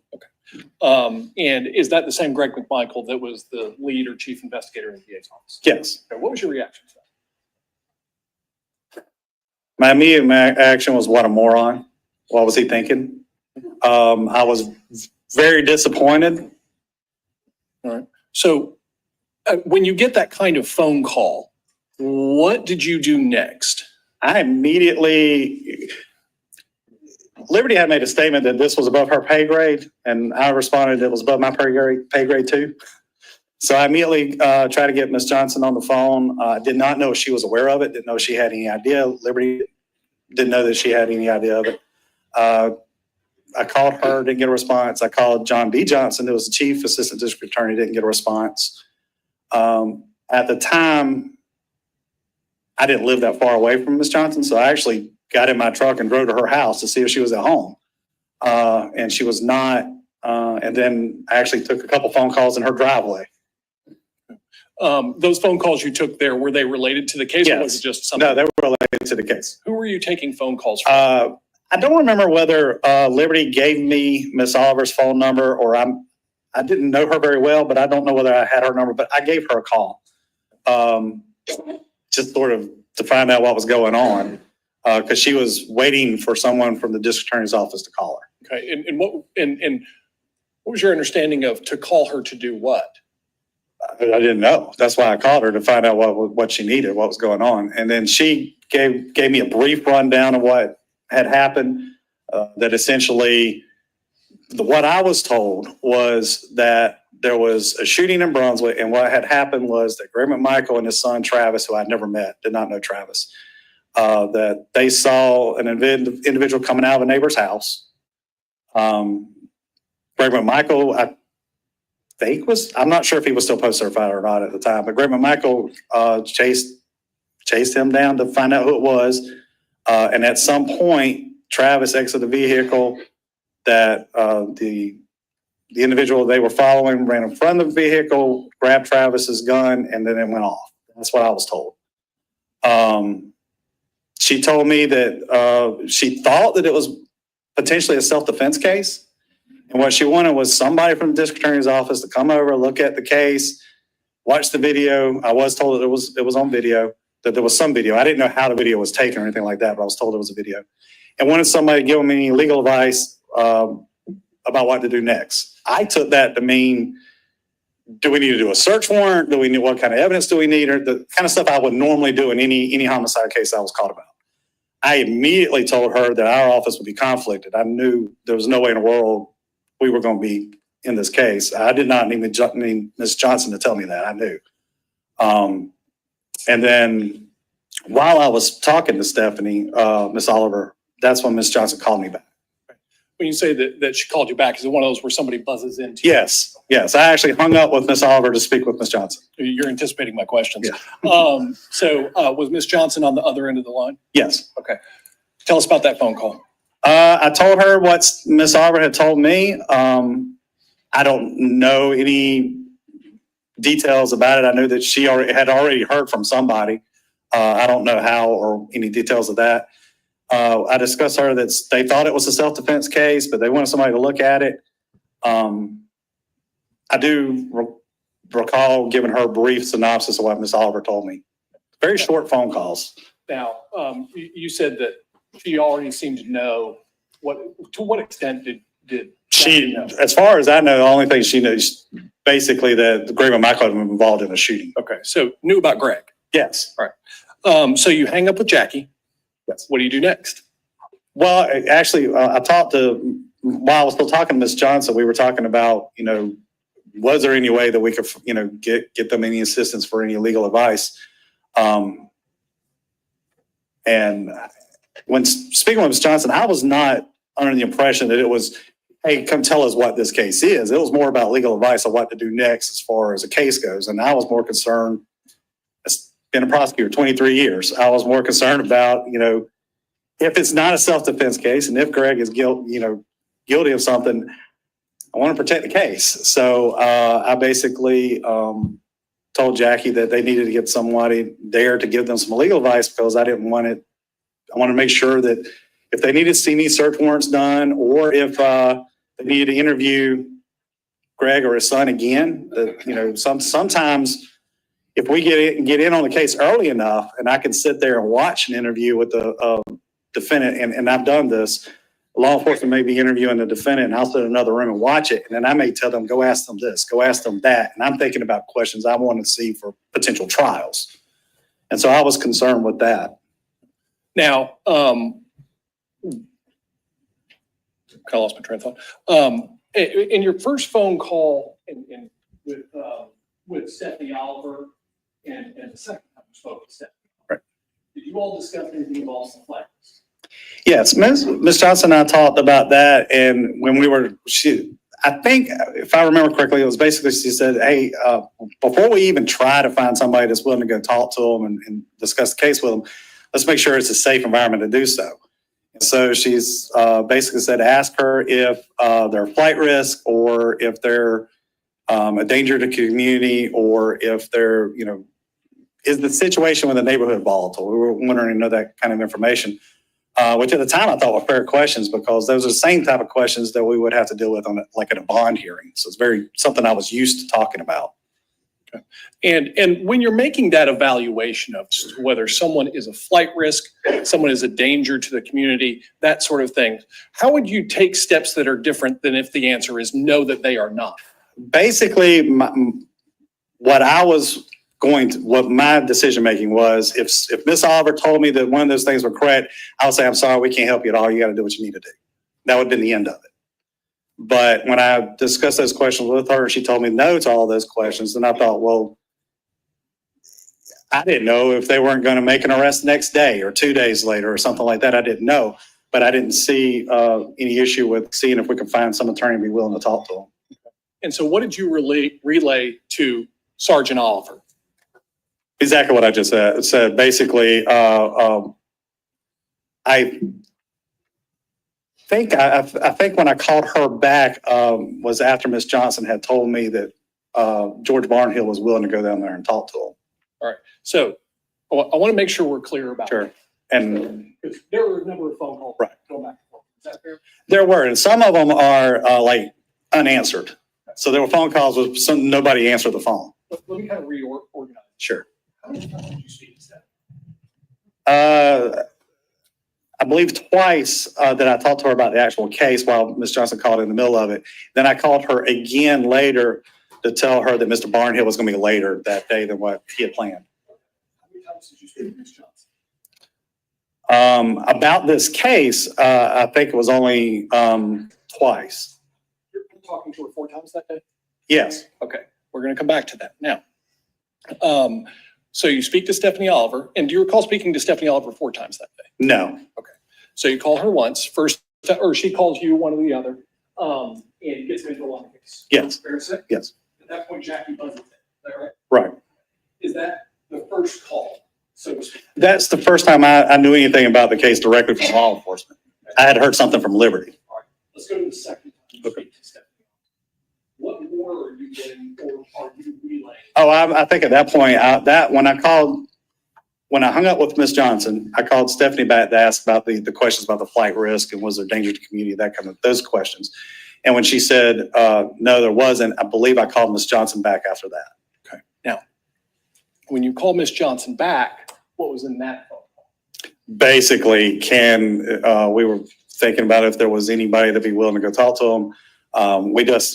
I remember we discussed it, that we knew that this was going to be conflicted out, but I don't think either one of us thought it would be conflicted out very fast. And, law enforcement was asking for assistance the next day. We weren't looking to wait a week until somebody got conflicted. Okay. Now, you indicated earlier there's not a flight risk, not a risk to the community. That's what I was told. Okay. Well, at least that, let me rephrase that. And did you take that, did you form your decisions based upon what you were told with that?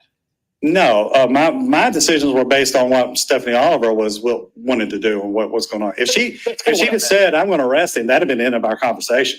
But I guess my question is this, when you were told, not a flight risk, not a risk to the community, did you take those as truth and use those to help form opinions? It was less about the truth of that situation, more about what Ms. Oliver thought about the case, because she was the one that was, if somebody was going to make an arrest, it was going to be her. If somebody was going to wait till the next day until law enforcement, it was going to be her. So that was kind of in her court. Okay. All right. So I guess my question is, if they're not a flight risk, they're not a risk to the community, why are we doing this so fast? I guess I don't understand your question because I don't think we did it very fast. Okay. All right. So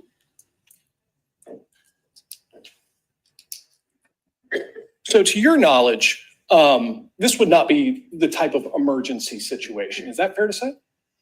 Would you say that, or would you disagree? I don't know that I would agree with that, because what law enforcement was asking is they needed somebody immediately to assist them. Okay. All right. So as you sit there today, not an emergency. I don't know if it's an emergency or not. I didn't have enough information to form that opinion. Okay. I'm not trying to put you on the spot or challenge you. Please understand that. No, and literally what I told the jury is the only information I had. I hadn't seen any files, no videos or anything like that. All right. So after you get off the phone with Jackie, you would discuss that you're going to need to find somebody. Is that phone call where you talked about before? I believe his name was mentioned. And how was it mentioned? Mr. Barnhill had 2 cases that had already been conflicted him out of Camden County that I was aware of. He had them on that day. He already had 2 cases that were indicted that he was assigned to at Camden County. So, and it was fairly typical that his name came up in conflicts with Camden County cases, because that's what I was aware of. And his circuit borders Glenn County as well. It was pretty common in my experience as an ADA for the neighboring DA would be the one conflicted to the case. Okay. All right. So you have that conversation. You hang up. Yes. What is your understanding of what is going to happen with George Barnhill? My understanding that Mr. Barnhill was willing to go to their office the next morning to sit down with them, discuss the case, discuss the evidence, and give them any legal advice of what they should do next or something of that nature. And just to clarify, because there are actually 2 George Barnhills. That's correct. There are 2 George Barnhills. Okay. Which George Barnhill are you talking about? Now I'm trying to remember. It's they have different middle initials, and I'm trying to remember which one's which. Don't worry about the initials. Let's do it like this. Senior George Barnhill, the older one. Older George Barnhill. The DA of the Waycross Circuit. Then DA of the Waycross Circuit. Yes. Okay. Now, there's a son, is there not? There is. Okay. Also George Barnhill. That's correct. Different middle initial. That's correct. Where was he working at the time? He worked for the Glenn County District Attorney's Office. What was his job? He was Assistant District Attorney. Okay. So after you hang up with Jackie, you discussed Barnhill. Do you have any more phone calls with Stephanie Oliver? Yes, I called her back to say that I'm trying to remember whether Ms. Johnson called me back and said George was willing to go there or how that happened. But at some point I called Stephanie Oliver told her that George Barnhill from the DA in the Waycross Circuit was willing to come down there, sit with them and look through the evidence, and that he'd be there. I think I told her tomorrow morning at 10. Ms. Johnson later, I think it was Ms. Johnson, later called me back and said he couldn't be there till 1 because he had a court date. And so I called Ms. Oliver back and said he won't be there till 1 o'clock. That was the extent of those conversations. So that was the day after the shooting. Is that right? I don't think so. I think it was the next morning. Okay. All right. May I have one moment, Your Honor? Yes.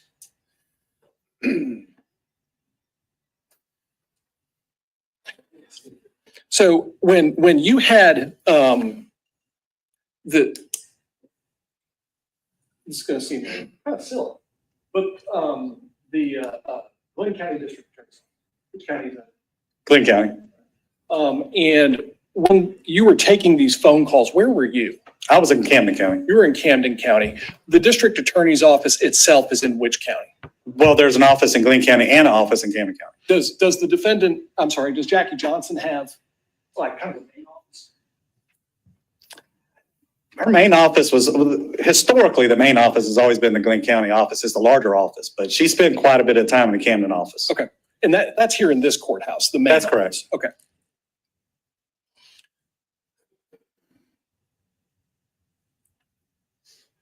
And sir, do you see Jackie Johnson in the courtroom today? Yes. Could you please identify her for us? Yeah, she's sitting there in the all white. May I have another moment, Your Honor? Yeah. That's all I have for this witness, Your Honor. Cross-examination.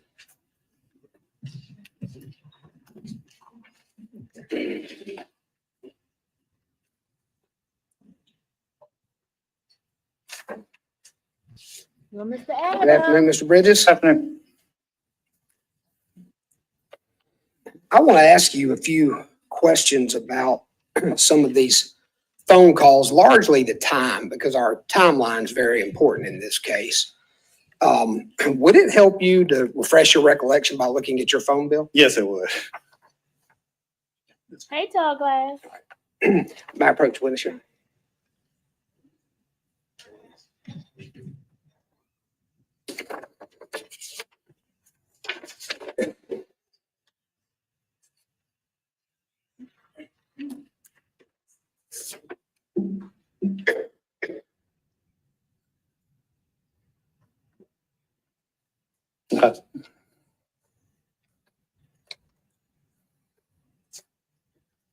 You can almost hear them, right?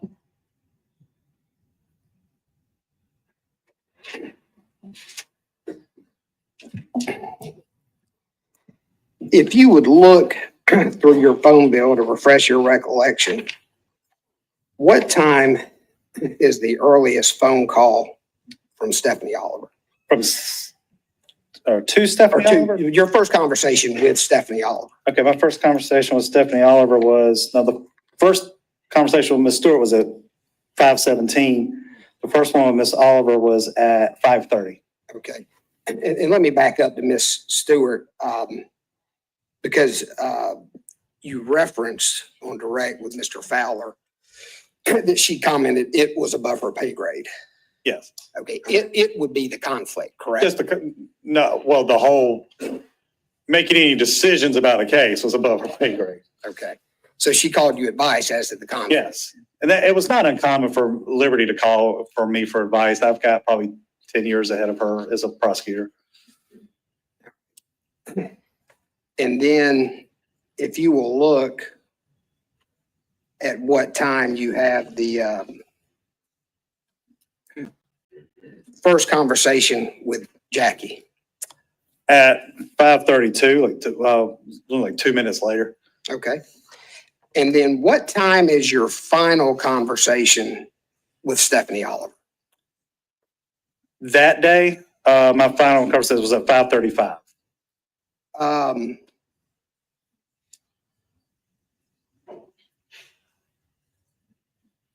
If you would look again, I think there's a later time. Oh, I may have missed one. At 5:57, I'm sorry. That's when I called her back to tell her that George will be coming down there the next day. Okay, that's when you called her to advise her was an attorney that Yes. would assist. Okay. And I didn't state earlier, and I think I was asked this question, I just want to clarify that the second time I called Stephanie was just to let her know that I had spoken to Ms. Johnson had just called me and that I would call her back, basically. Okay, all right. Now, at no time during your conversation had you told Stephanie Oliver not to make an arrest, correct? No, I would never do that. Okay. And in fact, you've spoken with Agent Steinberg here about this matter before. That's correct. All right. And you let him know then that you always tell officers that you can't tell them whether to make an arrest or not. Isn't that correct? I still do that. I did that this morning. And I believe you advised Mr. Steinberg that it's wholly the officer's decision. And if they were to arrest somebody anyway, it's up to you to dismiss or not, but you cannot interfere in an arrest. No, I do not interfere with the arrest. Not your lane. You don't have the authority. No, and again, it wouldn't make any sense to if I did, because I could dismiss it later if there was no probable cause. That's right.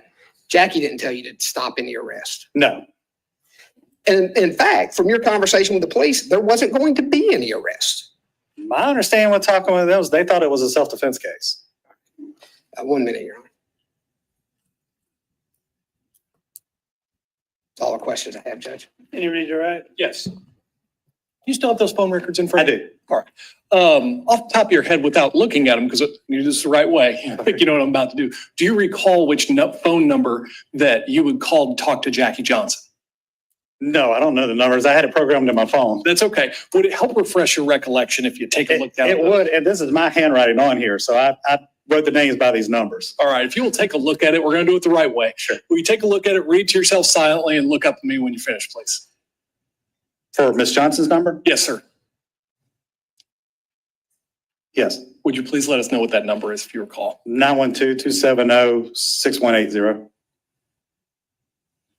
Thank you. That's all I have, Judge. Can you read cross?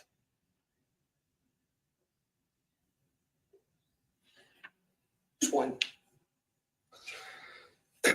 Most lawyers aren't real good at math, but I think this is an easy one. Is 5:11 p.m. way after 4:06 p.m.? Yes. No more questions, Judge. Can we excuse the witness? Yes. Thank you, sir. You're excused. Call your next witness. That calls Tim Vaughn. Tim Vaughn. Everybody okay for this witness? Yes, sir. Starfish and coffee. Ooh, child. Ooh, starfish and coffee. Ooh, wee. You said a mouthful.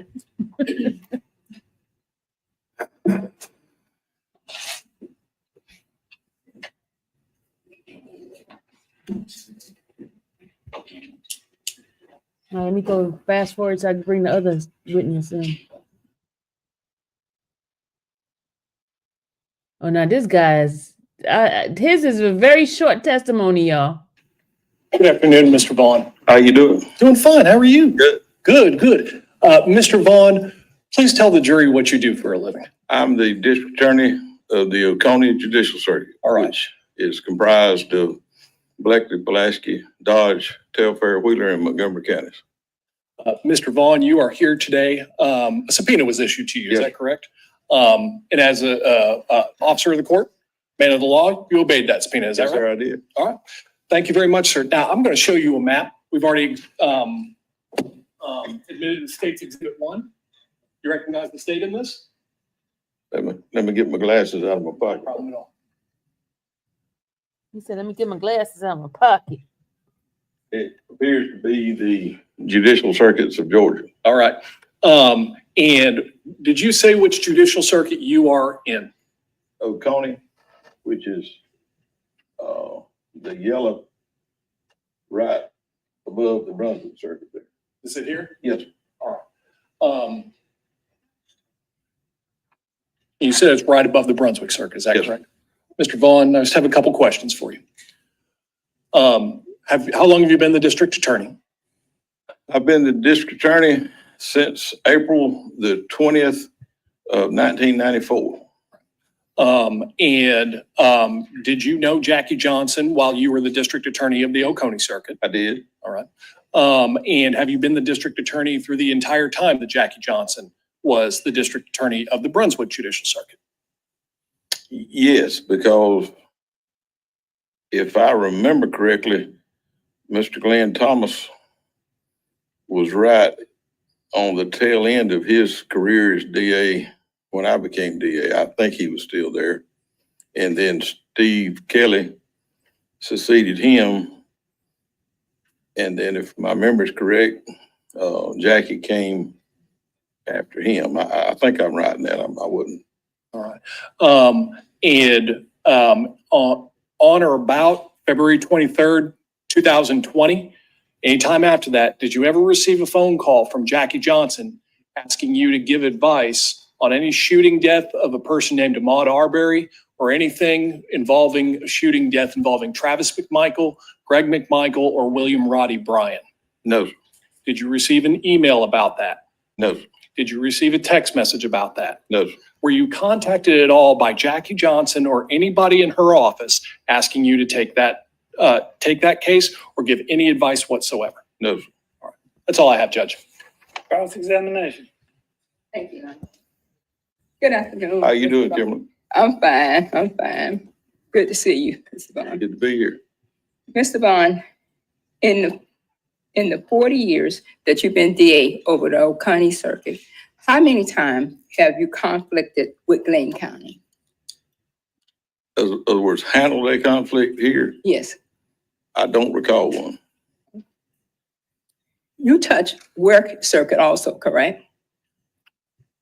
Yes. The Okmulgee River cuts me off from the Cordell Circuit and then comes around and cuts me off from the Waycross Circuit at Coffee County, and then comes on around and cuts me off from Telfair and Jeff Davis counties and Wheeler and Jeff Davis County.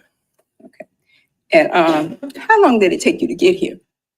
About 2 hours and 20, 30 minutes, something like that. Is that one, when you conflict, do you normally conflict to somewhere closer to you? That would be my preference. I've handled through the years various ones around the state. I've handled one in Waycross before, back when I was an assistant DA. And I've handled, back in 2000, I handled the retrial of a death penalty case in Monroe County, up in Forsyth. The venue had been changed to McDuffie County over toward Augusta. So Cordell, Dublin, Houston County. I mean, those are the general areas I recall handling conflicts in. So it's nothing unusual about the fact that Ms. Johnson didn't call you, since you don't touch Glenn County. Well, I don't touch Glenn County, but I touch the circuit. The circuit, I understand that, but you're 2.5 hours away. Yes. Okay.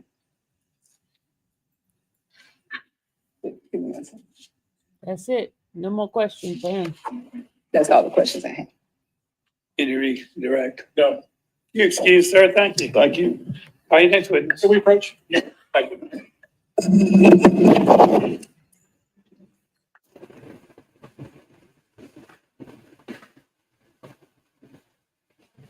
The DA was trying to say, why didn't they call him since he handles conflict? And they basically were saying she didn't call him because he was too far away, 2 hours away. And they figured they'd do somebody closer. 2 hours not a big deal.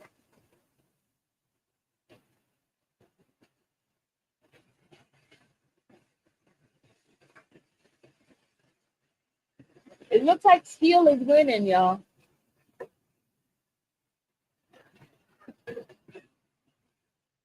That the court's going to take up with the lawyers that you need to be outside, but these things will take a little while.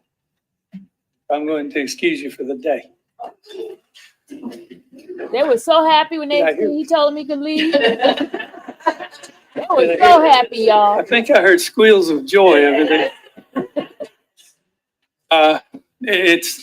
We will be busy for a while. It might not take the rest of the day, but it will take a significant amount of time, and I just don't want to keep you out there for as long as it will take. So I'm going to release you for the day, be back here ready to go at 9 in the morning. Once again, don't discuss the case among yourselves or listen to any discussion of it. And if you'll go with the bailiff, they'll make proper arrangements for you to get out, okay? All right, the jury.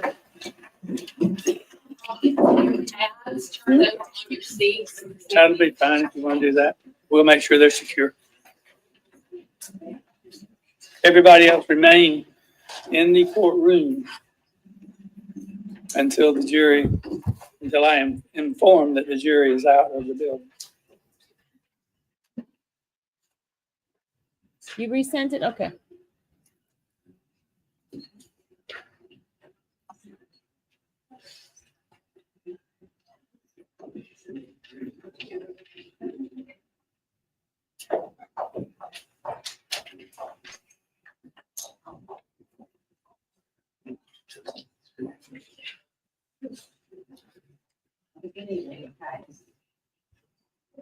All right, let the record show the jury is exited the courtroom. Ms. Steele, you ready to take it up?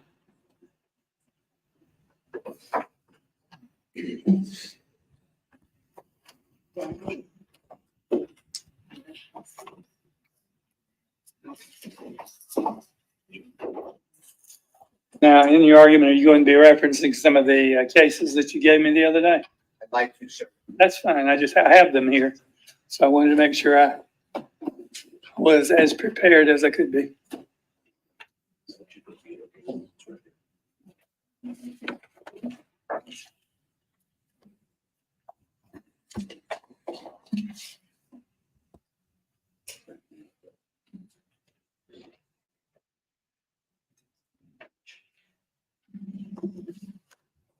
All right, this is when Steele is going to do his argument on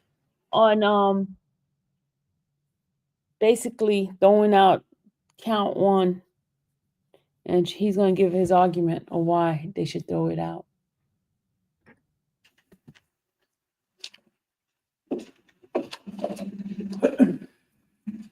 KA seems broken.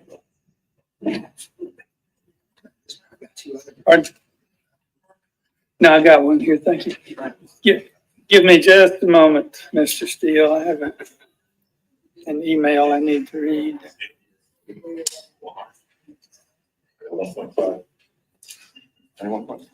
Okay. No, generally what's about, Never had the magnet. but thank you. Still can't see with those glasses, so they have to give him bigger glasses with that see? Yeah, are you okay with any copies? He had to use somebody You ready, else's Your Honor? glasses. Your Honor, I'd like to ask this honorable court to consider Ms. Johnson's challenge to count one of this indictment via general demurrer. I should have given this honorable court and the parties cases, and I believe they're complete of what I'm going to discuss. If you don't have one, though, please just alert me. I'll let you know. And Attorney General as well. So the first case, Your Honor, is State versus Heath, Heath. It's 308 Georgia, 836, 843 Southeast 2D 801, 2020. And Your Honor, if you can look at, and the parties, page 4 of 6 of the copy I've given this honorable court, and the parties. The Supreme Court wrote, and it's in the first full paragraph, 6 lines down in the middle. For purposes of a general demurrer, however, it matters not that the defendant has notice of the charges. That is because a general demurrer challenges the substance of the indictment and asserts that the indictment is fatally defective and incapable of supporting a conviction. If a defendant can admit each and every fact alleged in the indictment and still be innocent of any crime, the charge is subject to a general demurrer. There can be no doubt in this case, absent trial counsel's failure to raise a general demurrer after jeopardy attached, which is what I alerted this honorable court earlier. All right. So that's why I waited till the jury was sworn.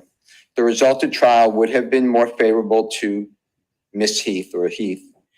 She would not have been convicted under the indictment of any of 7 felonies. The state's lack of prejudice argument rests on a faulty premise that it does not matter if the indictment is invalid in substance so long as the defendant had sufficient notice of the charges. But the lack of notice of charges or allegations goes to the form of the indictment, which is challenged by a special demurrer rather than a general demurrer. Skipping, Your Honor, if that's okay with the court, to the last paragraph of that same page 406. Our highest court explained that the state also argues, however, that Heath was not prejudiced because had the general demurrer been granted, the state would have corrected its error and re-indicted Heath.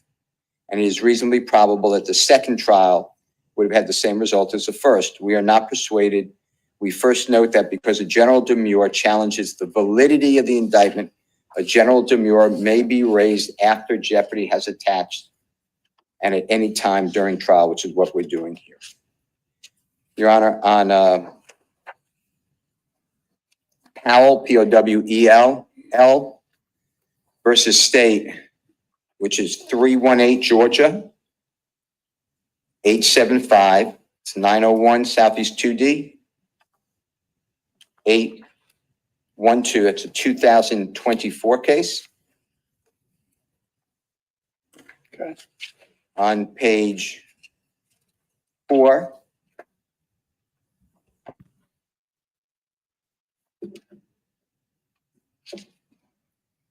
the Honorable Supreme Court wrote in the second full paragraph, at the hearing on general demurrers, Powell and Scott argued that the indictment should be dismissed because they could admit all the facts alleged therein and not be guilty of any crimes. To that end, Powell and Scott again argued that the indictment fails to allege any facts constituting a crime, fails to allege any conduct amounting to a Brady violation, and fails to identify a particular case or a particular defendant whose case has been affected by Brady violation or whose federal constitutional rights have been violated. On page 5, the next page of the Powell case, Your Honor, the first full paragraph, our highest court wrote, the trial court denied the general demurrers, concluding that if Powell and Scott were to admit the allegations in the indictment, the admissions of these allegations would constitute conduct violative of the oath of office taken by Powell and Scott, and further determining that even if the underlying conduct charged was not per se criminal under Georgia law, the conduct alleged, if proven true, would constitute conduct not only grossly inconsistent with that imposed upon Powell and Scott by their oaths, but also going to the very heart of the obligations they assumed when they took their oaths. And in this case, Your Honor, Mr. Powell and Mr. Scott were law enforcement officers. It's a different oath, but this is an oath of office case. In Division 2 on the same page, Your Honor, the Supreme Court wrote, we review a trial court's ruling on a general demurrer de novo in order to determine whether the allegations in the indictment are legally sufficient. Having done so, we agree with Powell and Scott that the trial court's ruling regarding the sufficiency of the indictment was erroneous and the general demurrers should have been granted. As a general matter, a demurrer, whether general or special, must allege some flaw on the face of the indictment itself, and a court cannot go beyond the 4 corners of the indictment in considering a demurrer. Noting, and then it cites Bullard, noting that the trial court could not look beyond the 4 corners of the indictment in considering the defendant's demurrer. The Supreme Court wrote, and this is what I stress, to assess the merits of a general demurrer, which challenges the sufficiency of the substance of the indictment, a court asks whether the defendant can admit each and every fact alleged in the indictment and still be innocent of any crime. If so, the general demurrer should be sustained.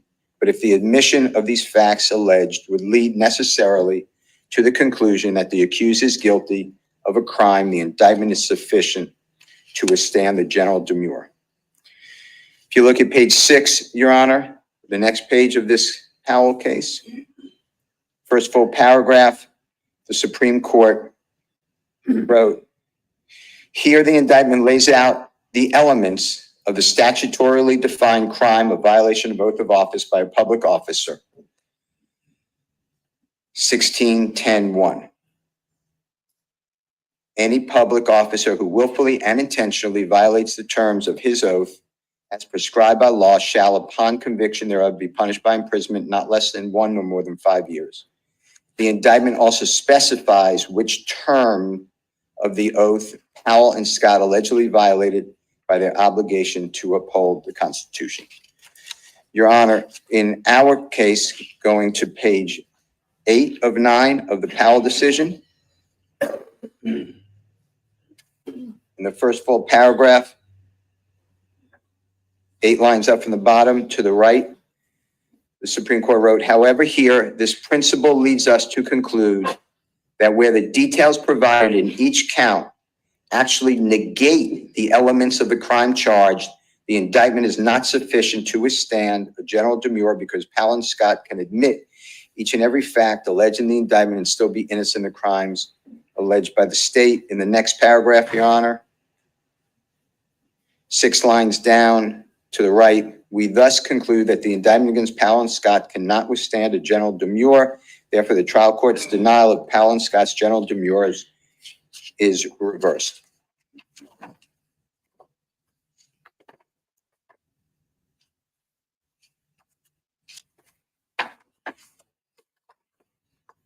Your Honor, the next case should be Smith versus Georgia. Smith versus State of Georgia. It's 319 Georgia, 352-903, Southeast 2D, 878, 2024 case. Your Honor, if you go to page 12 of 16, our Supreme Court wrote, and it's in Division 3,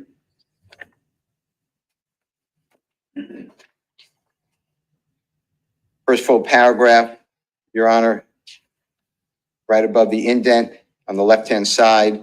Specifically, we have long held that to assess the merits of a general demurrer, a court asks whether the defendant can admit each and every fact alleged in the indictment and still be innocent of any crime. If so, the general demurrer should be sustained. But if the admission by the facts alleged would lead necessarily to the conclusion that the accused is guilty of a crime, the indictment is sufficient to withstand a general demurrer. In Pearson, Pierson versus State, it's 348 Georgia Appeal, 765, 824 Southeast 2D, 657. It's a 2019 case. On page 11, in Division 2, our second highest court, the Honorable Court of Appeals of Georgia, wrote, and this would be the third full paragraph, it's Division 2, Your Honor. OCGA Section 16-10-1 provides that any public officer who willfully and intentionally violates the terms of his oath as prescribed by law, and that's italicized, shall upon conviction thereof be punished by imprisonment not less than 1 nor more than 5 years. To prove a violation of this code section, the state must present evidence that the defendant violated the terms of the oath actually administered, and that those terms were from an oath prescribed by law. That is one that the legislature required of a public officer before entering the duties of his or her office. Your Honor, if I can ask Mr. Kokumo if it's okay with the court to put on the first count of the indictment, if that's okay? That's fine.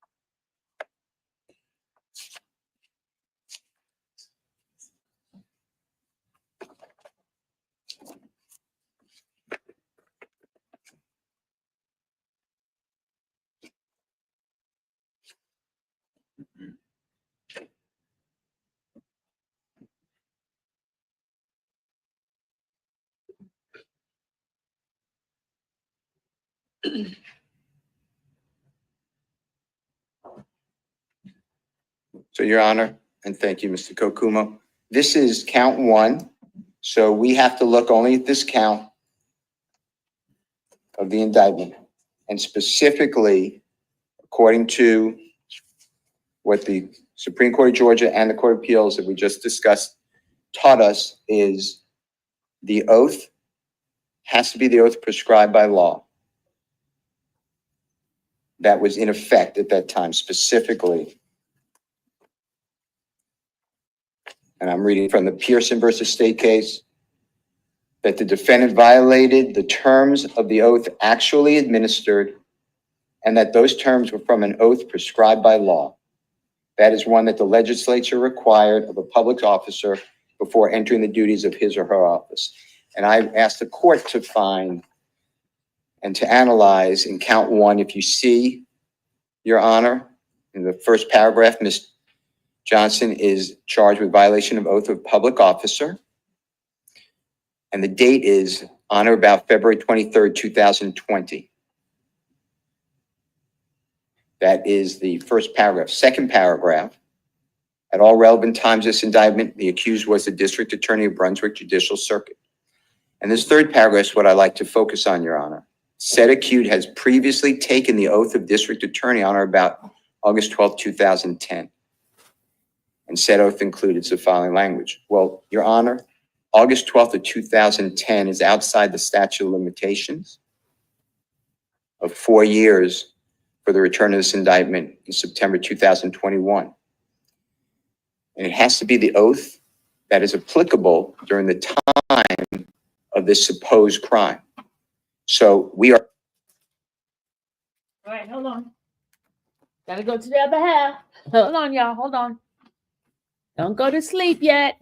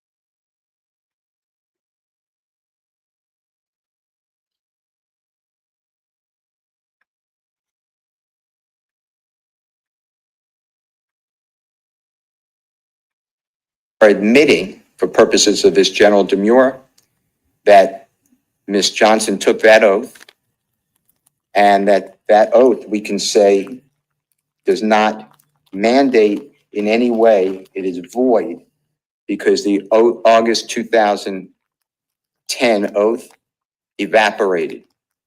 The reason I say that, Your Honor, is in the next case, which is Kemp, K-E-M, it's Governor Kemp, K-E-M-P versus Gonzalez, G-O-N-Z-A-L-E-Z. It's 310 Georgia 104, 849 Southeast 2D, 667, 2020 case. And Your Honor, on page 3 of the opinion that I've copied, it's in Division 2.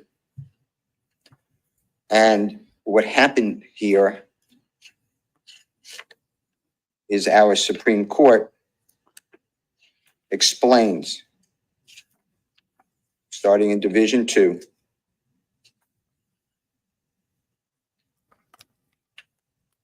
the center.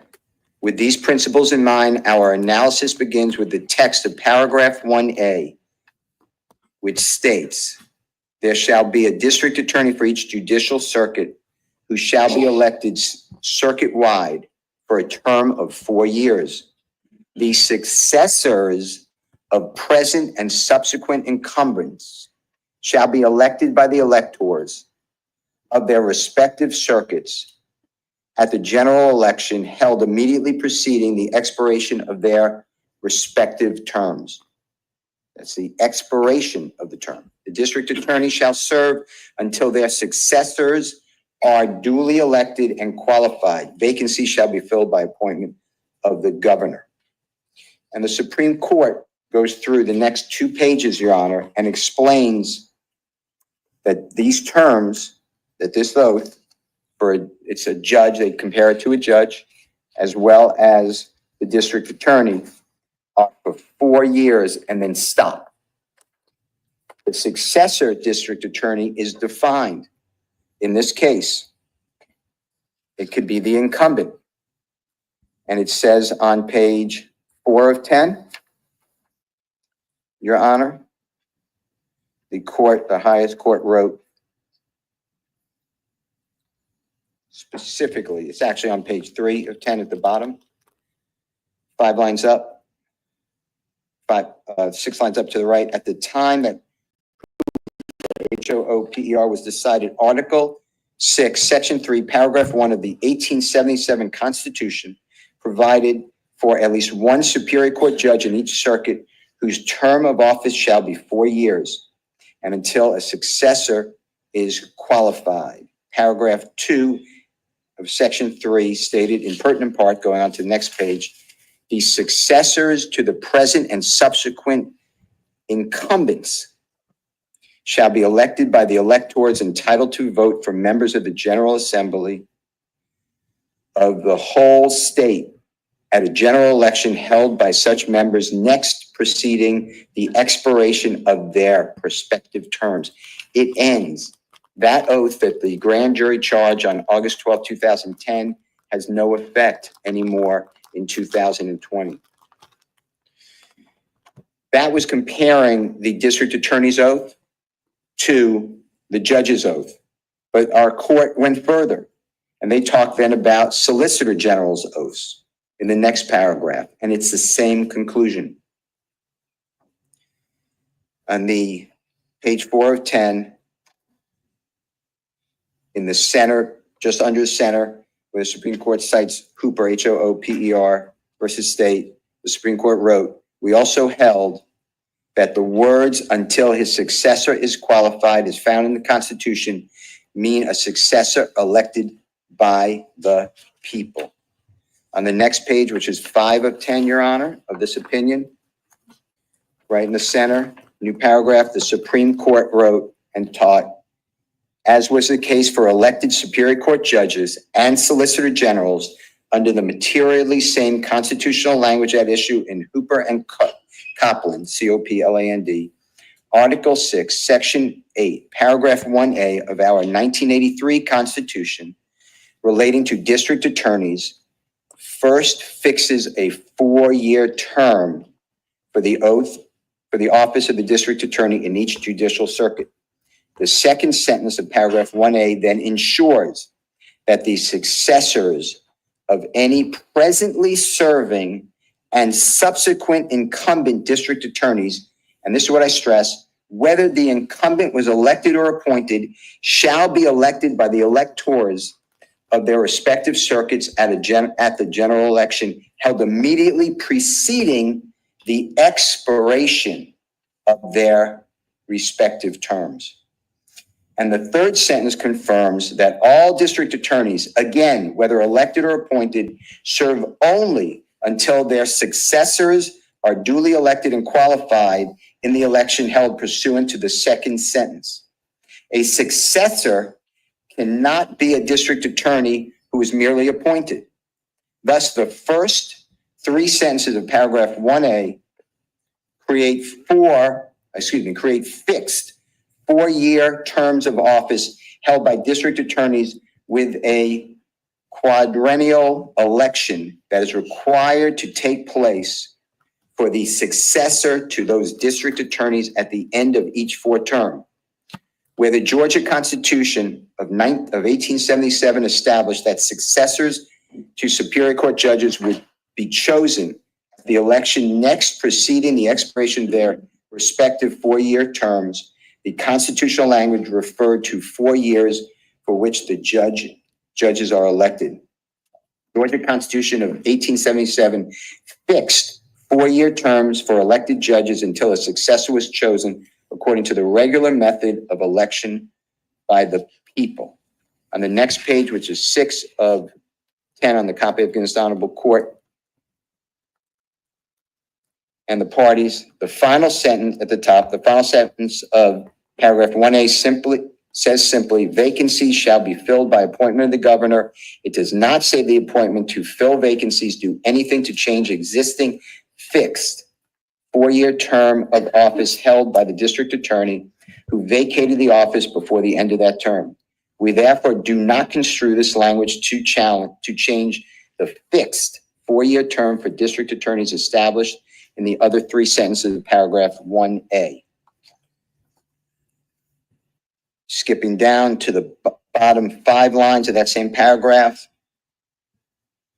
Excuse me, I'm wrong, Your Honor. Skipping to the next paragraph, the 3rd line in the center, the Supreme Court wrote, and this is the bullseye right here, because the 4-year term runs with the office and not the individual in the office, the appointee would not begin a new term by being appointed, but would serve out the remainder of the existing term as the new incumbent until his or her successor, and this is what I stress as well, Your Honor, who could be the incumbent, is elected at the general election immediately preceding the expiration of that existing term. There is a patent difference between a vacancy in office and an expiration of term of the incumbent whose tenure is for a definite term and until his successor shall qualify. With respect to 4-year terms for elected solicitor generals under 1877 Constitution, the phrase next preceding the election, the expiration of their respective terms was intended to designate the election at which solicitor generals could be elected for the full term of 4 years after vacancy during the existing 4-year term. Your Honor, the Supreme Court is telling us, even though Jackie Johnson was appointed by then Governor Perdue in 2010, she had a special election, which she won. She had competition. She then had the general election 2012, which she won with competition. She then had an election 2016, which she won without competition. That 2016 oath is the oath that if she violated must be pled in count 1, as Mr. Kokumo put up here. That is a material element under Pearson. That it has to be the oath that was prescribed by law. In effect, this oath is invalid. Ms. Johnson completed her duty under the oath.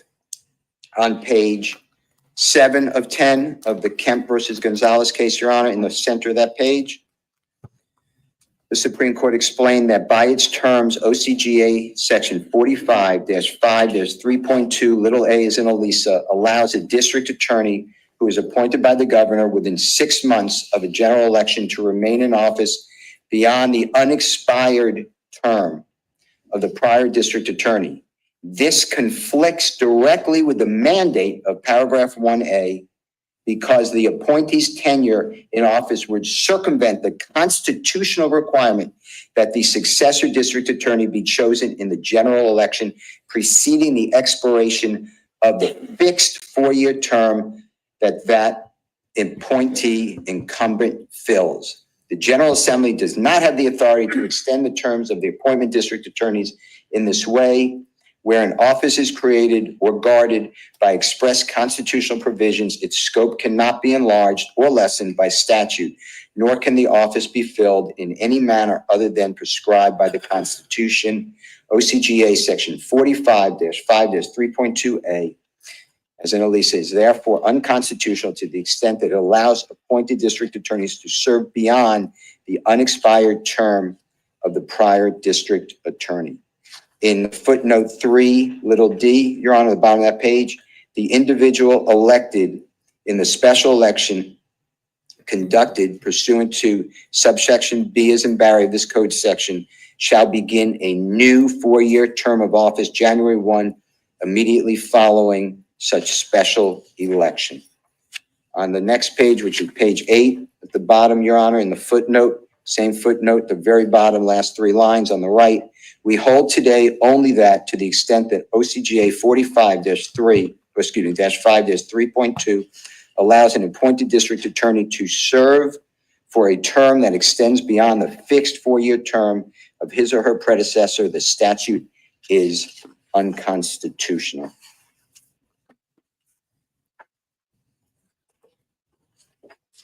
The next 2 pages, Your Honor, is page 9, first full paragraph.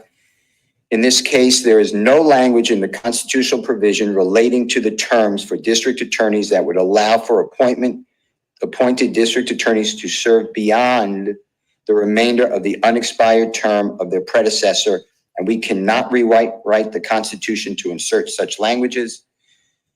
The people of Georgia have the power to seek amendment of the Georgia Constitution, but it is not the job of judges to usurp that power by rewriting constitutional provisions ratified by the people or by rewriting laws enacted by the people's democratically elected representatives. Right in the center, indented, when any public office shall become vacant by death, resignation, or otherwise, the governor shall promptly fill the vacancy unless otherwise provided by the constitutional law, and person so appointed shall serve for the unexpired term unless otherwise provided by the Constitution or law. Here, Jackie Johnson was indicted by the grand jury, and the grand jury cannot usurp our Constitution. She is indicted on the wrong oath. And that is one issue. In the very last page of that opinion, Your Honor, 9 lines up from the bottom, the highest court wrote, and in this instance, a statute granting an appointed district attorney a term that would exceed the fixed limit specifically set by paragraph 1A would impermissibly enlarge by statute the scope of an office that is created or guarded by express constitutional provisions, because paragraph 1A fixes a 4-year term for district attorneys. That vacancy appointee simply steps into until a successor can be duly elected in the general election before the term expires. 45-5-3.2A cannot operate to change the length of the fixed term to the extent that 45-5-3.2 provides. Otherwise, it is violative of the Georgia Constitution, may not be enforced. So, Your Honor, just like judges, this honorable court has been on the bench for a considerable period of time. Every 4 years, you go to take another oath. So did Ms. Johnson. The state of Georgia did not get those other oaths. They are relying, I heard the question asked to Pete Skandalakis, did the oath change? Did Pete Skandalakis ask the oath to change? It doesn't matter what Pete Skandalakis said, whether the oath changed. The grand jury indicted under the wrong oath. That has no effect. So they basically have charged Jackie Johnson for the last almost 4 years on an oath that is void. That's why I waited until the jury was sworn. But it gets better. Your Honor, under Bradley, B-R-A-D-L-E-Y versus State, 292 Georgia Appeal, 737-665 Southeast 2D, 428. It's a 2008 case, Your Honor. On page 4 of the opinion, it's in Division 2.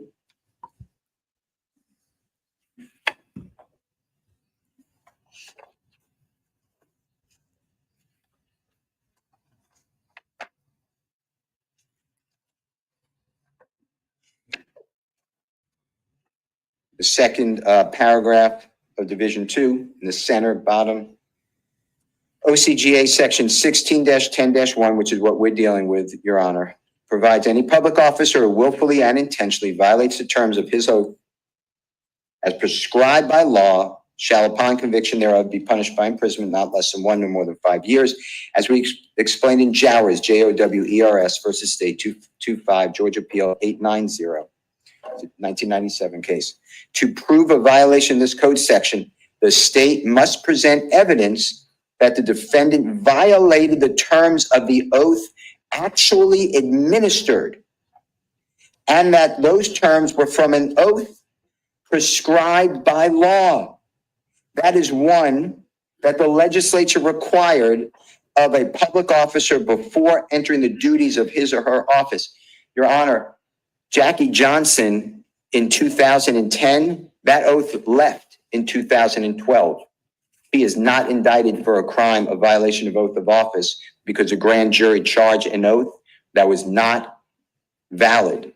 It ended with that term. In Olson, OLSCN versus state, that is 371 Georgia Appeal, 12, page 12, 899 Southeast 2D 518. It's a 2024 case, Your Honor. It's on page 6 of 6. It's in Division 3B, as in Barry. Starts at the second full paragraph. And then I'm looking at the third full paragraph, Your Honor. And the first 3 lines gives the same definition of 16-10-1, which is the crime. And then on the third line, starting to the right, the Honorable Court of Appeals explained, in order to prove such a violation, meaning what we're dealing with, violation of oath of office, quote, the state must present evidence that the defendant, 1, violated the terms of the oath, 2, actually administered, 3, and that those terms were from an oath prescribed by law. The grand jury indicted Jackie Johnson on an oath that is not applicable anymore. That was not prescribed by law, and that was not the actual oath administered. And then the Court of Appeals wrote, that is one that the legislature required of the public officer before entering the duties of his or her office. Skipping to the last paragraph, Your Honor, of that same page. The court wrote,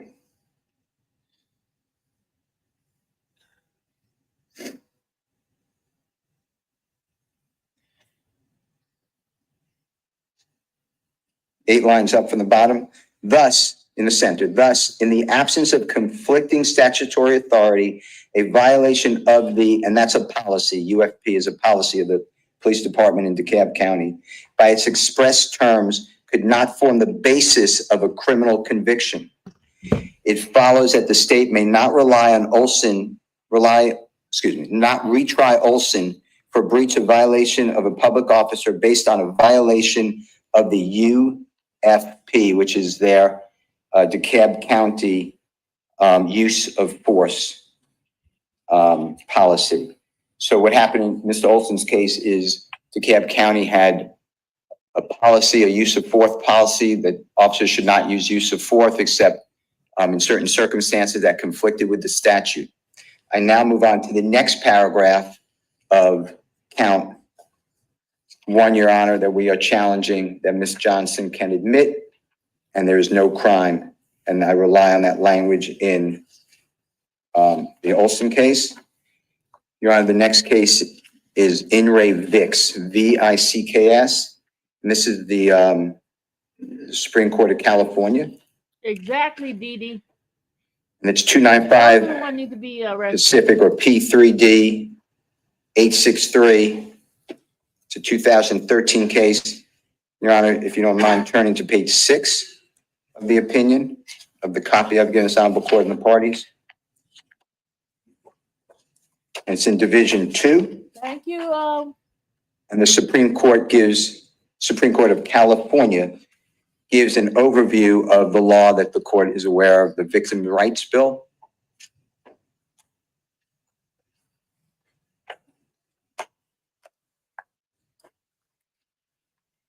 Because in count 1 of our indictment, on the third paragraph, or on the last paragraph, the grand jury charged and accused Ms. Johnson of on or about February 23rd, 2020. Ms. Johnson violated the above provision of her oath of district attorney by showing favor and affection to Greg McMichael during the investigation into and shooting death of Ahmaud Arbery. Therefore, failing to discharge her duties as district attorney to wit, said accused violated Article 1, Section 1, Paragraph 13 of the Georgia Constitution, a duty required by law. I found to treat Ahmaud Arbery and his family fairly and with dignity. And Your Honor, after the discussion on page 6 of Marcy's law, which is explained, then on page 8, the Supreme Court of Georgia states, so we're talking about victims' rights bills, at the very top left-hand column, Talking about Georgia or California now? California. Yeah. Page 8, left-hand column, first word on the right-hand side, left-hand side. The California court wrote, the provisions recognize a right of crime victims to notice of, to be present at all public proceedings at which the defendant and the prosecutor are entitled to be present, and all of the parole and other post-conviction release proceedings. Same thing as the court knows about in our Constitution. They afford a right to be heard at any proceeding involving a post-arrest release decision, plea, sentencing, post-conviction release decision, or any proceeding in which a right of the victim is at issue, same as in the Georgia Constitution. They also entitle victims to provide and receive information relating to sentencing of the defendant, same thing in our constitutional provision in Georgia. With respect to parole, the provisions afford victims a right to be informed of all parole procedures, to participate in parole process, and to provide information to parole authority to be considered before the parole of the offender, and to be notified of the parole and other release of the offender, similar to what Georgia has. Most of the law's statutory amendments relate to parole. As described more fully below, Marcy's law amended section 3041.5 to increase the time between parole hearings absent a finding by the parole board that an early hearing is appropriate. It also amended to expand the rights of victims to present information to the board, to require the board, and to consider the entire and uninterrupted statements of the victims, their family, and their representatives. It added section 3044, which specifies that in the event of parole is revoked, the parolee shall not be entitled to procedural rights other than those specified in the section. Finally, it added another section which requires law enforcement agencies to take specific steps to inform crime victims of their rights. Your Honor, in this case, all of this, just like Georgia, is all about proceedings, actual proceedings. We are at an investigation stage. We're at an investigation stage at this time, Your Honor. Under Schilling, SCHILLING versus State Crime Victims' Rights Board, which is the Supreme Court of Wisconsin, 692 Northwest 2D, 632, 2005. The highest court in Wisconsin talks about the fact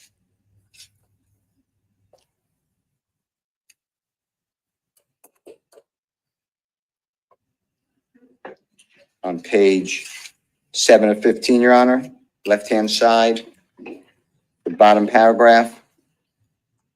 Applying this analysis, we first note that the plain meaning of the first sentence of Article 1, Section 9M of the Wisconsin Constitution in context indicates that it serves as a statement of purpose that does not create enforceable self-executing rights.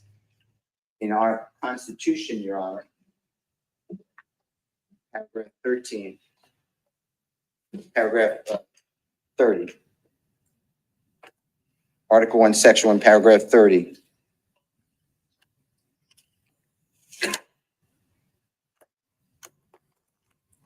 Specifically,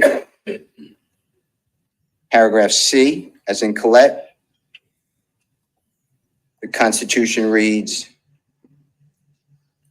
this paragraph shall not create any cause of action against the state of Georgia, any political subdivision of the state of Georgia, any officer, employee, or agent of the state of Georgia, or any of its political subdivisions, or any officer or employee of the court. And this honorable court knows that we went through this in court that none of the paragraphs in Article 1, Section 1, Paragraph 30 that Ms. Johnson is indicted for, none of them apply to this case. Ms. Johnson could not violate this constitutional provision as charged by the grand jury. And even if she could, this is just like the Wisconsin. This is not enforceable. It creates no cause of action. Yet Ms. Johnson is indicted.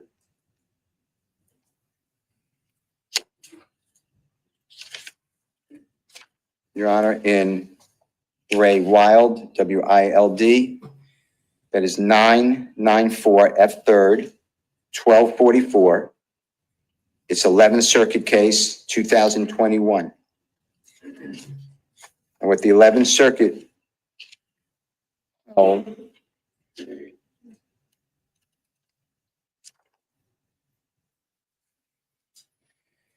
on page 2 or 3, right-hand side, this petition for writ of mandamus arises under Crime Victims' Rights Act, 18 U.S.C. 3771. Petitioner Courtney Wild is one of more than 30 women who, according to the allegations that we have no reason to doubt and therefore accept as true in deciding this case, were victimized by the notorious sex trafficker and child abuser Jeffrey Epstein.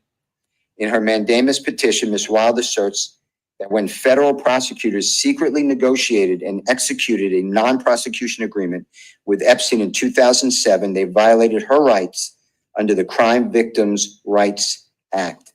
In particular, her right to confer with and be treated fairly by the government lawyers. We have the profoundest sympathy for Ms. Wild and others like her who suffered unspeakable horror at Epstein's hands, only to be left in the dark and, so it seems, affirmatively misled by government attorneys. Even so, we find ourselves constrained to deny Ms. Wild's petition. While the Crime Victims' Rights Act permits a crime victim like Ms. Wild to move for relief within the context of pre-existing proceedings. There are no proceedings when Ms. Johnson is alleged to have committed this crime. And more generally, to pursue administrative remedies. It does not authorize a victim to seek judicial enforcement of her Crime Victim Rights Act rights in a freestanding civil action because the government never filed charges against Epstein. There was no pre-existing proceeding in which Ms. Wild could have moved for relief under the Crime Victims' Rights Act. The act does not sustain her standalone suit. Here, the grand jury is indicting Ms. Johnson for violating her oath of office on February 23rd, 2020. Even if you want to use on or about. There is no case. There is nothing that can be used against Ms. Johnson in the face of the fact that no cause of action can come from it. On page 6 of 133 of this opinion, under section B, as in Barry, right-hand side at the top, as the district court explained, because no criminal case was pending at the time, no federal charges could have been filed against Epstein or anyone else. Ms. Wild filed her petition as a new matter, which the clerk of court docketed as a civil action against the United States. Skipping. In particular, her rights to confer with the government, the attorney for the government in the case, and to be treated with fairness and respect for her dignity and privacy. She asked the court to order the United States attorney to comply with these provisions. And the court, 11th Circuit, said you can't do that. Here, there's no case. The Crime Victims' Rights constitutional provision in Georgia, Your Honor, is in paragraph A of Article 1, Section 1, paragraph 30, Section A, and then it has 1 through 5. And each one of them is about court proceedings. Number 1 is the right upon request to reasonable, accurate, and timely notice of any scheduled court proceeding. 2, the right upon request to reasonable, accurate, and timely notice of arrest, release, or escape. 3, the right not to be excluded from any scheduled court proceeding. 4, the right upon request to be heard at any scheduled court proceeding. 5, the right to be informed of his or her rights. Your Honor, we can admit the allegations in the indictment in that paragraph of count 1, and there would be no crime. The last part, Your Honor, I'd like you to consider is the rest of that paragraph, which is all the allegations against Ms. Johnson.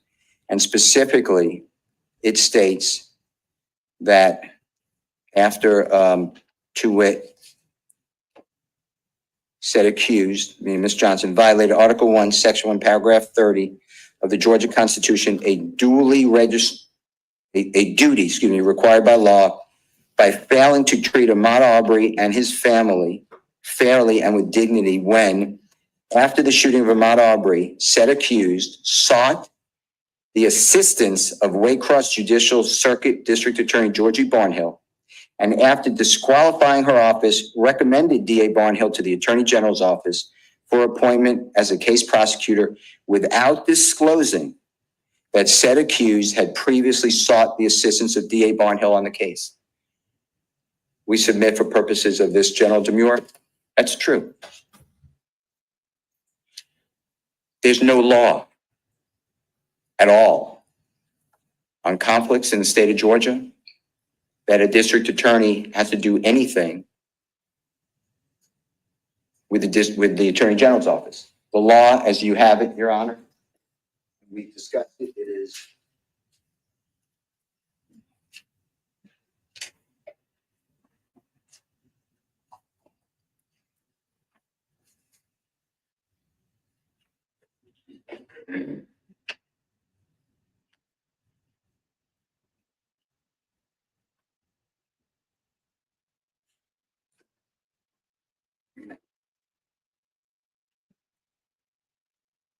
May I approach the clerks? Sure. Second.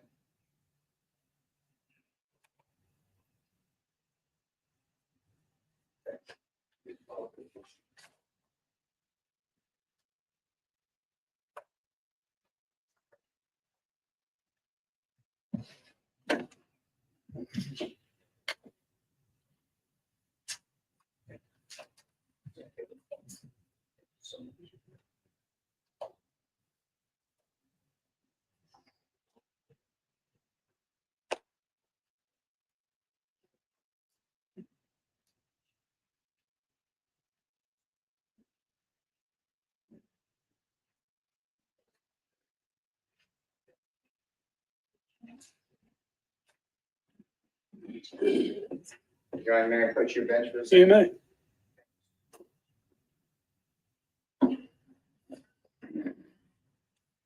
Your Honor, you've already had it in the law, and that's what we're doing. Under the Powell case, you just look at the law and the indictment, and this is section 15-18-5, appointment of substitute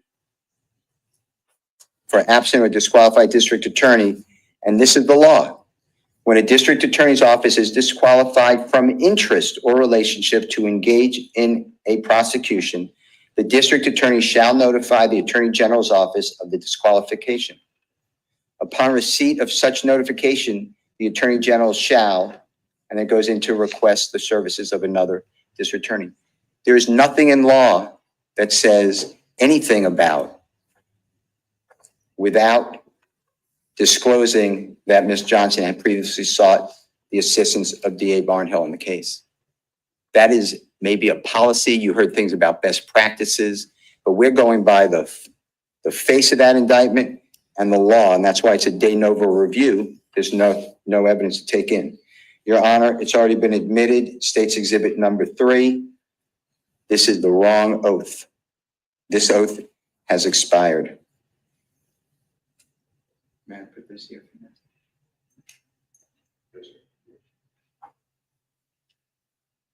Your Honor, under State versus Cook, C-O-O-K, it is 172 Georgia Appeal 433, 323 Southeast 2D, 634, 1984 case. You're on page 6 through 7 of this opinion of the copy I've given this honorable court.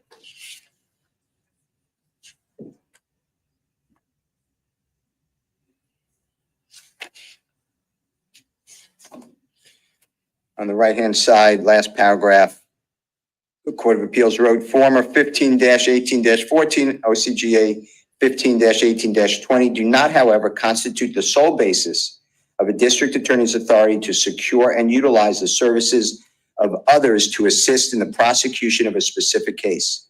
Independent of specific statutory authority, it has long been recognized that attorneys may be appointed to assist the prosecuting attorney in criminal cases. The district attorney may retain counsel to assist him in the trial of the case. Thus, it is clear that the former OCGA 15-18-14 merely established the maximum number of assistant district attorneys who, as general and ongoing members of the district attorney staff, would be compensated by the state, and merely provides that employment of additional general and ongoing staff members shall be a matter between the district attorney and the county or counties comprising that judicial topic.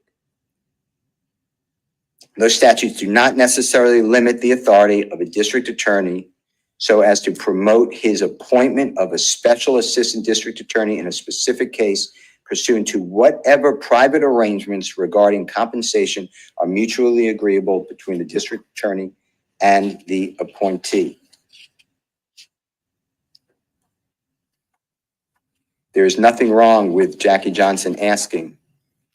According to this indictment, the way it's written, they do not say anything by the grand jury that Ms. Johnson had no power to ask Georgie Barnhill and previously sought the assistance of him on this case. It does not say that she was laboring under an actual conflict of interest.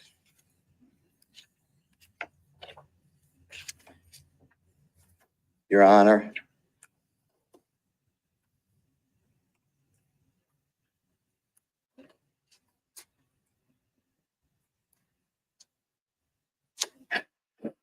I ask you to grant the demurrer on count 1 for purposes of this motion after jeopardy attached. I am asking the court, based upon all or any of those arguments, the oath is expired. You cannot violate an oath of office unless you're charged under the actual oath prescribed by law. That's in every single case, including the 2024 case of Olson. You cannot violate Article 1, Section 1, Paragraph 30 as a policy because it says there's no cause of action. And it doesn't have anything to show that on the face of the indictment why there was a proceeding. There's no proceeding there. And then third, Ms. Johnson can also admit that after disqualifying her office, she recommended DA Barnhill to the Attorney General's office for appointment without disclosing that she had previously sought the assistance of DA Barnhill. There's not a law at all that requires her to say anything. As the court knows, Pete Skandalakis explained the law. If you choose to go with what he said, I'm not suggesting you will, but he said that no one has to explain anything. Just you disqualify the office, you don't have to answer any questions because there's no law mandating give the Attorney General at that time everything done on the case in a full background. It's just disqualify the office, which is what the statute requires. Your Honor, count 1 respectfully is a valid general demurrer. Thank you. Mr. Fowler. Thank you, Judge, and I apologize. Do you mind just leaving that up there for our argument? Thank you very much. I appreciate it. Judge, I want to I'm going to bounce around a little bit if that's all right with the court. I know that there were a number of arguments made there, but I think it might make a little more sense if I bounce around in some ways. The first thing I want to do is I want to draw a distinction for the court between demurs and sufficiency. There are two totally different things. As the court's fully aware, demur is whether, or a general demur is whether an indictment alleges that a crime occurred if the defendant can admit each and every element of the indictment, whether they're guilty of a crime. The court knows that. There's also case law in here that talks about sufficiency, and I kind of want to run through that. But before I do that, I want to talk a little bit about what counsel said about sufficiency. He begins talking about, I believe, whether it was during an investigation or whether it was during a court proceeding. Obviously, we have not finished the evidence in this case. And the question as to whether that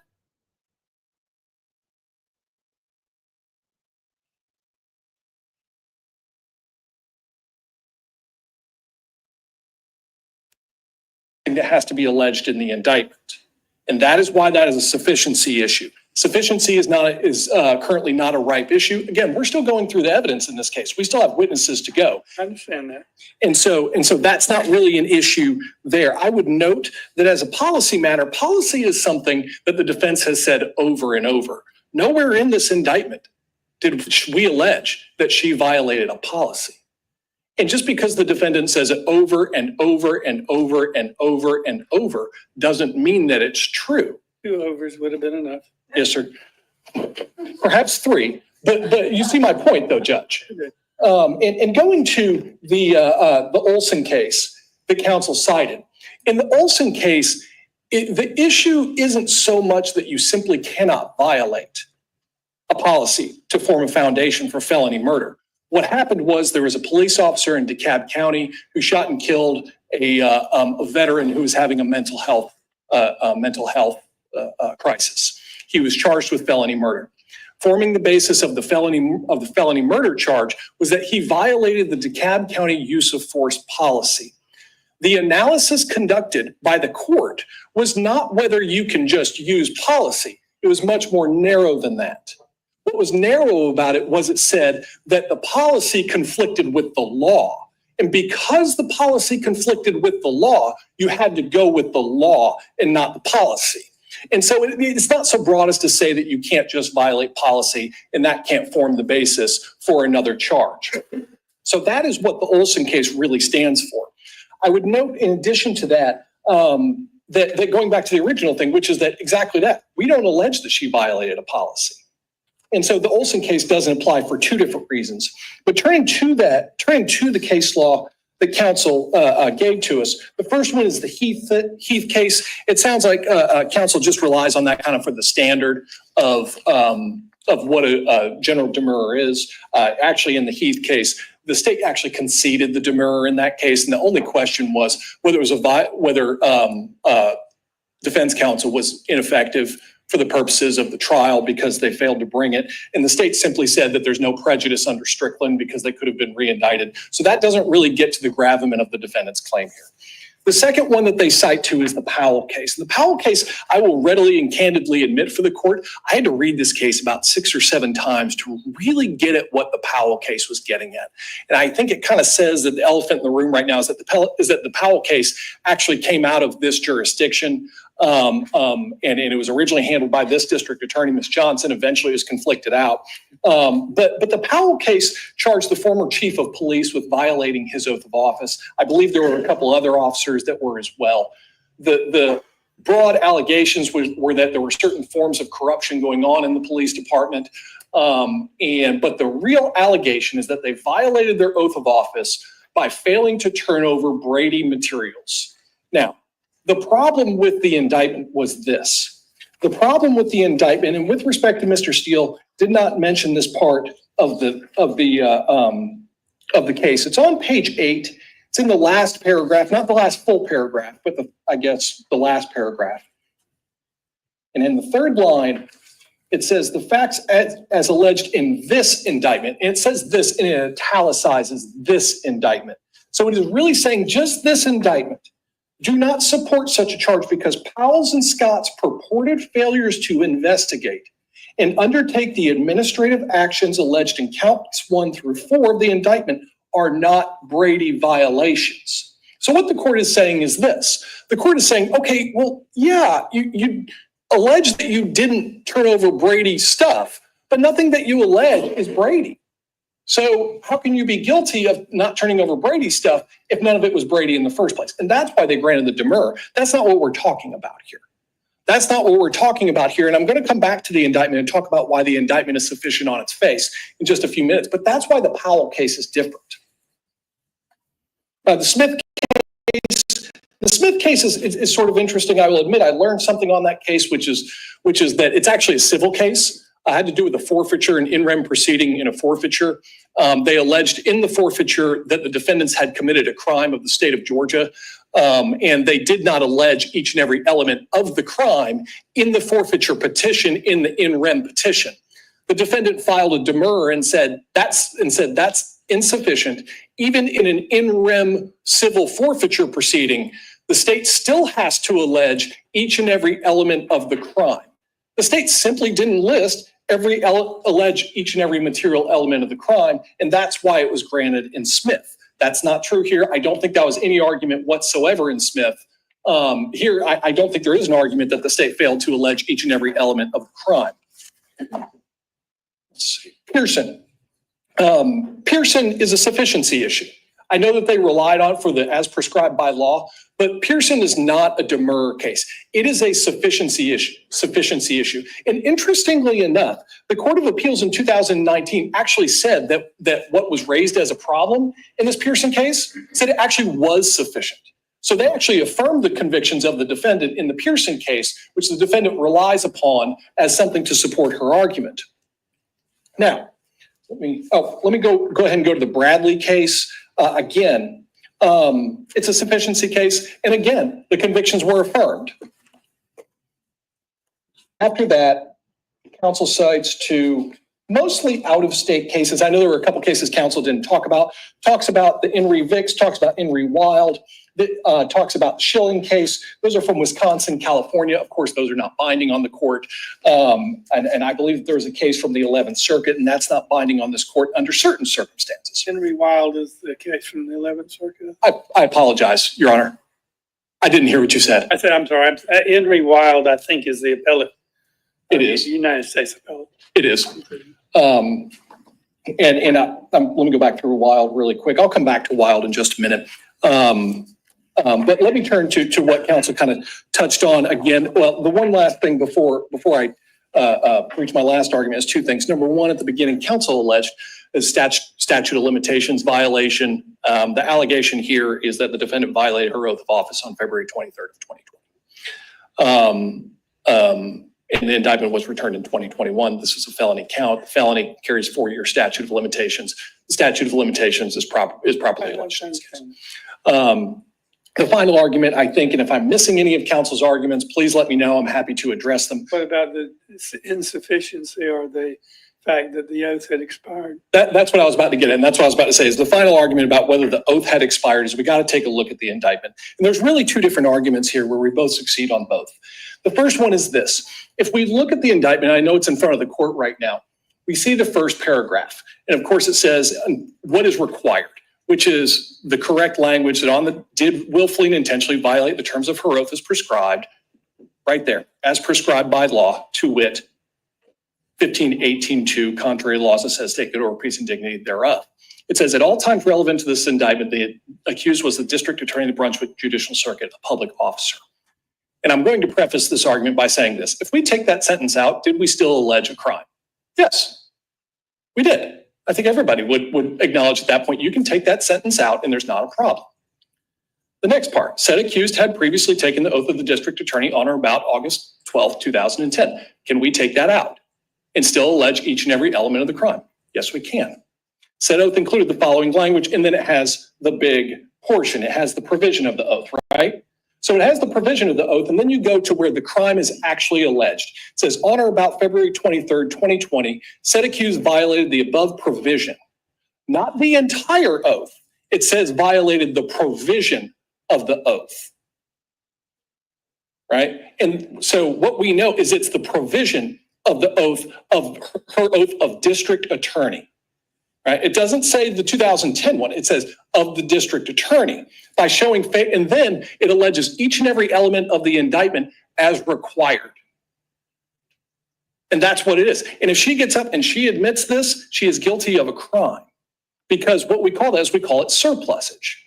We call that first part surplusage, and the court knows what that is. Surplusage means it's something that doesn't have to be in there.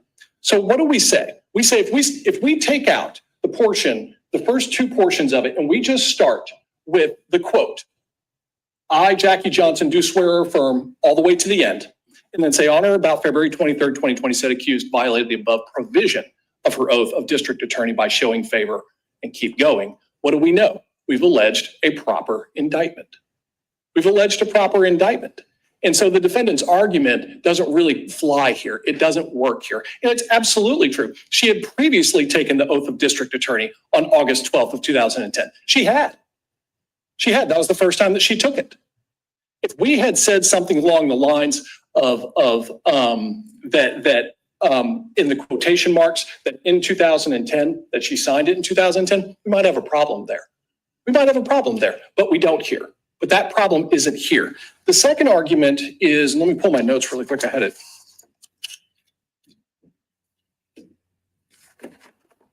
I think that kind of covered both of the arguments. One, that surplusage, and two, that it says provision.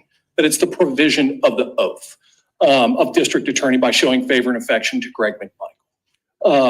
I think there was another argument. I remember another argument. He raised that she can't violate, or that the Marcy's law does not create a cause of action under the Georgia Constitution. We're not alleging that the Constitution creates the cause of action. What creates the cause of action here is the violation of oath of office. If this indictment said something along the lines of the defendant is charged with violating the constitutional rights of Ahmaud Arbery, Wanda Cooper Jones, Marcus Arbery and then saying she did not, and then we included a violation of Marcy's law, I would agree. I'd say, you know what? That's a problem because the Constitution bars that.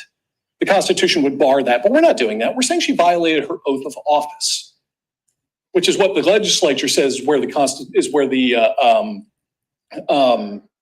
of action arises out of. And I don't think I'm missing anything, but if I may step back and just see if That's fine. Okay, Judge, I believe that concludes my argument. Okay. Well, actually, Judge, may I, just for a couple more minutes? Okay. I would like to actually run down 1610-1, the count one here. Number one, that the defendant did willfully and intentionally violate the terms of her oath. It says that in the indictment. The defendant's oath is prescribed by 15:18:2, that I will faithfully and impartially and without fear, favor, or affection discharge my duties. And then it says how she violated her oath. That on or about the February 23rd, 2020, showed favor and affection to Greg McMichael by violating, and then it keeps going. And how did we allege it? We alleged she did that by failing to treat Arbery's family with fairly and with dignity, which is required by one, seeking the assistance of George Barnhill, two, disqualifying her office, three, recommending George Barnhill to the Attorney General's office, and four, not disclosing that she had sought Mr. Barnhill's assistance. We allege all of those, and we have to prove each and every one of those. We've alleged a mens rea, we've alleged the full crime here, and as a result, she cannot get up and admit it in front of this court and not be guilty of a crime. So I would ask that the court deny the defendant's demurrer. All right. I will take it under advisement, of course, and try to read through some of these cases with more depth. We're going to be recessed until 9 in the morning. Thank you.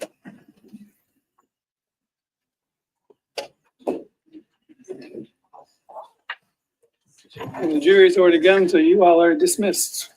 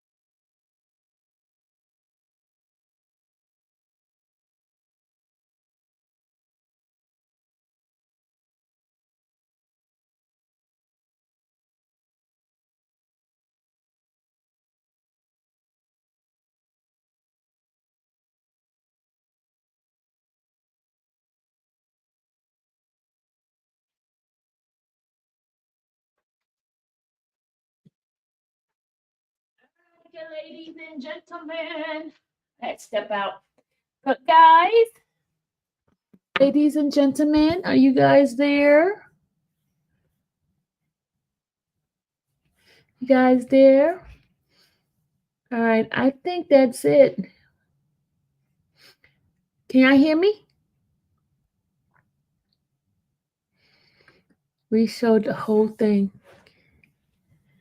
I just wanted to know. Okay, you can hear me. All right, guys, that was it for we're caught up. We're caught up. But I did have some update for you. Lucci does come home tomorrow. Well, he gets released tomorrow. He gets parole tomorrow. He gets parole.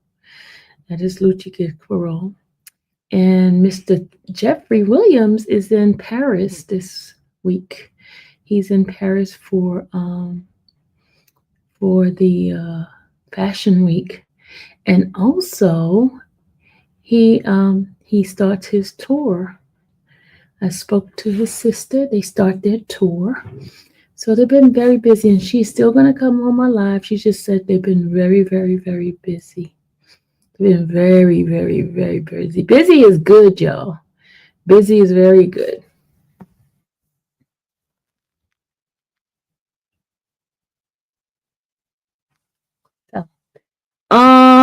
Was something else I was gonna tell y'all. Oh, those that are listening want to know about Sonia.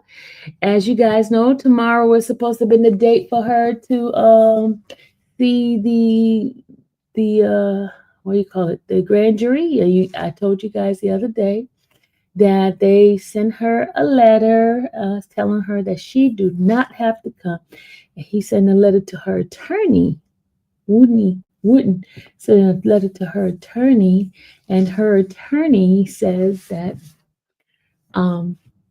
that she has complied and she does not have to go to the grand jury. Okay. What else? Is there anything else I need to tell you guys? Well, I'll be in court tomorrow, and then I'll be traveling back home. Don't forget, guys, I need you guys' support, or else I won't be able to make it next week. I need you guys' support because next week is not may not happen. It may not happen. So, oh, also Gregory, remember Gregory, Jeffrey's brother? His court date was supposed to have been today, but that was postponed because Mr. Steele is his attorney. So he pushed the date out until he finished this trial. So that is what's happening with Gregory. So that I'll be back to doing that. Okay. But don't forget, guys, my Cash App. Hold on, let me put this here. It says, she said, boots in the ground. Yes, I am boots in the ground. If you would like to support Infamous Sylvia, Cash App, PayPal, Zelle. Oh, she didn't put all of it. No, you didn't put all of it. Where's my girl at? She usually put all of it. Where Coco? Coco in here? Coco put it in here? Where's Coco at? Because Nona didn't put all the information up. Where's Coco? Coco only has it up. Where's Coco? Where's Coco? Oh, there she go. There go Coco. That is my if you want to support, guys, those are my form of supporting. Cash App is $ Infamous Sylvia. PayPal is drmomo@yahoo.com. Zelle is sparks1565@gmail.com or 770-856-3091. Venmo is at Sylvia Parks. Apple Pay is 770-856-3091. Okay? Yes, I got your email. Yes, we're all caught up. We're all caught up.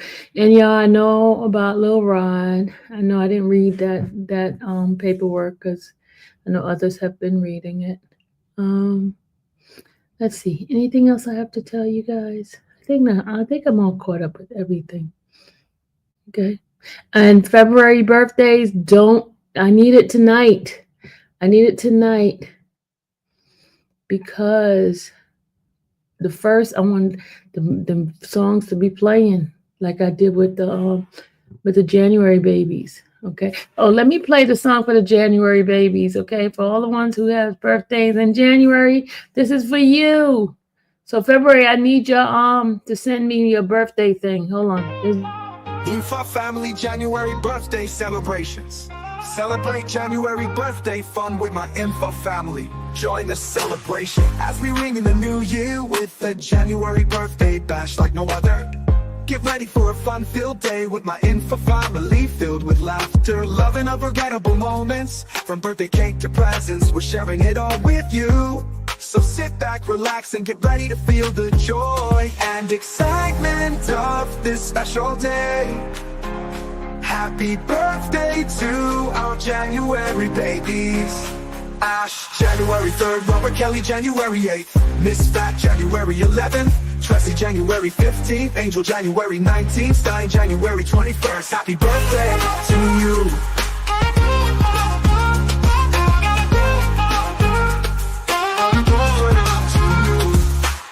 Ash, January 3rd, Robert Kelly, January 8th, Miss Fat, January 11th, Tracy, January 15th, Angel, January 19th, Stein, January 21st. Happy birthday to you.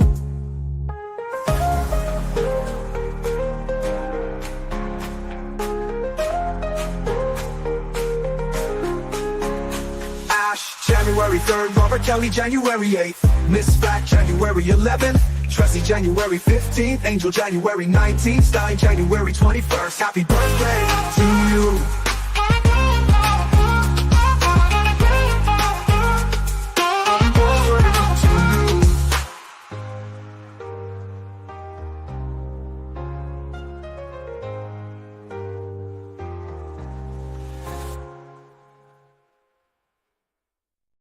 January babies, happy birthday. So that is it for tonight, y'all. I gotta go to bed because I gotta get myself up. I packed my stuff. What I was doing, that's why I didn't come to the front, because I was putting my stuff in my suitcase to make sure I don't forget anything. That's what I was doing, packing. That's why I stepped away. I didn't hear you guys. All right, night, everybody. Good night, X. It was over 400 and something people in the X side. They were up in here by X. The X folks is interested. And now I don't know about YouTube, but my X people been here all night. Good night, X. Sweet dreams, X. Bye.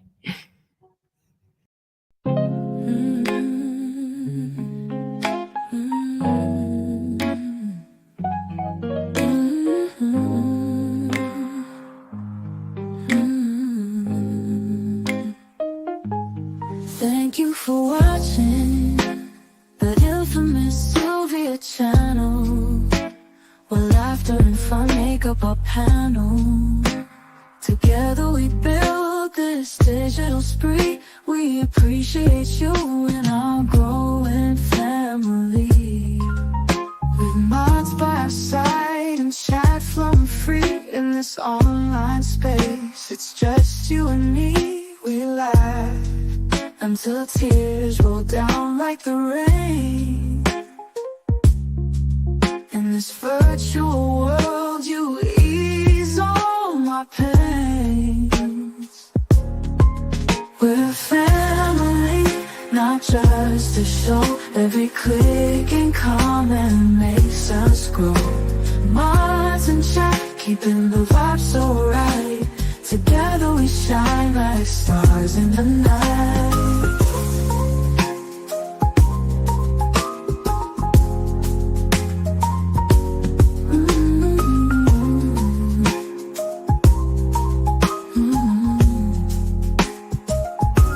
We cherish the moments, the highs and lows, from the latest gossip to stories untold. You're more than a viewer, you're part of the crew in this space of ours.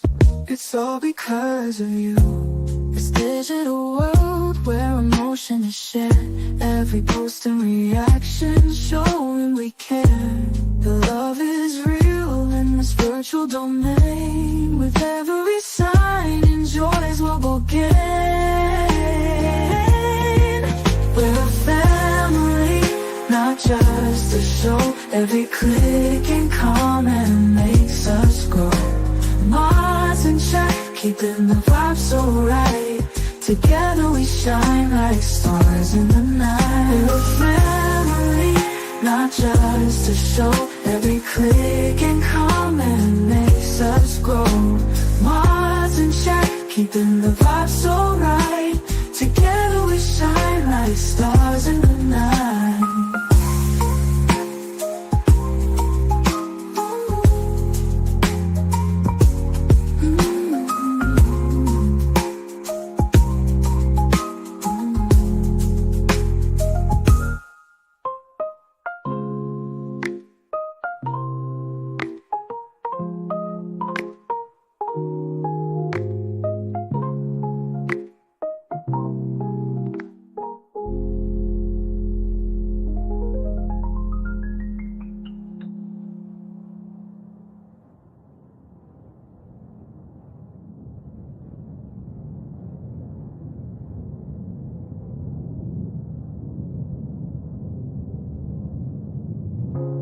This digital world where emotion is shared, every post and reaction showing we care.